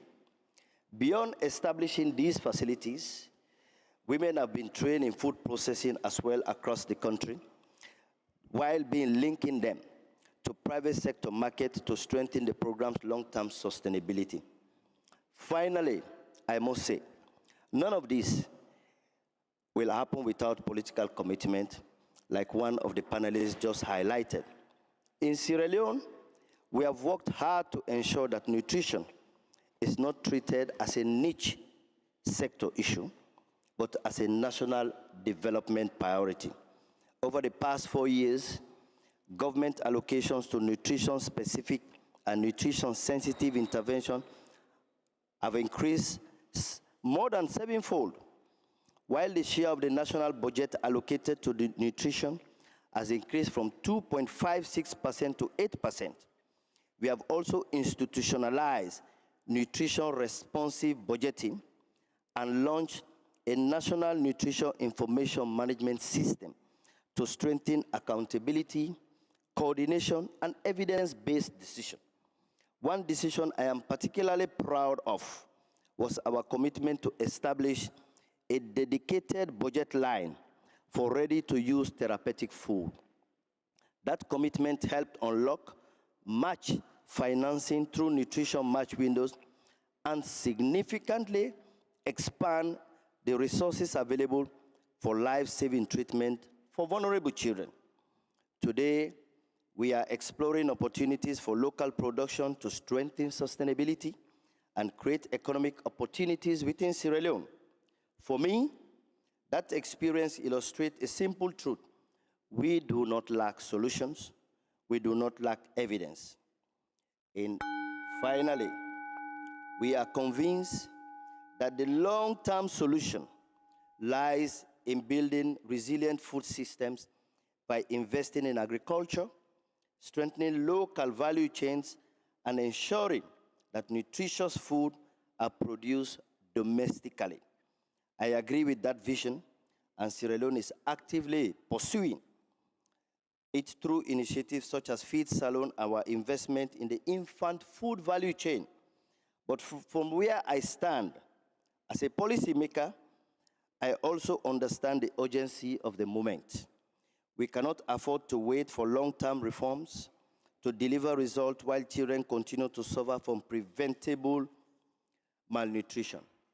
Food fortification allows us to save lives now, while we simultaneously build the sustainable food system that will secure our future. It is not a choice between the two. It is about sequencing our interventions wisely. That is why I want to once again commend Minister Radovan for a timely call to action. It recognizes both the urgency of today and the investment we must continue to make for tomorrow. What we need is the political commitment, partnership, and implementation required that proven solutions reach every child who needs them. Because ultimately, this discussion is not about policy, programs, or institutions. It is about whether children survive, grow, learn, and fulfill their potential. And when we get the first 1,000 days right, we do more than improve nutrition outcomes. We invest in the future of our nations. Thank you very much. Thank you so much. Thank you. Thank you. Thank you so much to all our speakers, to all our panelists. It's so clear through all of this conversation that we have solutions. The question now is implementing that. And that's a question of government leadership. It's a question of deeper private sector engagement. And it's a question of coordinating across every single sector. That presents a responsibility, but it also presents an opportunity to every single person in this room. And we're thrilled that over 30 partners are already taking up this responsibility, endorsing the call to action to catalyze large-scale food fortification. If you would like to get involved, and we would love it if you did, please scan the QR code which is on the screen behind me today. This is to end child malnutrition by 2030, a call to action launched by the BMZ and partners today. Now, improving nutrition doesn't end at improving nutrition. From survival to prosperity to economic growth, the impacts are myriad. So this is a call to accelerate our efforts right across the board. Thank you again to all our speakers, to all our panelists. You've shown us the work that can be done, that is being done, to improve lives during the first 1,000 days and beyond. So thank you.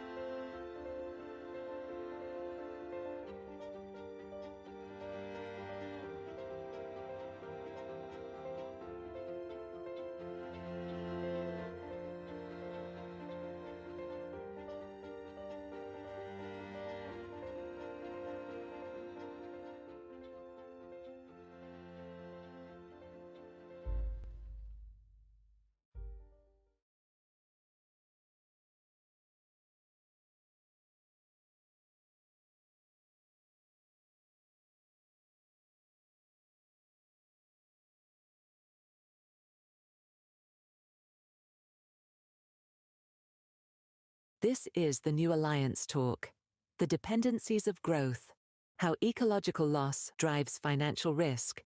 Please welcome to the stage Sonja Stuchtai from the Land Banking Group.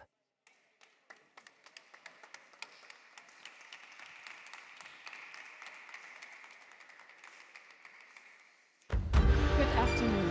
I feel very privileged that we're still here. And I feel even more privileged that I was given the 0-0 permission to ask any question today. And I will. Where were you in June 2008? Can you recall? It got messy in the housing market in the US. September 2008, Lehman Brothers in a US investment bank, well known, shut down. And it sent ripples through the global economy.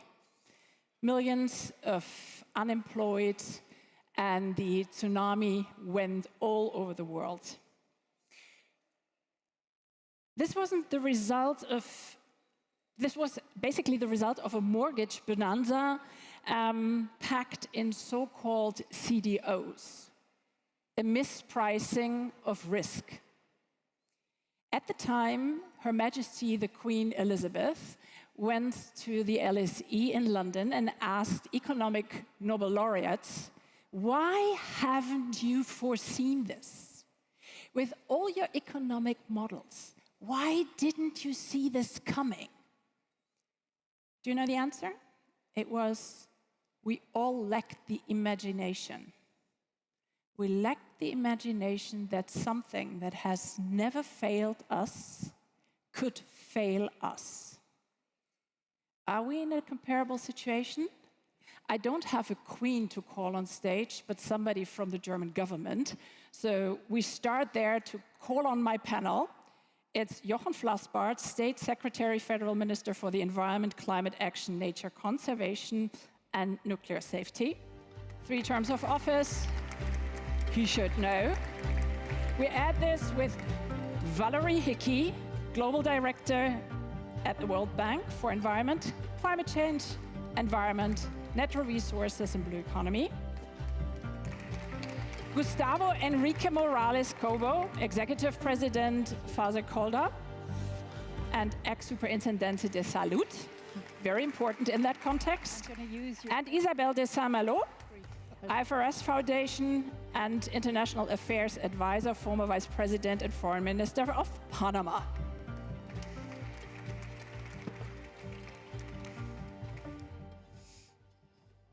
So evidently now I have to ask you first, Jochen, are we lacking the imagination? Are our governments lacking the imagination? Where are we in understanding how close this failure of the real bedrock of our economy is? So let me start with a joke. I could never imagine, talking about imagination, that all the panels I attended ended exactly per second when they should end, and the next one started exactly at the time. This makes a German really happy. So now that's a delusion. Now I want an answer. Now about the serious stuff. I think it's really brilliant to get into the conversation with this question. Because yes, we were lacking the imagination at that time. I'm not coming from the finance sector, but all my friends and colleagues in the finance sector, none of them expected what happens there.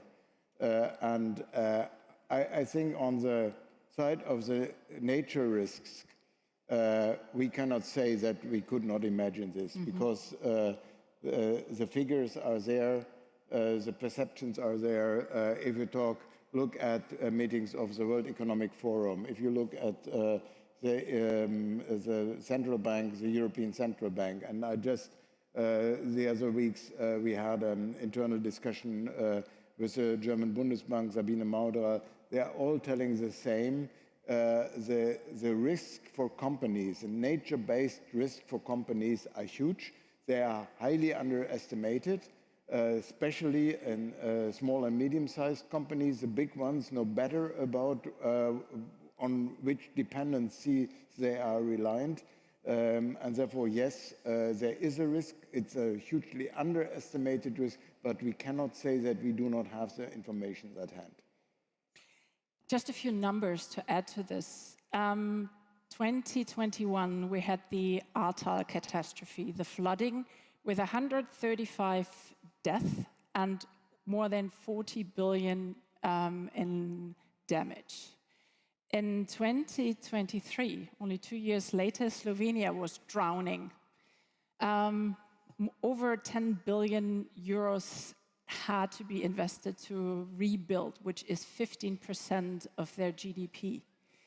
In 2024, Porsche had to stop producing for 3 weeks, a revenue adjustment of almost 10%, because their producer in Switzerland was flooded. So it's tangible, it's real, it's frequent. Considering this, there is an ECB warning that just came out in March 26.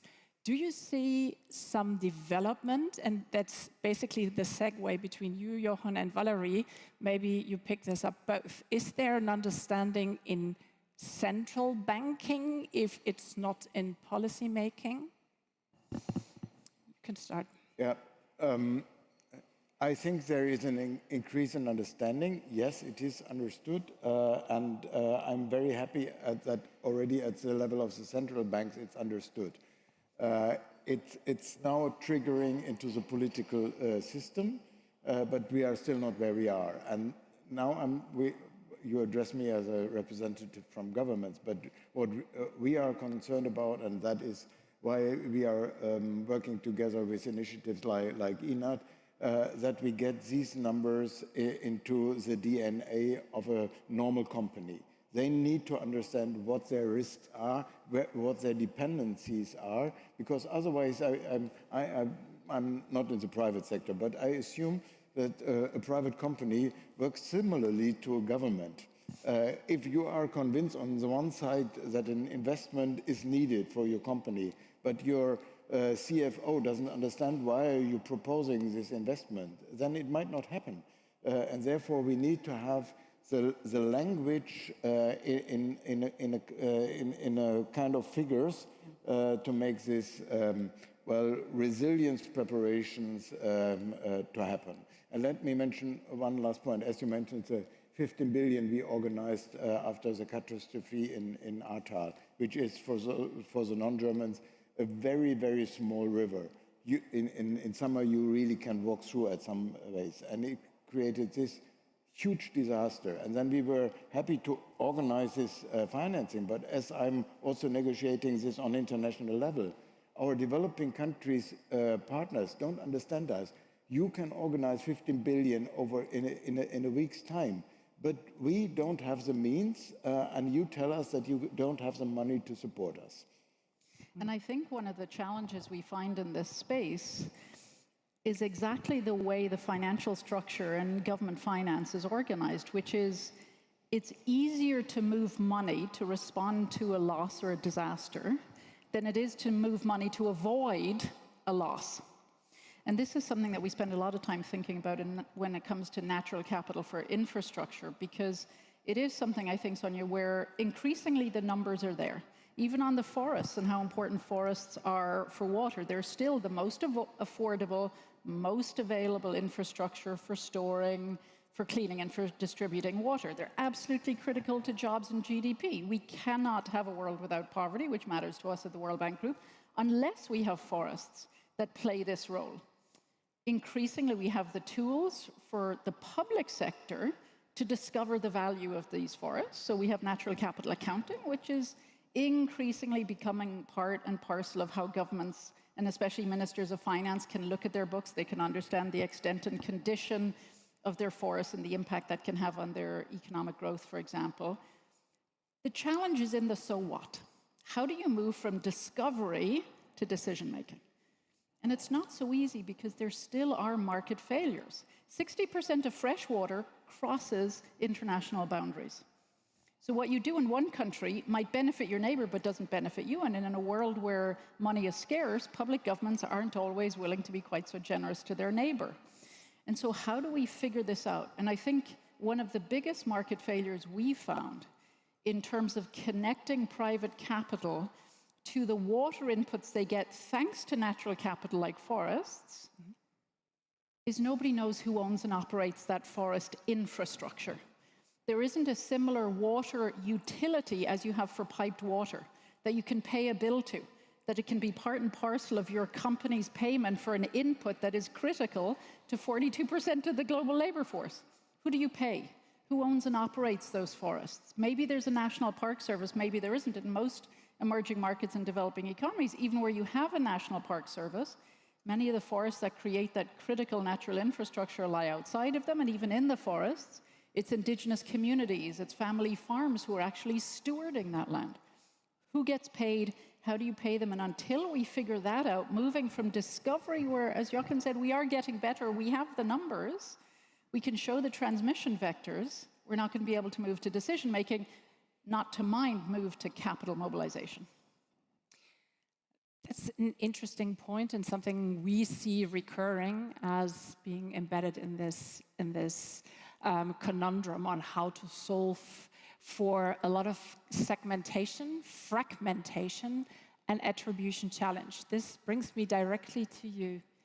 Attribution, I mean, that's the central part of how do we account for? How do we account for on a macroeconomic level, but how do you account for on a microeconomic level? Shouldn't it be in the absolute vested interest of any investor to understand dependencies on nature, very close nature, but also extended dependencies? That is a great question, and I want to connect with what Johan said in 2008. Whoever was in the workspace of nature could see things, and we can see things coming now, but we need corporations to see things coming. But for corporations to see things coming, we need measurement. We need the numbers out there. And at the IFRS Foundation, where the core of our objectives is information and transparency in capital markets, we decided to work on sustainability standards as a result of investor need. Because as you have financial statements that are comparable across jurisdictions, because 150 jurisdictions use the same accounting standards, we need comparable information regarding sustainability. And up until S1 and S2, published a couple of years ago by the IFRS Foundation, we didn't have standards of a global base. Today, just a couple of years after the standards have been published, already 49 jurisdictions have formally adopted the standards, which represent 60% of capital markets. So we're getting there, but we're not there yet. We need corporations to adopt this. We have a couple of ways. The formal, official way when jurisdictions have formally adopted the standards, but this can also be voluntary. And corporations need to understand that this is not about being good-natured. This is about risk. This is about financial risk. This is about materiality. It means it is about what will it represent financially for your company if you don't measure risk, if you don't see how exposed you are. And we have a lot of work to do in the adoption, but the information is there, and this is in the public interest. The interesting part, thank you, is that there is quite a rollback, or at least a bit of an explicit pushback from a certain jurisdiction on the other side of the Atlantic to really adopt this ISSB, the standard for sustainability. Gustavo, shouldn't it be in the interest of a huge investor like an insurance? I mean, insurance has two dependencies on nature, one on the liability side and one on the asset side. So it's actually twice beaten. So what's your take on this? Thank you very much. So connecting everything that has been said, the link between discovery and decision-making, and this goes in lines with what you just said, probably goes through insurance. No, let me illustrate the point with an example. And I think this kinds of answer the first part of your question. As you probably know, if you read the papers, in Colombia, a couple of weeks ago, we elected a new president. He's this kind of, you know, like the archetype of Trumpian, well, you know the type. And he is all for what we call fracking. No, Colombia has considerable oil reserves, and experts say that fracking, that basically explodes the rocks underground, would liberate a lot of resources. The current government, the outgoing government, has prohibited all kinds of oil exploration in general, which many people say is a mistake, but it has been fully radical in prohibiting fracking, and the experts say that it's okay, that makes sense. Probably when you think, who here has visited Colombia? Well, many people, thank you. The idea that people have of Colombia is like this large, green, tropical, hot place, which is partially true. That's Panama. Okay, that's Panama. Yes. Panama is that all the way, no? But Colombia has many places that look like this. Can you see? Can you see? These are the highlands in Colombia, no? Tropical highlands. Very few trees, very not so green, very few plants, but this is the main source of water in Colombia. And the new president wants to do fracking here. That's the debate we are on. I am not expert enough to say if it is right or not, but the experts say that nature loss in that case is going to be huge. Now, my point is that going to happen? Probably not, even if the president wants it to happen, because of insurance. So insurance in the risk side is going probably to be the best barrier or the best filter for risky propositions regarding nature loss. And that goes in line with what you've just said. On the investment side, here are a couple of considerations. One, if not because of an autonomous voluntary decision, regulations, at least in countries like Colombia and maybe Panama also, are requiring companies that are supervised and regulated, and insurance companies are those kinds of companies, to incorporate environmental risks in their risk analysis and their risk accounting practices. And that goes following several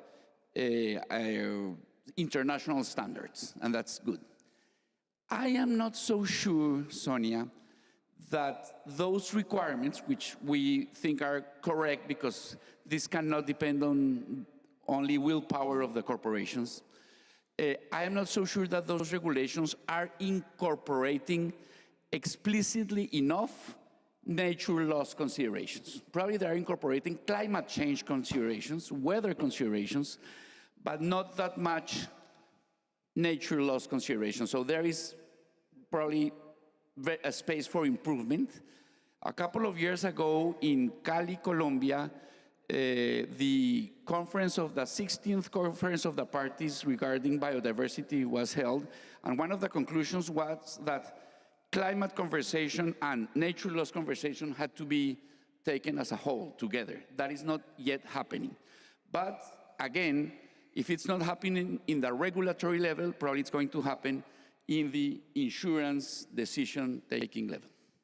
Thank you. You can look into my head. I was going to address the climate-nature nexus, so thank you for the segue.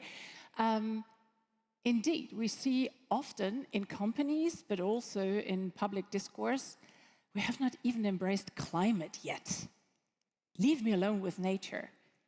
It's not only interdependent, nature is either the shock absorber or the accelerator of climate consequences. And we have not really translated this into, again, figures, into monetary terms. Have you seen something within insurance place? Because this must be absolutely relevant for insurance to understand the importance of a location-based and a landscape-based improvement or acceleration of climate change consequences by nature. So, not as much as we would like to, but things are happening. One, we've seen in the last few years, and this is quite new, at least in Latin America and specifically in Colombia, that premium pricing of insurance has been partially based on nature and climate considerations as a whole. So we're seeing kind of that. Nature-based solutions, that's been a huge topic in this conference, are being incorporated in the pricing analysis. But we're still in a learning process. Pricing of policies, of insurance policies, that take into account nature loss risks are not yet the generalized standard. Some companies are doing it. The association where I work is working on, like, spreading the word on that. And on the other hand, recently, and I think this is also the case in Panama, you'll correct me, recently Colombian regulations have incorporated the requirement of, especially in infrastructure projects, to incorporate an analysis on risks of nature loss for the ecosystem. And we've incorporated in our regulation an index on biodiversity and ecosystemic services. And that's kind of new. So we are learning, but I am surprised that Latin American countries seem to me that are ahead of the pack in terms of what's going on in the insurance industry. I get two signals.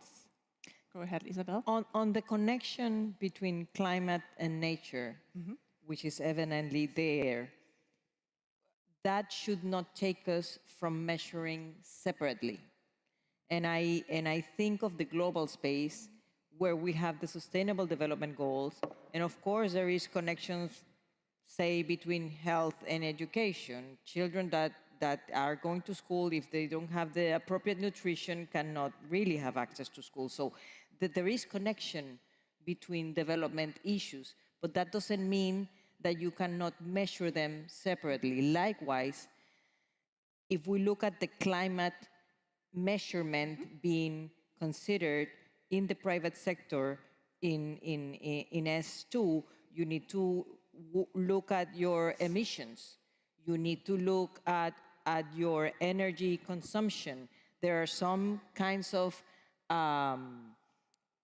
issues or specificities that you will measure to have that information. In the same way, if you're going to measure nature, and IFRS already requires within S1 to consider nature, but we are this year working on the first guidance for nature, which will come out in October, then you need to measure other things. There you need to look at deforestation. There you need to look at water stress. You need to look at biodiversity. So the fact that there is a connection between climate and nature, and it's all a part of sustainability, doesn't take us away from the fact that we need data separately, and we need specific measurements to evaluate them. That comes back to your point, Valerie, of the so what. It's not data for data's sake, but it's data to explain interdependency. So if I have an increased heat risk, I want to see more shade trees, I want to see more water holding capacity, I want to see more rivers restored, and if I have, I don't know, storm threat, I will look for other KPIs that are relevant. So I have to measure properly in separate terms, but to get to the so what, I have to understand the dependencies. But I think we have to learn from climate change, because one of the things we learned in climate change was that capital market discovery didn't lead to massive capital markets reallocation of capital. It wasn't until renewable energies became cost competitive and you had a regulatory framework that provided the predictability for capital to flow that you actually saw large-scale capital flows. So I think one of the things we have to think about on the nature side is how do we move from being problem setters? We're always so comfortable in this space of talking about let's get more data. We have to become problem solvers. And we have to showcase what are the ingredients where you can turn natural capital into an infrastructure project. So how do you define procurement? When you're talking about restoration, we know how to procure a brick of cement. We don't know how to procure a seedling necessarily. The public infrastructure for accessing the number of seedlings necessary in a country like Kenya, for example, that is trying to double its forest cover and really think carefully about what's planted where to produce not just the right trees in the right soils, but trees that have economic benefits where you need to. How do we begin to piece together those solutions to think about nature as infrastructure? But I did want to ask you one question, Gustavo. Forgive me, Sonia, for asking a question. My concern, I agree with you that insurance can be a great bridge.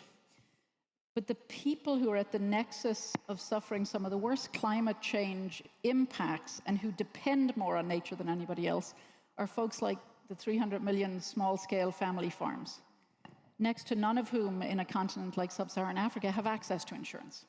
So how do we deal with those folks who are out of insurance markets? It's also true of many small and medium-sized enterprises who the premiums for insurance are too high. So where the insurance markets aren't moving into these spaces, how do we create that bridge? How do we attract insurance to go where insurance hasn't gone before? And how do we make sure the data doesn't scare you away? Because one of the challenges we face is nature is such a mispriced asset. Often the risk is overpriced, and it's what can scare insurance companies away. Thank you.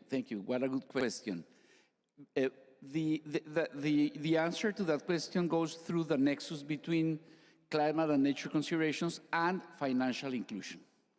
The short answer to your question, which is, of course, a complex answer, in truth, is that you have to have insurance or any other risk management tool. Insurance is just one of possibilities. You have to have insurance or a risk management tool that is paid for by other people, maybe by the government, maybe by NGOs, maybe by subnational entities, maybe by the companies or entities that are building the infrastructure or whatever. You are completely right. You cannot impose the cost of insurance premiums to those millions of people who barely make it to the end of the month. So insurance is a solution, not necessarily. It's a solution that benefits those people, not necessarily them paying it for it. That's the way we're doing it. And in Latin America, we've been experimenting with parametric insurance for that purposes. So now, for example, recently, 2 months ago, 5 subnational governments in Colombia bought an insurance to protect small farmers from catastrophic insurance. So there are ways to... That's why social safety nets are so important. And thinking about one of the things we've been looking at in places like the Sahel is how do you build social safety net systems that not only embrace people who are often left out because they're moving informally, they don't own the land, they're not included, they're not banked, so how do you reach them? But then how do you change how a social safety net operates so that the money is given before the disaster?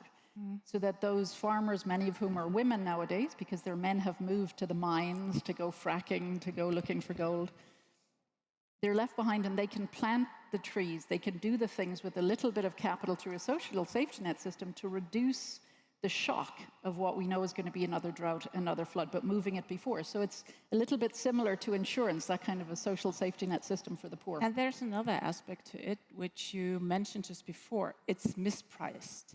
So this entire notion of where is my risk sitting? As an investor, there tends to be this understanding, I follow my asset liability modeling, and that will tell me how risky an investment is. However, those models are flawed. They are considering a very linear trajectory of the past. We are in an exponentially changing world. And whenever I talk to institutional investors, they absolutely acknowledge that fact. They say, yeah, our models are wrong, but we all are using the same ones. And then here comes the policy making, we are required to use them. And yes, we could have a stricter approach, but this would set us apart from the competition. So here comes a bit the question back to the policy making. Where's our wiggling space to guide and to frame decision making in corporates, insurance, and banking, and help investors to really comply with their fiduciary duty, which usually is not constrained to the digit behind the comma, but it's actually to some bigger safety of their pensioners. But it's so easy to just withdraw from the argument and to say, well, I have my models and I can't move away. Yeah, I see the duty of governments to work on this. I mean, usually we could also say, I mean, this is a business sector and everybody is free to make his own mistakes. But of course, this is back infecting society. So it is not a risk that is sitting alone with a company. And that is a reason why I believe that governments need to take care. And as I said at the beginning, and it was addressed by some of the interventions, it is not only about including the risks into the decision-making processes in companies, it's also about data. And not only the financial data, it's the data laying behind on the physical side. And I want to give an example. It came into my mind when you were speaking about your elections and typical type of men. I don't know why I was thinking about Elon Musk then, but the story is he flew into Berlin where he wanted to build a facility, Tesla facility. And he went out of his plane and started laughing and said, "You have a water scarcity problem." And whoever flew into Berlin, you're flying in over a lot of lakes. So the stomach imagination of a non-skilled manager says, oh, there is no water scarcity. Mm-hmm. If you look a little bit deeper into it, this region around Berlin is one of the regions in Germany where the projections are showing that due to climate change, water scarcity will be one of the key challenges. So these data need to go into the risk assessments, otherwise you are misled. And more than that, to put another layer of complexity on it, this is not static. Of course, you can do something. Whether there is water scarcity in a region or not is very much dependent on the policy you are making. Do we, as one of you mentioned, do we invest in restoring our river systems? Are we investing into the capacity of our landscape to store water?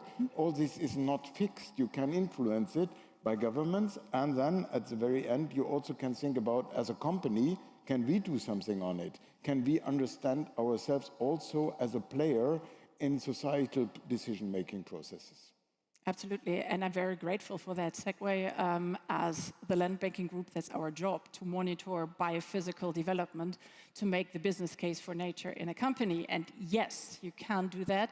And how can we make that more present? Is it just an educational, a capacity building? I don't think so. accounting the solution? Well, I think numbers is part of the Definitely. solution. And at the end of the day, accounting is the tool to show numbers. On investors, I would like to go to the fact that it is investors that required information because risk is relevant to decision-making from investor side. Information is relevant. So why go there? Because if you're going to invest somewhere, you need to know if this is going to be a good investment, what's the return going to be, what's the risk going to be. And the way to know that is with this data. So yes, it is about policy making. We need jurisdictions to make decisions and some things need to be forced upon in order to happen. But it is not only about policy making, it is also about the need for financial purposes, for investing purposes, for business purposes. If business are into business for profit, among others, these numbers matter. They're part of your scenario. They're part of your risk evaluations. They're part of your numbers, which is one of the reasons why sustainability standards need from now on to go into financial statements. Sustainability reports are no longer to be a separate report, but are to be part of the financial report. This is also forcing in corporations the conversation between the sustainability officer and the CFO, which rarely happened before. You know, the chief sustainability officer will deal with the sustainability information. That doesn't have anything to do with me as the CFO. Yes, it does have everything to do with you at the CFO, which is bringing this discussion to the board level and to the CEO level. You know, another set of numbers, if I may, that we don't spend enough time discovering, that the CFO is going to be very interested in, the CEO, is the underpricing of opportunity when it comes to restoration. Because it's not just for a company to invest in restoration for its own business continuity, to be able to make sure it reduces its risk, but also to revenue stack. I mean, we've got a wood products market in the world that's going to be worth $1 trillion annually in 2028. All of sub-Saharan Africa is less than a 2% share of that market. Huge opportunity, huge demands in the regional and domestic market. Instead of importing wood for framing or for furniture or for railway ties, as huge railways are being built across Africa, you could build these domestic industries. And these are huge opportunities for companies that can not only manage the risk of their business continuity and that most important of inputs like water that's coming from forests, but they can actually make money by doing it right, multi-species, multi-story. There's carbon markets, there's biodiversity credit markets. So it's not just always focusing on the numbers on risk. I think we've got great ways of taking them into the public sector through UNSEA and natural capital accounting, the private sector through accounting standards. But let's not forget, we need to identify the opportunities so they can be rightly priced. You can revenue stack and move money that way too. Love it. It's the differentiation that we need to do more properly between, first of all, harm done in the past, but then going forward, there are compliance issues, your fracking risk, but there is also this incredible opportunity once priced well. And is it only the pricing question? Is it the, by me quoted, liability models that are actually prevailing proper allocation of resources, proper allocation of investment? Or is there a power play of, I can still somehow milk the system until it collapses, and let's have that bonanza until we have 2008, and the subprime risk is exploding? Where do you see soft signals of change or of positive first steps into the direction we understand and we start changing? Once it is understood, then you see that milking the system constantly is not sustainable. And I have a very nice example about that. There is this big hydropower plant between Paraguay and Brazil.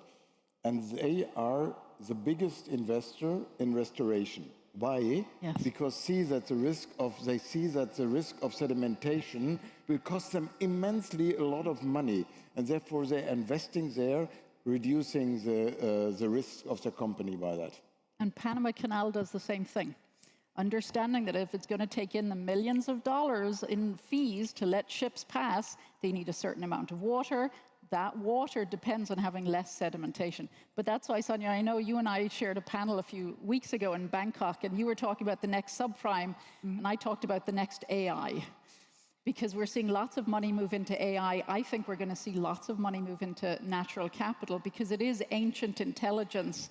It's affordable. It's the best deal on the market right now because you can take advantage of it. It's low cost. It's not priced well right now. You can get in on the ground floor, make lots of money if you're a business. And like Mo Ibrahim said in the opening ceremony, yes, your business is in the business of making money, and that's fine. You can make good money by doing the right things, benefit everybody. So I think it's the next AI. And you know what? After that panel, I had the privilege to go to Beijing, and I was blown away what's going on in China and what business is coming out of this ancient intelligence. So that was just tailwinds for your argument. Last of my questions, and maybe that's also a bit the question, adaptation. Adaptation via natural capital. Is that a potential driver? I know Germany has the most meticulously developed national adaptation plan, and I wonder if that would be followed, we wouldn't have that discussion anymore. Where are we? And I don't know if you are aware of those plans for your countries, but I would like to know if adaptation to the changes we see could be part of that opportunity we can drive on. Absolutely, and I mean, it is even more essential than having a mitigation plan. On mitigation, you can really make a mistake wherever you start, if you build a wind park or whatever you do. On adaptation, if you start at the wrong side, it's easy to do wrong investments. You have to do it planful. And again, as we are talking about assessments and risk assessment, you need to know where the risks are, otherwise you invest at the wrong point.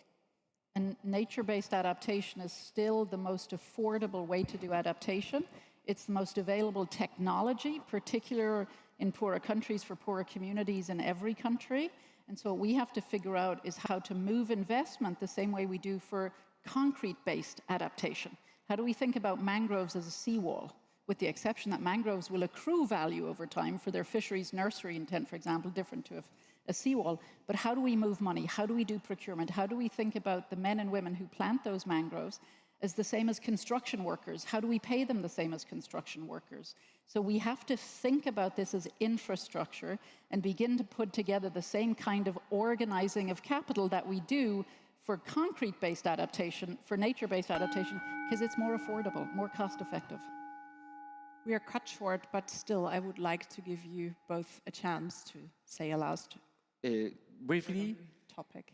There are some insurance products that have been conceived for adaptation. I mean, as an insurance company, I pay you when something happens, parametric insurance, for example, but that money has to go to adaptation.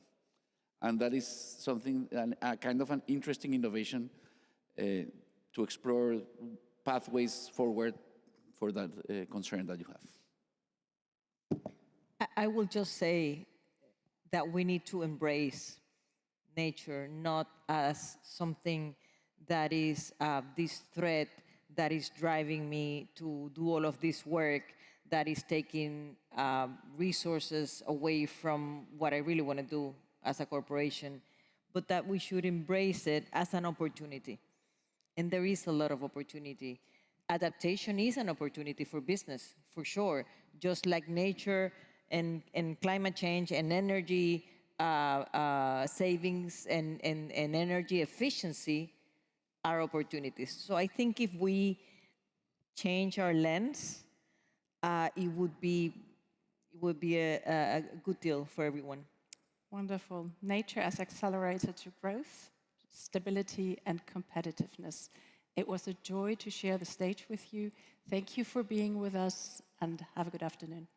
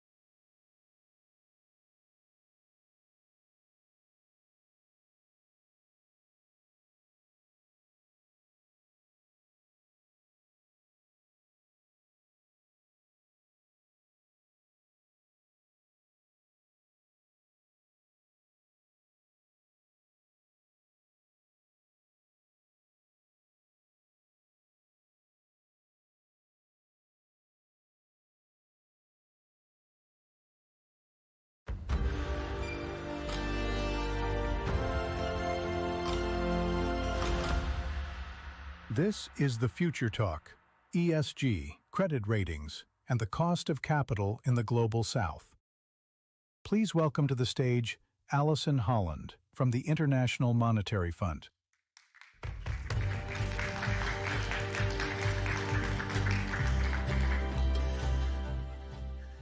So welcome, everybody. I'm very glad to see so many of you here for one of the final sessions of this wonderful conference.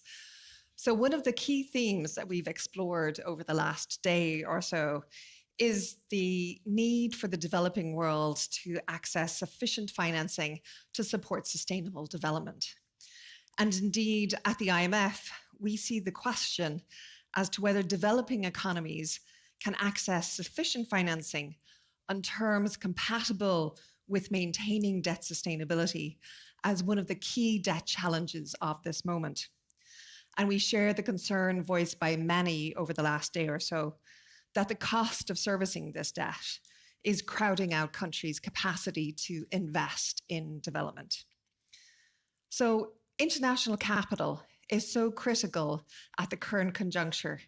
It is seen as a real way to substitute for the potential drop in ODA that we've heard reported.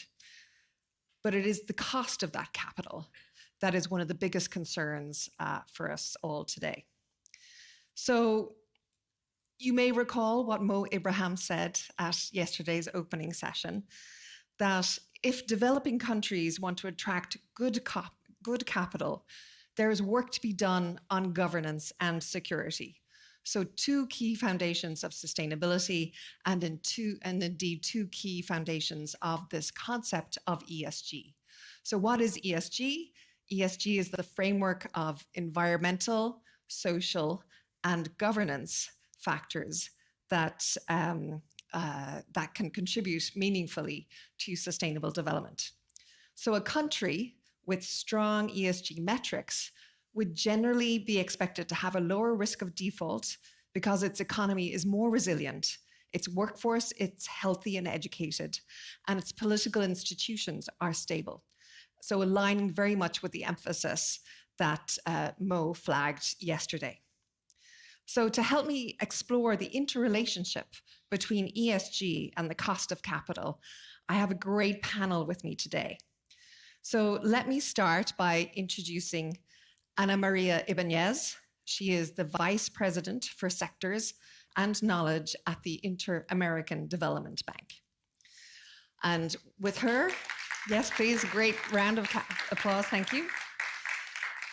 We also have Matt Robinson, who's joining us today from Moody's Ratings, where he's an executive director.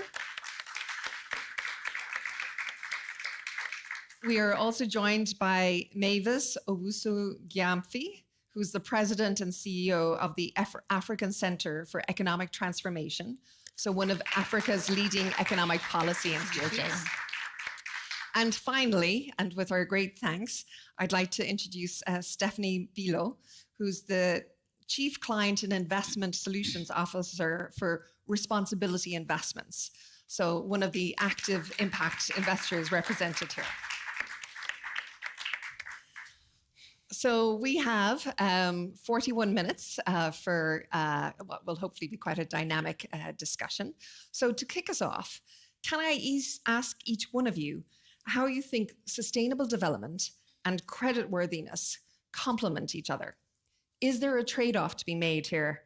So let me have 1 minute for each of you, and let me start with Ana Maria. Thank you very much, Alison. And indeed, they complement each other. We do believe this at the Inter-American Development Bank. Investments in sustainable development strengthen the foundations of sovereign credit worthiness. Why? Because it improves long-term economic growth. It also improves fiscal resilience and institutional effectiveness and the capacity, and this is very important, to absorb shocks. And this is particularly relevant when we look at Latin America and the Caribbean, where countries often face challenges having access to low cost and long-term affordable capital to invest in the many priorities of our region while also maintaining their debt burdens and in addition the high fiscal pressures that the countries are facing right now. So we do believe this is important, it's complementary, and we believe also that IDB is part of the solution by helping countries in all this process. Great. Thank you very much. Matt, your views? Yeah, I think that's absolutely right. Agree entirely. From a credit perspective, it can sometimes seem like a trade-off. You think investing in resilience, adaptation, mitigation it's not cheap. Those that need it most are often the ones with the least capacity to spend. They're lower-rated sovereigns usually facing liquidity challenges, and waiting for the longer-term benefits from that investment is hard because you can't pay a coupon with a longer-term benefit. You need money here and now. But it's definitely complementary because securing the future is what leads to your debt service capacity. Avoiding future costs is what demonstrates your ability as a government to be forward-thinking, understand what is needed here and now. It's a multi-year, multi-administration approach that engenders confidence amongst the investor community, allows them to borrow at affordable costs. So two sovereigns, one focused on this, it's definitely a complement. Fantastic. So Mavis, your perspective from Africa. So the answer is yes. And just building on what my colleagues have said, the first one is that environmental risks affect long-term economic sustainability and growth. So if a country is exposed to droughts, if it's exposed to flooding like my country is right now, there's a high cost to it. So the infrastructure damage that governments have to reinvest in, the loss of agricultural productivity, you cannot separate the two. And then your social factors also affect it. So if we think about, political instability, if we think about productivity, you really can't separate those from your investment and growth. If you don't have policy credibility, if you don't have fiscal discipline, it doesn't work. But underpinning all of this is what we feel is most important, which is resilience. Okay, we need to build economies that are resilient to shocks. We live in a very uncertain world right now. So for me, even the fact that we are asking the question is problematic. It should be part of what we do every day. Fantastic. Stephanie, you have the last word on this. Thank you. I would very much echo the last statement, because we need to stop treating this as something else, something complementary. At the end of the day, sustainability is a credit issue. And if we fail to address this early on, the costs are so much higher for the economy, for the country. So in terms of building resilience, this is much cheaper done at the outset to prepare adaptation, have policy there, as opposed to then treating the droughts and the floods. And I think that's very much where we are coming from. This is a condition sine qua non. So maybe actually I can pick up on what you just said, Stephanie, and maybe we can go on to explore a little bit, in your role as an impact investor. You said that you work directly with the private sector, but of course you cannot ignore the country context and the overall resilience of the countries you're looking to operate in. So can you say a little bit more about how a country's ESG, or more broadly, how a country's resilience translates into your appetite to provide capital?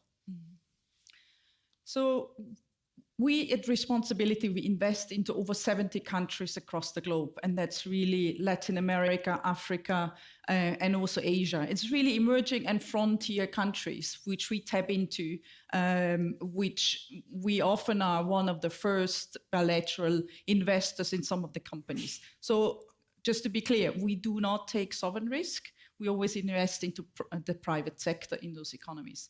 Nevertheless, there's a lot of factors that come into play with regard to assessing, can we go into this country and invest?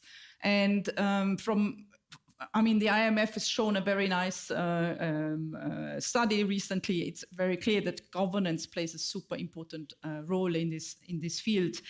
And funny enough, from our perspective, is a bit strange that environmental factors play a much less role with regard to the credit spreads and the factoring in.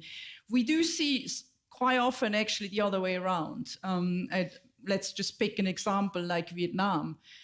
By having a strong economic policy where they see electricity demand will double by 2030, there's also a very strong power generation plan behind it to build this, because that's how you can attract manufacturing, that's why you can continue exports, and that's how you can basically create more decent jobs. So you see that there's a direct link from strong environmental policy that is not set out to say we're going to do more solar, but it's really like we want to give energy security to those companies and have an efficient grid and have actually the ability to those companies that they can produce.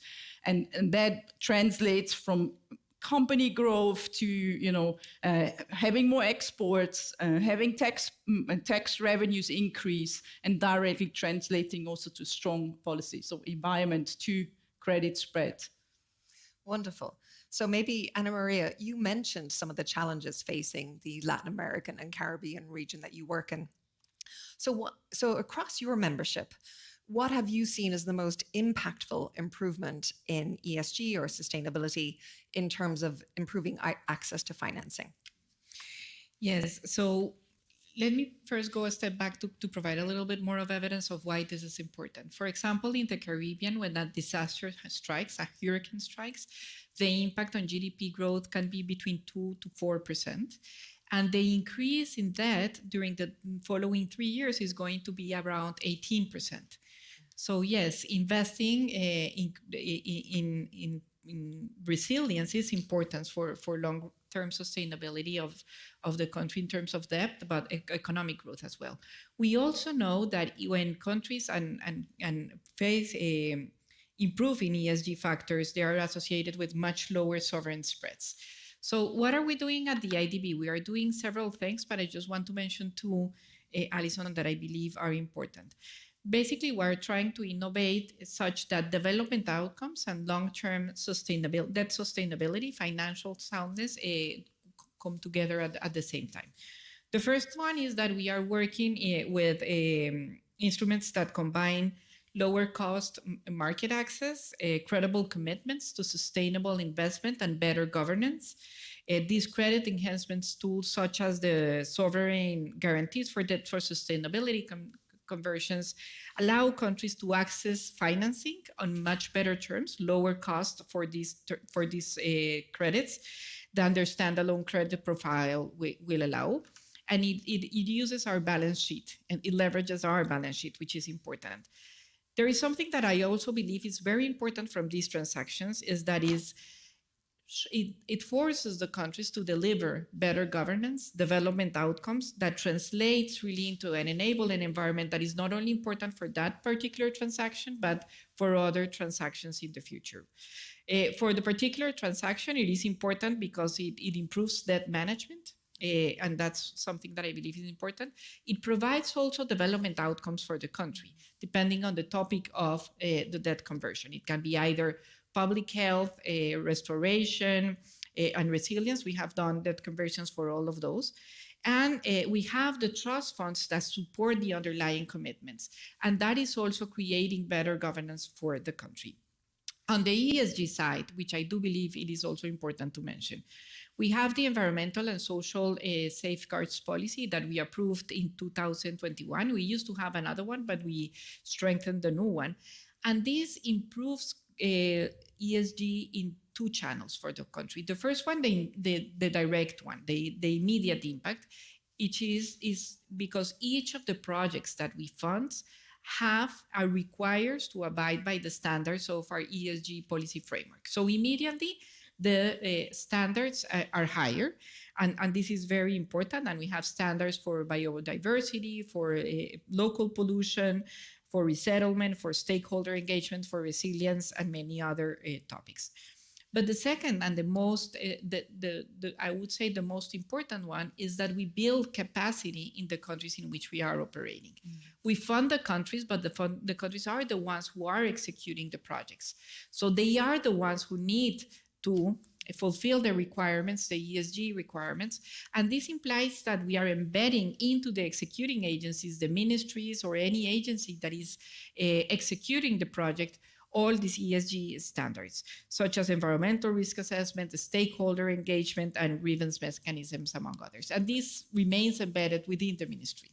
Great. So I think we've heard a lot about the virtuous cycle now between resilience, policy, capacity development, and how it can all sort of, translate into better outcomes for the countries and better access to financing.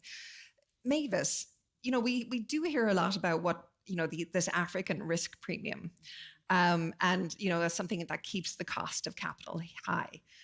So what do you see as perhaps the biggest challenge for African countries in terms of addressing that perception risk? And, what is it that countries need to do? And is there anything that in the international financing ecosystem that needs to change? Okay, thank you. So for us, the central challenge we're trying to solve here is the gap between perceived risk and actual risk. So at Asset, we do a lot of work on credit ratings with a number of national governments. And, analysis that we've done, that others have done also, shows that actually the perceived risk is much higher than the actual risk. So a study by Africa No Filter showed that negative news headlines alone cost the African continent 4.2 billion every year. Okay. And work that Asset did with OECD, citing Moody's own project finance, has shown that African infrastructure debt performed much better than perceived. So between 1983 and 2017, Africa project finance loans recorded a 5.5% default rate. It was the lowest in the world.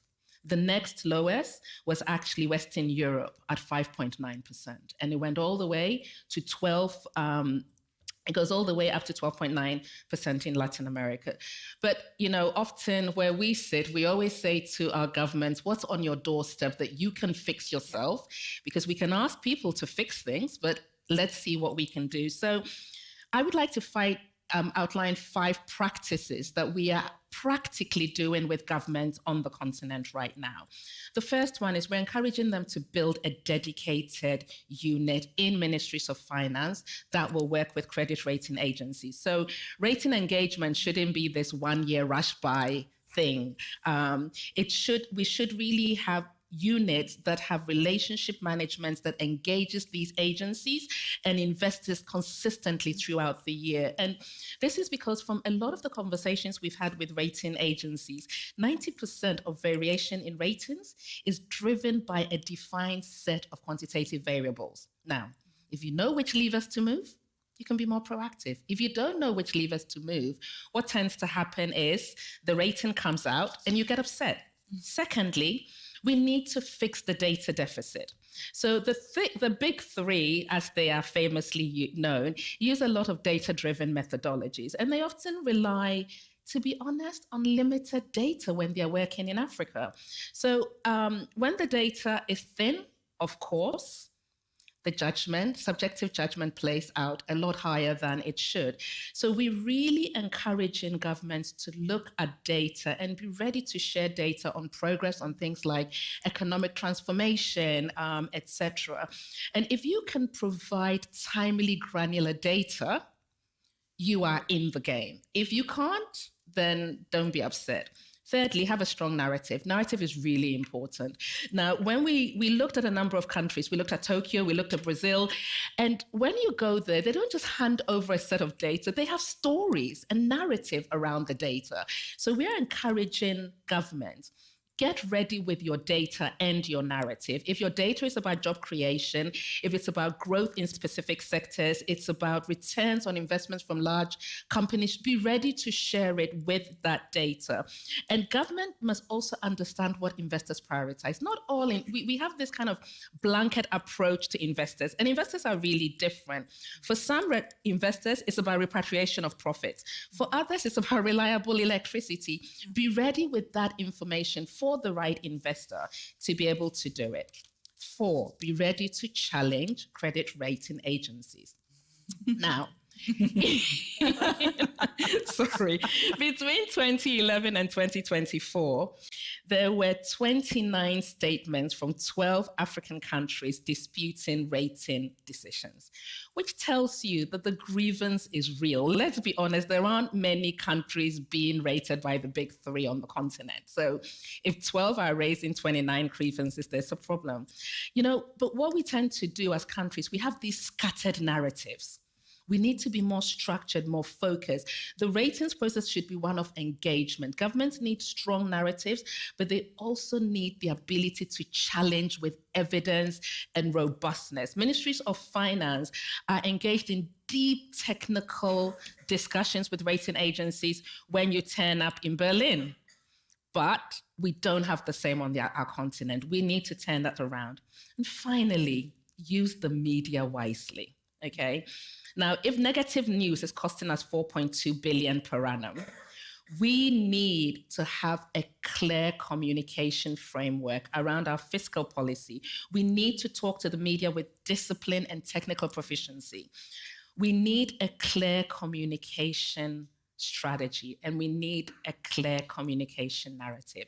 You can't have the Ministry of Finance saying it's left and the Ministry of Foreign Affairs saying it's right. Doesn't work.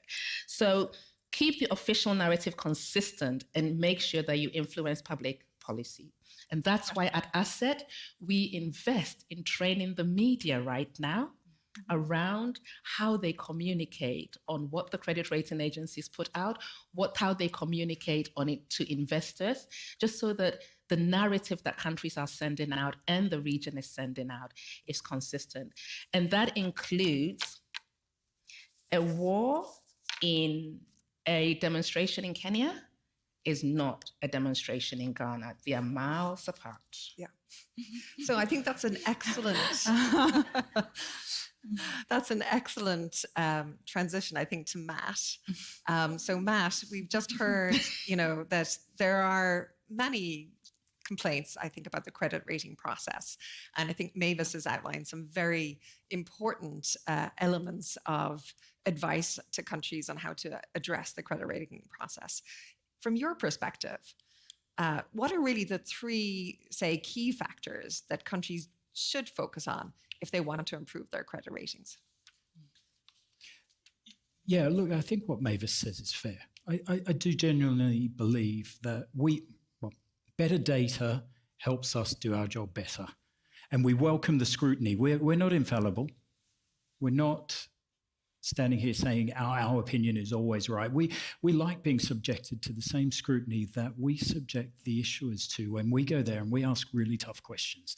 And I think it's incumbent on us to be as transparent as we can be. May not agree with the outcome or our explanation, but at least we're transparent in why we've taken the decisions that we have. And at the end of the day, ours is just one opinion in the marketplace that investors base their decision on. And I think it's genuine that there is this issue of an Africa premium in so much that it's not explained by credit. We give the same rating to an African sovereign, B2, as a Latin American sovereign, B2. The African sovereign pays more when they go to market.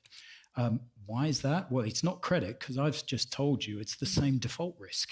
Mm-hmm. So it's not a credit issue. It's something else that's going on. Maybe it's a liquidity in the market issue. Maybe it's a reputational issue. Maybe it's a communication issue. As you said, some of the best sovereigns in the Africa space are those that have issued multiple times because they've built up that relationship. They've got the narrative.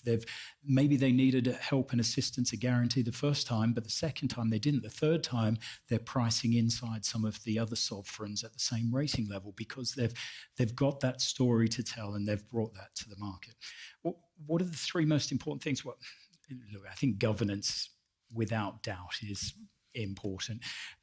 Fiscal policy, of course, and being able to deal with event risks. And I think all three of those come back to this point about sustainability, that a government that is investing for the future is demonstrating good governance.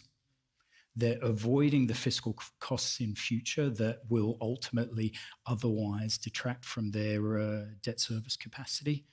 And they're preventing, or to the extent that they can, limiting the likelihood of events coming and striking them in a way that undermines their debt service capacity.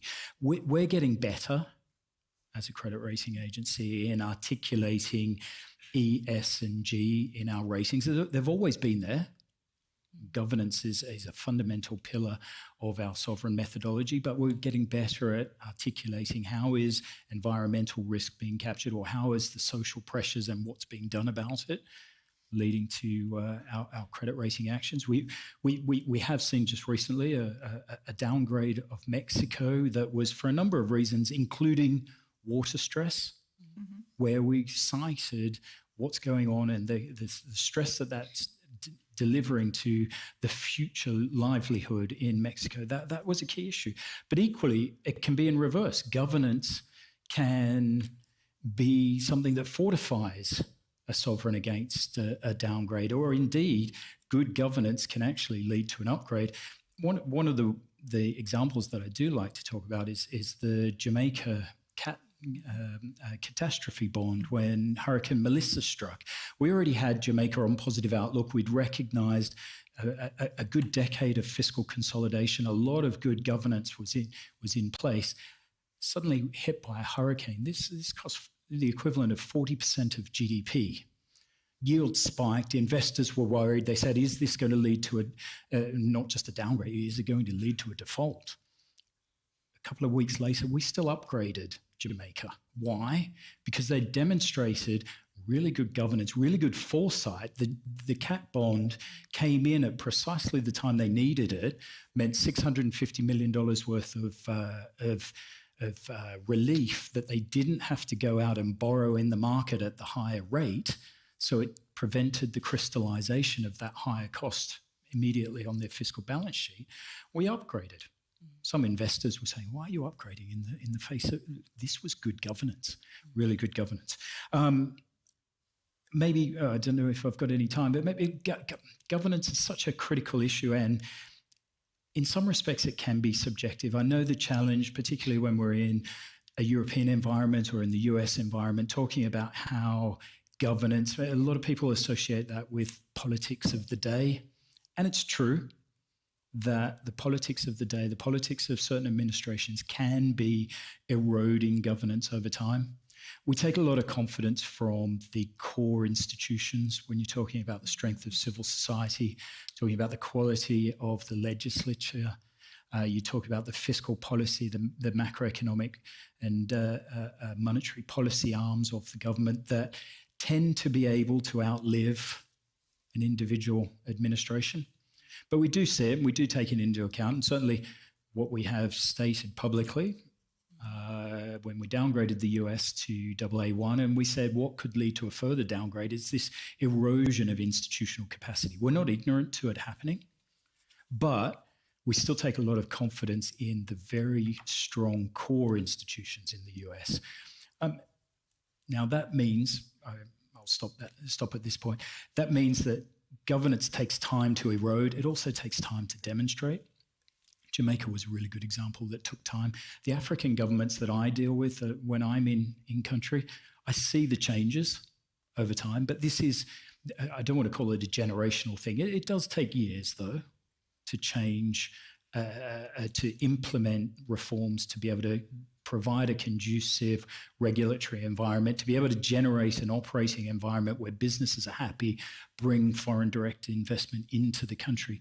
That's a long-term issue. And the more that we see governments committing multiple year strategies over multiple administrations, the more we see that, the more confidence we get. Great. I think that's all fantastic. So I want to do one more final round, and we've heard a lot about the importance of governance, the importance of investing in resilience. We've heard a lot about the importance of narrative engagement, being forward-thinking, and really kind of getting some core basics right. So I want to hear from each of you. If you could pick one low-hanging fruit, what is one low-hanging fruit that countries could do that would make a meaningful impact on their cost of capital or their access to capital? Ana Maria. Thank you, Alison. In Latin America, the Caribbean governments are working very hard for improving the sustainable financial architecture. And I was going to provide the example of Jamaica, Matt, because it's a great example. No? They had insurance for the different layers of risk, not only the cat bond, they had fiscal consolidation, the cat bond, plus other instruments that were very important. But a low-hanging fruit, I already mentioned it, Alison, and I'm going to mention it again, which are the debt conversions. We do believe this can be important. At the IDB, we have been working with governments on that. We provided 690 million in sovereign guarantees and mobilized more than 2 billion in the last 3 to 4 years. We did it in Barbados, Bahamas, and Ecuador. And these have already demonstrated a transformative potential for this approach. There is something that is very important and innovative in this is the sovereign guarantee that the IDB is providing. And as I mentioned already, we are leveraging our balance sheet for that. In these guarantees, what we do is that we refinance part of the debt of the country at lower costs, and the country then redirects the fiscal savings and the savings for the debt payment for funding development outcomes, development goals, and development programs. And this is important. This frees up fiscal space, which in Latin America is very important. We are facing very tight fiscal conditions, and countries therefore gain the ability to invest this in development priorities without adding to the debt ceiling. So this is important. Another factor is bringing the right incentive structure. So what we do with this debt conversions is that the commitments are embedded into the debt for sustainability conversions. And this is critical for the governments to deliver on the policies such that they get access to these funds and the reforms that should address the sustainability goals that they defined from the outset. And these commitments guide the fiscal savings that the country is receiving. In the case for debt for nature conversion, we made debt for conversion for marine protection, ecosystems, for restoration programs. But something that is crucial is that it included KPIs that the government needed to monitor and deliver results on it. And again, this builds governance, which I believe is part of a co-benefit of doing all this. So this, we believe, is a very good low-hanging fruit from our point of view. Thank you very much. So Matt, you spent quite a bit of time talking already about governance. Is that your low-hanging fruit? Well, yes. Well, for a start, it's not for a rating agency to prescribe what a government should do. Governments are accountable to their people. Do what your people want you to do. We can't prescribe it. But the low-hanging fruit is getting good governance in place, delivering on the policy reforms, making sure the conducive environment is there, and communicating that to the investor community. We're but one means to do that. And I'd like to think that credit ratings make a difference in investment decisions of the pension funds. But to be honest, it's the pension funds seeing what the governments are doing. Mm-hmm. Good policy leads to good outcomes. Good outcomes lead to good creditworthiness. The ratings follow the good outcomes. It's not do something for the sake of getting a good rating. It's do it because investors value that. And that's what we'll reflect in our ratings. So Mavis, I think that was very much aligned with what you heard or what you shared with us earlier. Is there anything particularly that you want to emphasize? So just very quickly, before I come to my point, it's become a bit of a joke that when we meet with our credit rating agency partners, we poke them but I want to put it here right now. They have been great allies in the work that we're doing with African countries right now. So the big three have worked with us at UNDP, Africatalist, and the others around helping us to understand. So I just want to put that on record, but I will keep poking him because Matt knows that that's what we do on stage. But yes, I agree what has been said. Look, building strong, credible, and predictable institutions that make sustainable policies and public finances trustworthy is what countries need to do. There's no such low-hanging fruit. And to be honest, it's important, if I may, for 4 reasons. The first one is that the dominant barrier to finance today is actually country and policy risk. It's not a shortage of capital out there. So we've got to fix that problem. Secondly, investors are pricing their capitals based on a mixture of perceived risks of policy reversals, regulatory uncertainty, contract enforcement, and macroeconomic instability. So whether it's perceived or not, if you're not showing progress, you are not going to change that direction of travel.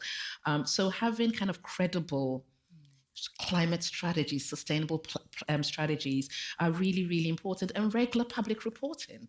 We never talk enough about regular public reporting on transparency.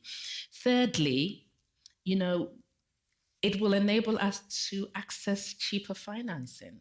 We can do a lot of things, but if we don't get these systems in place, we will not be able to access cheaper financing.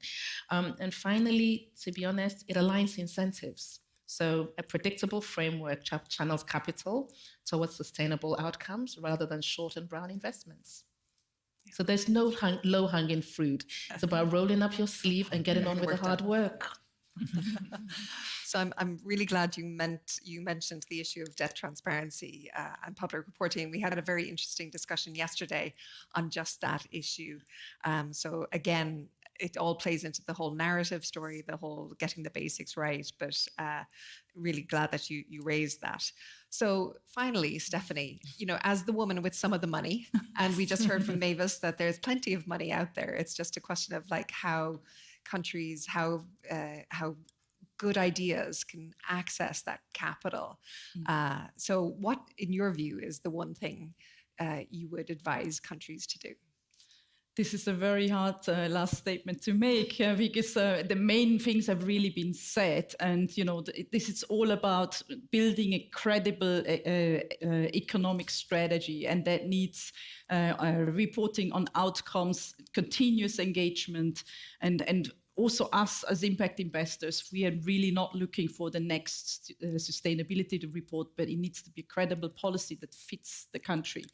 Having said that, we need to fix one thing that's not what we can do in this room. We need to fix the perception of emerging markets. We don't have a capital problem. We have an allocation problem. So this is what we need to be working on with global capital markets, with global investors. I think that's a great way to kind of end our discussion today. It's been a really dynamic discussion. I want to say thank you to all my great panelists. So I'd ask you to give them all a great round of applause.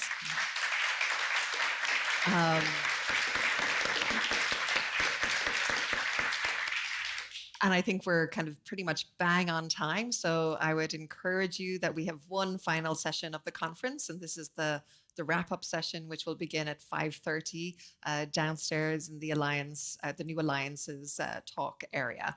But I think with this, I think there's plenty of food for thought. I think we can, basically it's about rolling up our sleeves and getting the hard work done. But there is optimism, there is hope. And so I think we should all travel optimistically from today. Thank you very much.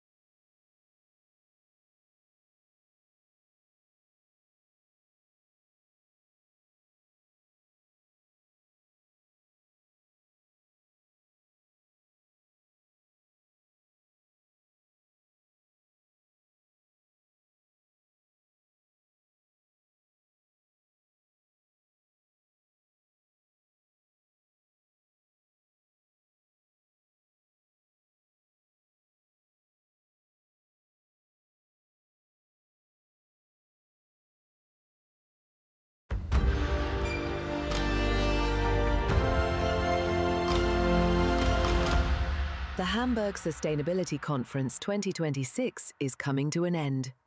We now begin our final panel. HSC, Bridging the Gap from Dialogue to Implementation. Please welcome to the stage, Kwanish Uzbekov.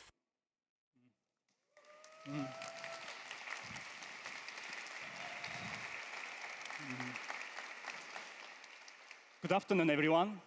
Over the past 2 days, we have witnessed amazing examples of the extraordinary human brains innovations. We show the commitments. We show so many young entrepreneurs, leaders, and the CEOs of different companies. And today, I would like to invite for the opening speech, young climate expert, and for the first time, Hamburg Sustainability Conference Youth Ambassador, Shana Mounts.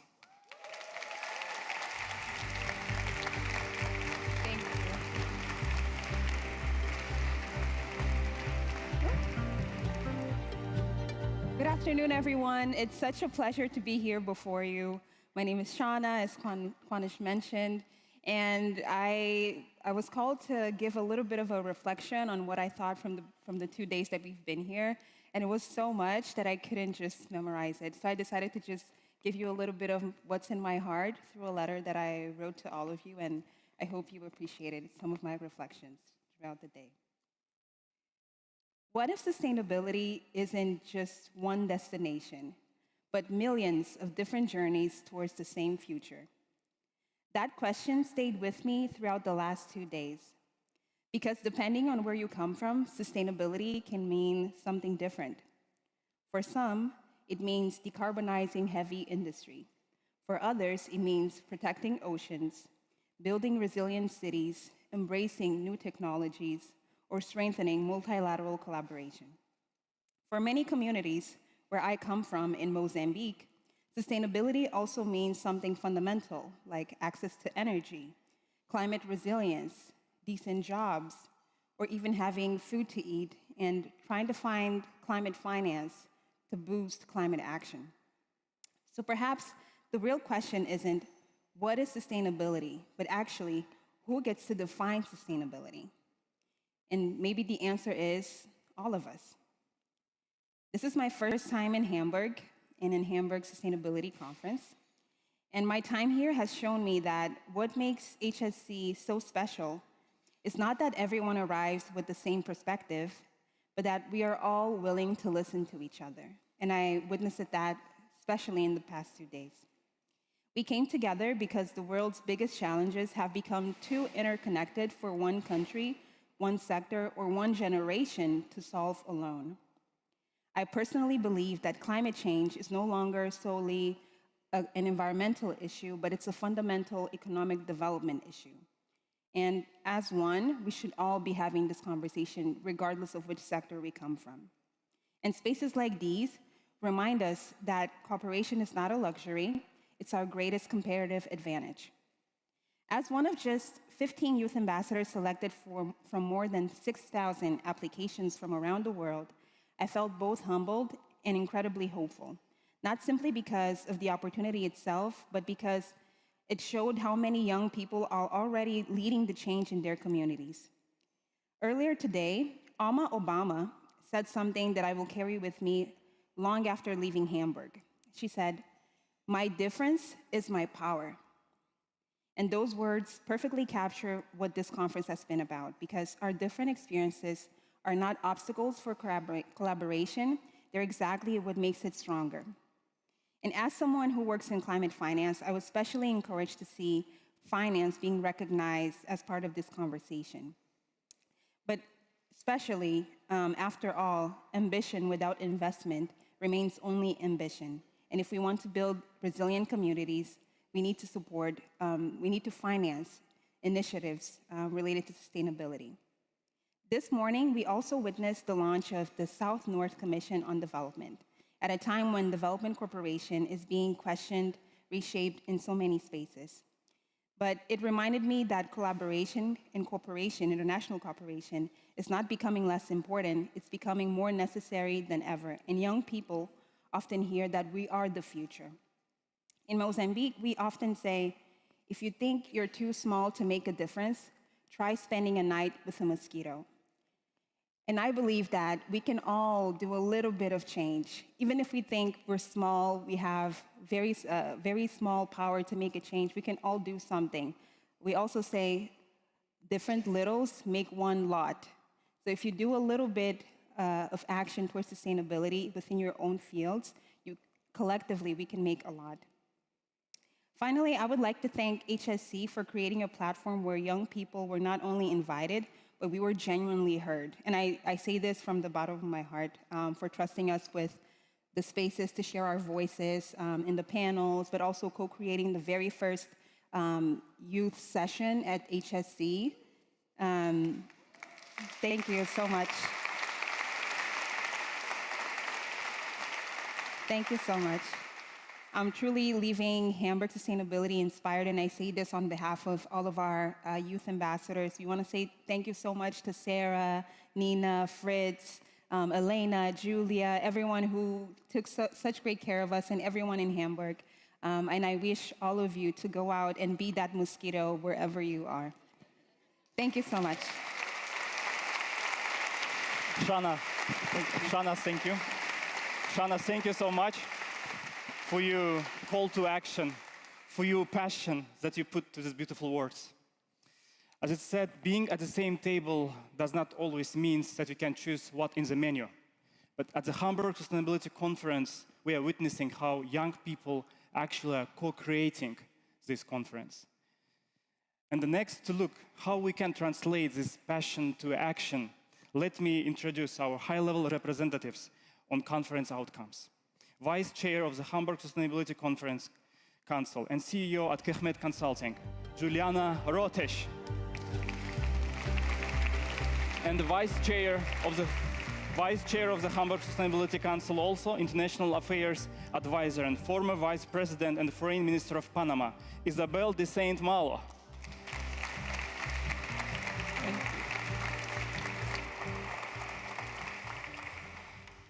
How fantastic to be sharing this stage with you, Juliana, and just seeing all of you in this packed room in a second day of a very packed agenda that we've enjoyed so very much. And we have seen that sustainability is not a side agenda. Sustainability is really at the core of everything that we do. And we have seen that in every space, in every conversation, in every accelerator discussion, and we've enjoyed it so much. So I want to really thank you for being here. Thank you for being a part of this movement, and highlight the stakeholder participation that we have seen in every room: business, public authorities, civil society, academia. This needs to continue to happen. This is a great space, and I'm just delighted to be here with all of you. Juliana, please share with us what's your take on these 2 days. Thank you very much, Isabel. One of the most important signals from HSC 2026 is that sustainability is not just a buzzword, it is becoming more practical. It is moving from declarations into systems. Finance, technology, data, supply chains, markets, and public institutions.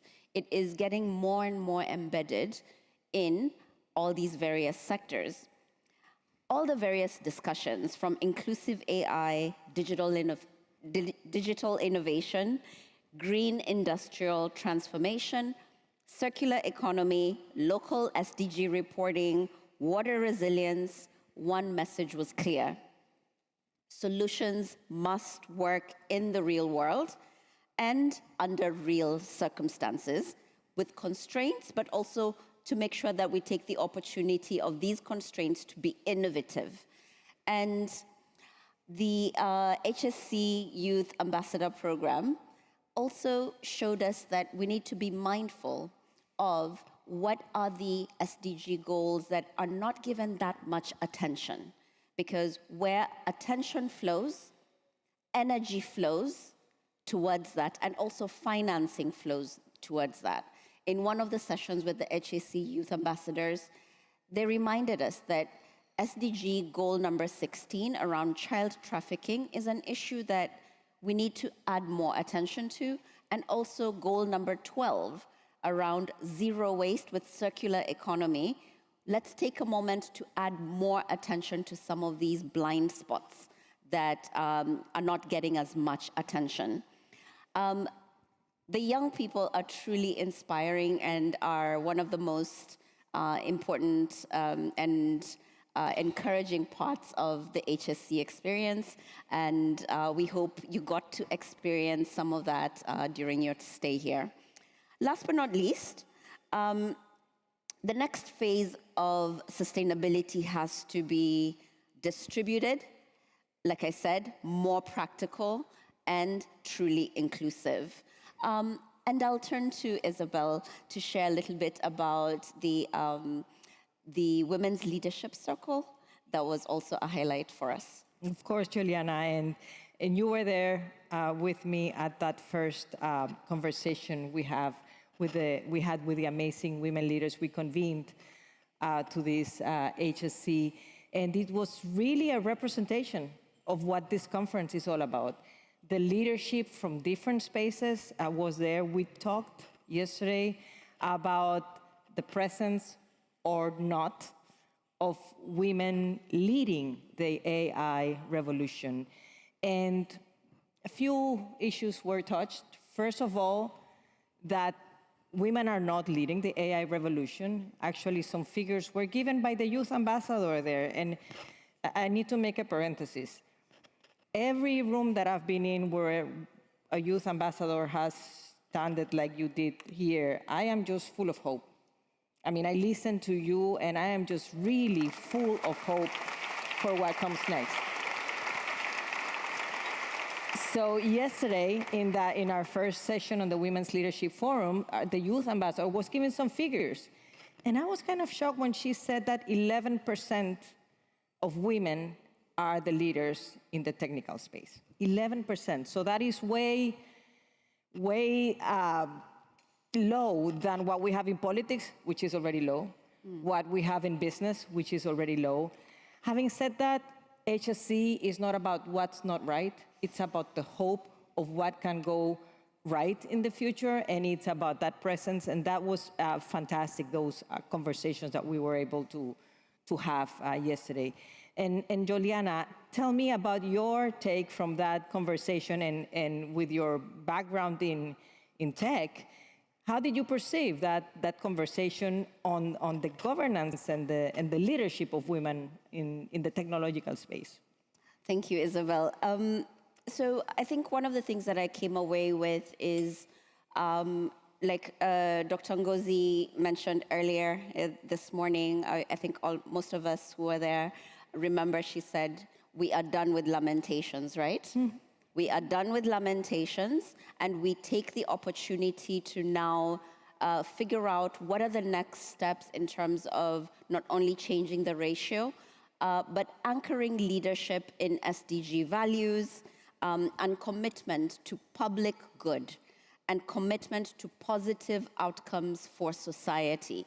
It is not trivial because this has to be done in the private sector, in public sector, in large institutions, but also in startups, but also in the whole ecosystem where we're looking at how to support the young entrepreneurs wherever they are.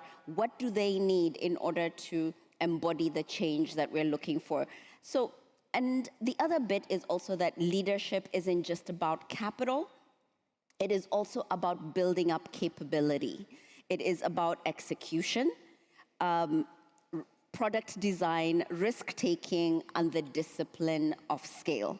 And the private sector is indispensable in helping us to drive this, and we're really, really appreciative of all the private sector actors who participated in a big way from a foundational part of HSC and also as part of the conversations here and after here. And it also means, leadership also means responsibility.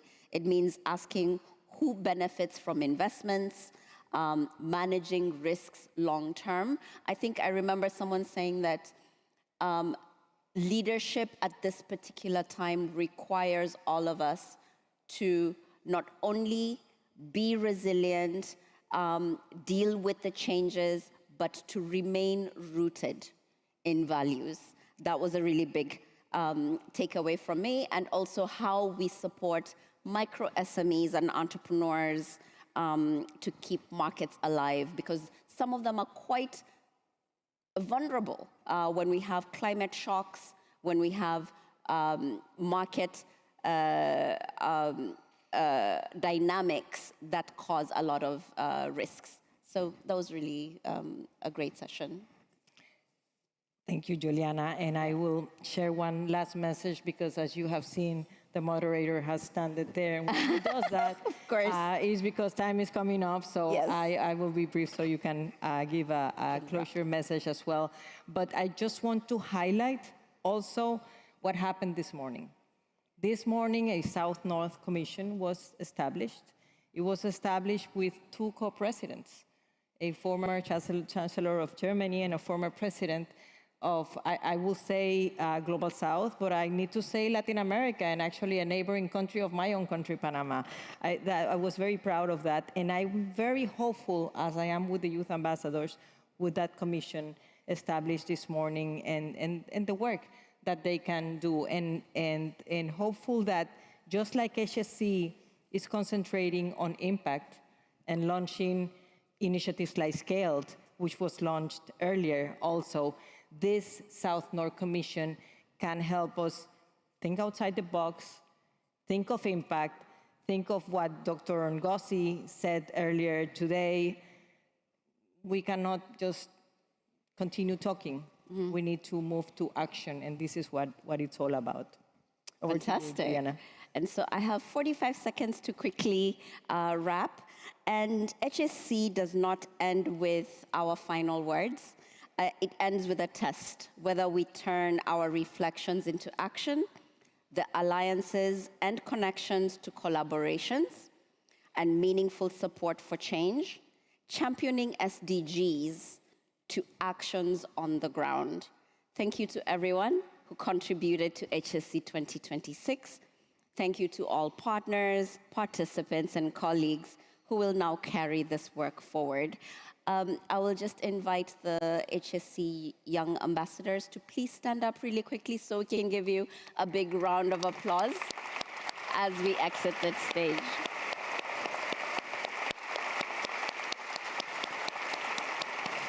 Thank you. Thank you. Thank you. Amazing job. Amazing job. Thank you, Isabel. Thank you, Juliana. Today, we are witnessing how this passion transforms into action, indeed. And dear leaders, if you look around, you can notice a lot of young people who are actually looking at you as their role models. It means a lot.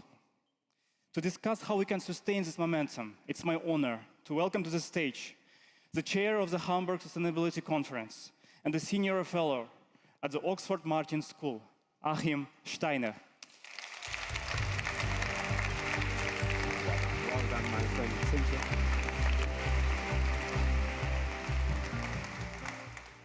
Good afternoon, ladies and gentlemen, dear friends. And here we are, just 48 hours later, not even 48 hours later, hopefully inspired, motivated, and judging by just these last few minutes of listening to you. And Sandra, thank you for being such a role model, not just to young people, frankly, to all of us. Kwanja, to you, to all the youth ambassadors, dear Isabel, dear Juliana, thank you for having just given us a quick retrospective of what has been happening in these halls. I had a speech prepared, but I've actually put it down because really everything has been said that needed to be said. And I think if I go on for any longer, I will only detract from it and dilute from it. So let me just take this opportunity to, first of all, give a vote of thanks. A vote of thanks to all of you who have made your way to Hamburg. To all of you, and you are literally hundreds, who have been curating these extraordinary moments of discussion, reflection, exchange, debate, disagreement, and yet that sense that you actually do somewhere have more in common than you might have thought when you went into a room. I want to thank all the organizations who stand behind a lot of that which made these conversations possible. I want to thank in particular also the teams of the 4 initiating organizations, our colleagues in the Federal Ministry of Economic Cooperation, BMZ, in the Michael Otto Foundation, in the United Nations Development Programme, and also here in the city of Hamburg, who once again have opened their home, their town hall to us and also to the Chamber of Commerce. As many of you have commented, these 2 halls and that courtyard have a strange vibe. You can't escape each other, you meet each other, you just find each other, even if you hadn't thought about finding each other. And yes, you also find drinks and food, and I want to thank the caterers. They have a way of making themselves known to us, especially if they're not there. So to all those, including the ice cream stall, which it took me 1.5 days to finally get to, but thanks to Clara, I managed to get 1 cone, and I hope you have sensed that the sense of hospitality that you have seen here is not an accident. And I want to in particular thank also the staff in our HSC company, in our team that throughout the year makes essentially every moment that we then experience here part of a very deliberate planning effort, including the atmosphere, the culture with which we meet here. And 1,600 participants, another 1,500 online participants. We have seen about 80 sessions convene, and I literally had the chance to today spend time in 2 of them. Not a boring moment. And what I also love very much about the HSC, and I think you can sense it also, we have presidents, we have former presidents, we have ministers, we have scientists, very important people. We have people who will be important one day, but you know, frankly, importance is not what defines your voice. It's actually whether you're willing to roll up your sleeves, get around the table, start talking. And I think one theme that we have tried to make part of that spirit of the HSC, in fact, you as participants have repeatedly spoken to it, and goes again this morning. Let's stop lamenting. It's not to close our eyes to what is happening. We know how deeply in trouble our world is right now, how distressed and how fearful many look to the future, how much our politics is beginning to create this sense that our neighbor is our enemy, that those who we once trusted can no longer be trusted. That trend, that temptation to try and explain what is not happening in the way we want to happen by blaming it on others is the beginning of losing the capability and the ability to cooperate with one another. I hope that what you take away from the discussions here is not only the substance, the content, the direction, the possibilities, but something that I had always hoped when we began this journey with the HSC, that this is a conference about the future. It is a conference, and thank you, Isabel, I think, and Juliana, you just spoke to it, and Zana, in fact, about hope. Because, yes, we can be very troubled, but we are also in a position to do something about it. And perhaps the greatest thing that we can also convey to people outside these halls, including through, again, the 250 events that were happening and continue to happen in this Sustainability Week here in Hamburg, is that you are not powerless, whether it is the image of a mosquito and the ability to think that lots of small actions add up to a lot of things. Human history is full of those examples. Let's hold on to these ideas, and above all, this is a conference where we talk with each other, but we also do so with the intent to work and act with one another. So perhaps if I can just make one small recommendation, as you travel home today, tomorrow, later in the week, just contact 2 people that you met at this conference here and make sure that you didn't just say hi and I'll be in touch, but that you actually get in touch. You will be surprised what happens when 1,600 people contact 2 other people, and just do your own math of what could happen by the time we meet again next year here in early summer in Hamburg. Thanks to the city and thanks to the supporters of the HSC, we look forward to welcoming you back and to continue to generate the spirit with which I think we have seen so many things announced and already initiated here this week. This is a conference about how we can do things together, not about how we turn each other into enemies and only competitors. In that spirit, thank you so much. And it is now my great pleasure not just to say thank you for these 2 days, but in fact to open the stage to 3 extraordinary colleagues who will shape and introduce you to where tomorrow's work continues. The Future Economy Day Thank you once again on behalf of all of us in the HSC. Have a fantastic evening. Thank you. There he is. John, please. Herzlichen Glückwunsch. Alles Weitere bei euch. Alles Gute. John. Well done. Thank you for your message also. Good. Well, thank you, Chairman Steiner, and congratulations once again on a very successful third edition of the Hamburg Sustainability Conference and for passing on the baton to us to the Future Economy Day. This is a great meaning that you are really willing and pushing forward the integration of the private sector and the business perspective on the Sustainability Conference, which is a great and important sign. Ladies and gentlemen, ministers, excellencies, and from our side, we want to say thank you for coming around and for being here in Hamburg. We are very proud as a Hamburg business community. We represent in the chamber 180,000 member companies, and we would like to say thank you for coming and for pushing these important topics forward. You mentioned the building, the connection between the City Hall and the Hamburg Chamber of Commerce. I think this is a unique sign and symbol for the cooperation and the spirit in Hamburg that we share with the government in Hamburg. The connection between these buildings, it's actually one building. It's a connected building. So it's a share with a little twinkle in the eyes. We say it's like yin and yang. The one cannot be and live without the other. And that's the same from our perspective, from the private sector or the business community with sustainability. Sustainability is the future foundation of competitiveness for the business community, but also competitiveness. If your company is not competitive, it's not sustainable in the future. And that's the perspectives of the FED, the Future Economy Day tomorrow, that we are hosting tomorrow as the joint event to this conference together with ICC and DZ Bank. Thank you very much for this. And John, I hand over to you. And what can we expect tomorrow? Thanks so much. Great to be here. I think I'm the honorary Australian in the room, so it's great to be part of the World Cup still. So sorry. Oh, sorry. I knew that came. I forgot. And no lamentations. Okay, you are not victims. You actually got the future before you. We talk about hope. My middle name is Hope. It's John Wallace Hope Denton, and so I do come bearing hope. The International Chamber of Commerce. We are in 170 countries. 70% is in the global South, and we are committed to actually being masters of the future, but also bringing the voice of the private sector, but the action of the private sector to solve the global commons problems that we actually see before us. Tomorrow, we're going to talk about the future economy, and I'm going to show you how, at the ICC, we don't have to wait. You can just do things. We are launching Trade Routes Africa to actually join up SMEs through trade corridors, which will increase economic activity.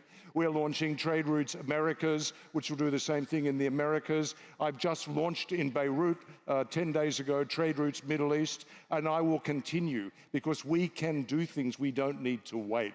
The private sector, which we represent, is driven by the need to ensure that there's opportunity for all. And that is the purpose of the ICC, which is why we're actually proud to be aligned with the Hamburg Sustainability Conference, but also importantly, to be part of the conversation tomorrow on the future economy. The future economy will be built by us with you. We are not waiting for governments. Frank?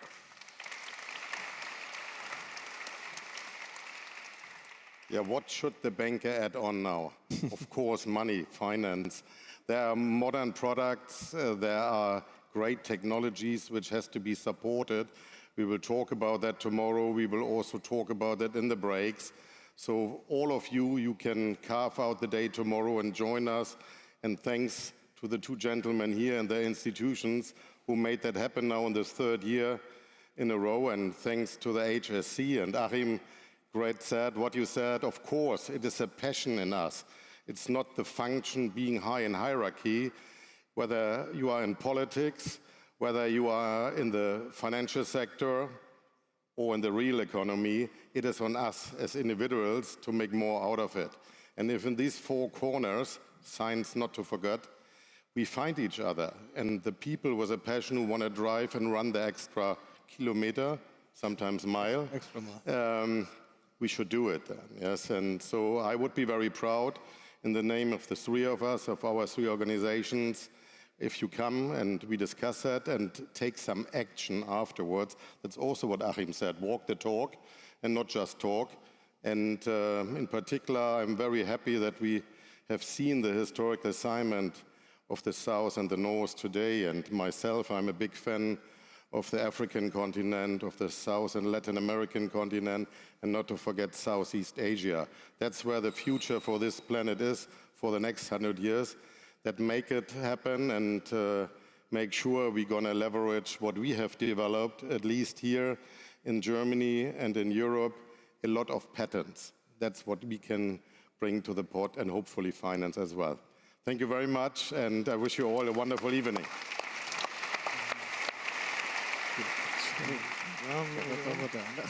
Thank you, gentlemen, for this amazing, powerful introduction. Today, we'd like also to notice that we're not only divided to south, to north, to east, to west. We are made of global south, global north, east, and west. United, we heard this word a lot today, unity. And in unity is our power. To bring our hearts and minds together, please welcome to the stage for an artistic closing performance, the incredibly talented spoken word poet, United Nations Global Peace and the UN SDG campaign advocate, Alhan Islam.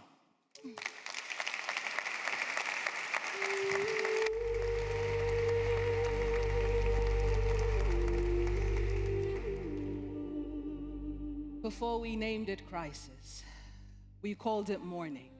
The sun arrived softly then, through kitchen windows, across rivers, on the backs of farmers returning home with stories folded into their hands. Children drew it in yellow crayon without fear. See, once, human beings looked towards the sky and saw God in the generosity of light. But now we look up and measure survival in degrees. What a terrifying thing. For the same sun that taught the earth how to bloom to become a warning. And maybe that is the tragedy of our generation, that we learned how to build taller buildings but forgot how to remain small before nature. We extracted and expanded and consumed.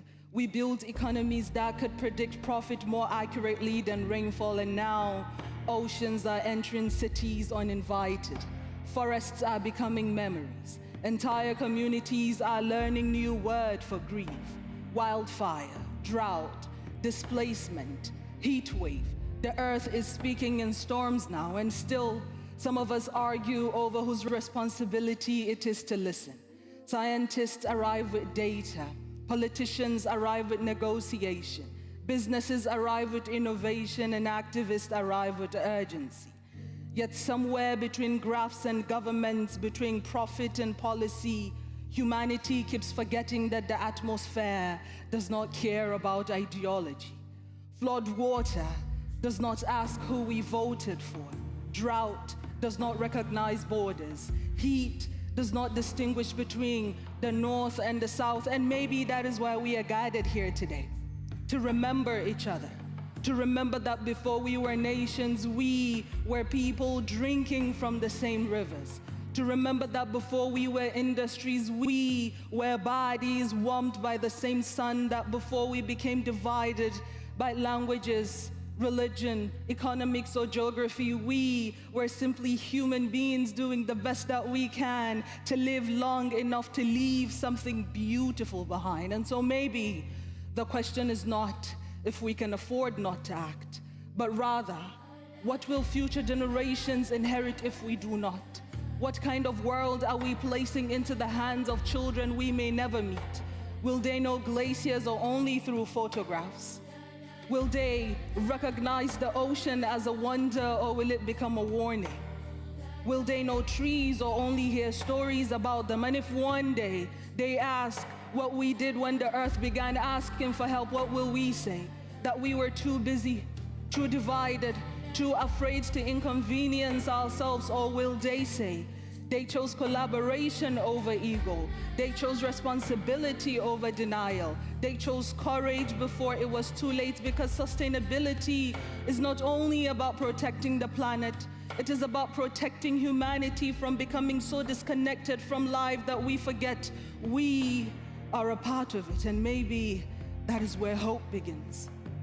In understanding that the future is still listening, in scientists and storytellers speaking to one another, in policy learning the language of humanity, in communities remembering that survival has always been collective, in businesses choosing stewardship over extraction, and maybe that is where hope begins.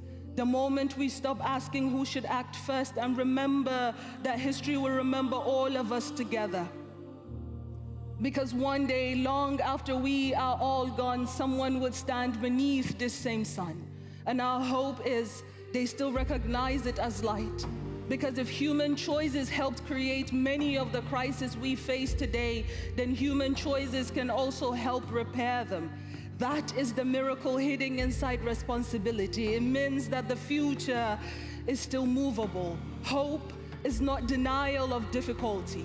Hope is the decision that difficulty will not have the final word. Hope is infrastructure. Hope is the reason rooms like this still exist, and maybe that is what winning together means.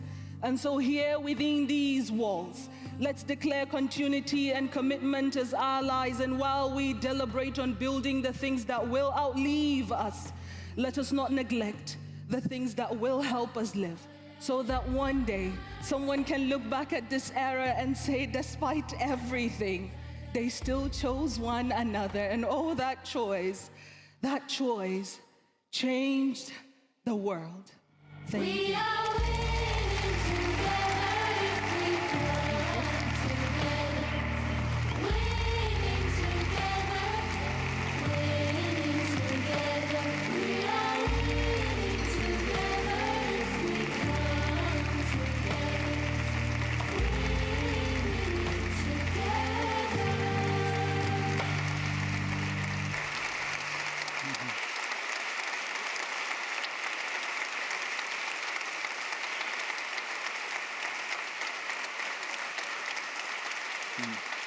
Thank you. Thank you, Alhan Islam, for such a beautiful reminder that finance, law, and medicine, of course, there's noble professions to sustain our life, but culture, art, love, and poetry, this is what we are indeed living for.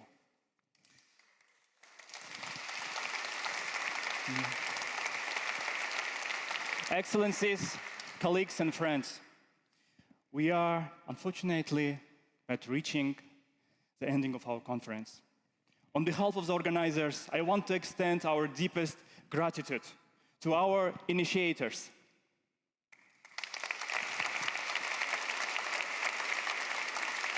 to our partners,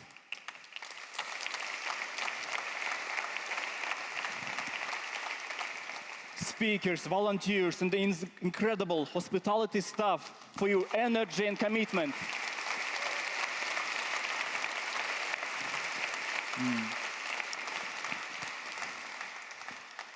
In Kazakh culture, where I'm from, we have a saying that guests makes you happy twice. First time when they arrive, and second time when they leave. But truly, it has been a very joyful and insightful evening. I would now like to invite you to join us for dinner. Please, enjoy the evening. The stage is yours for photos, and do not forget to tag us at the social medias. Hamburg Sustainability Conference 2026 is officially closed. Thank you.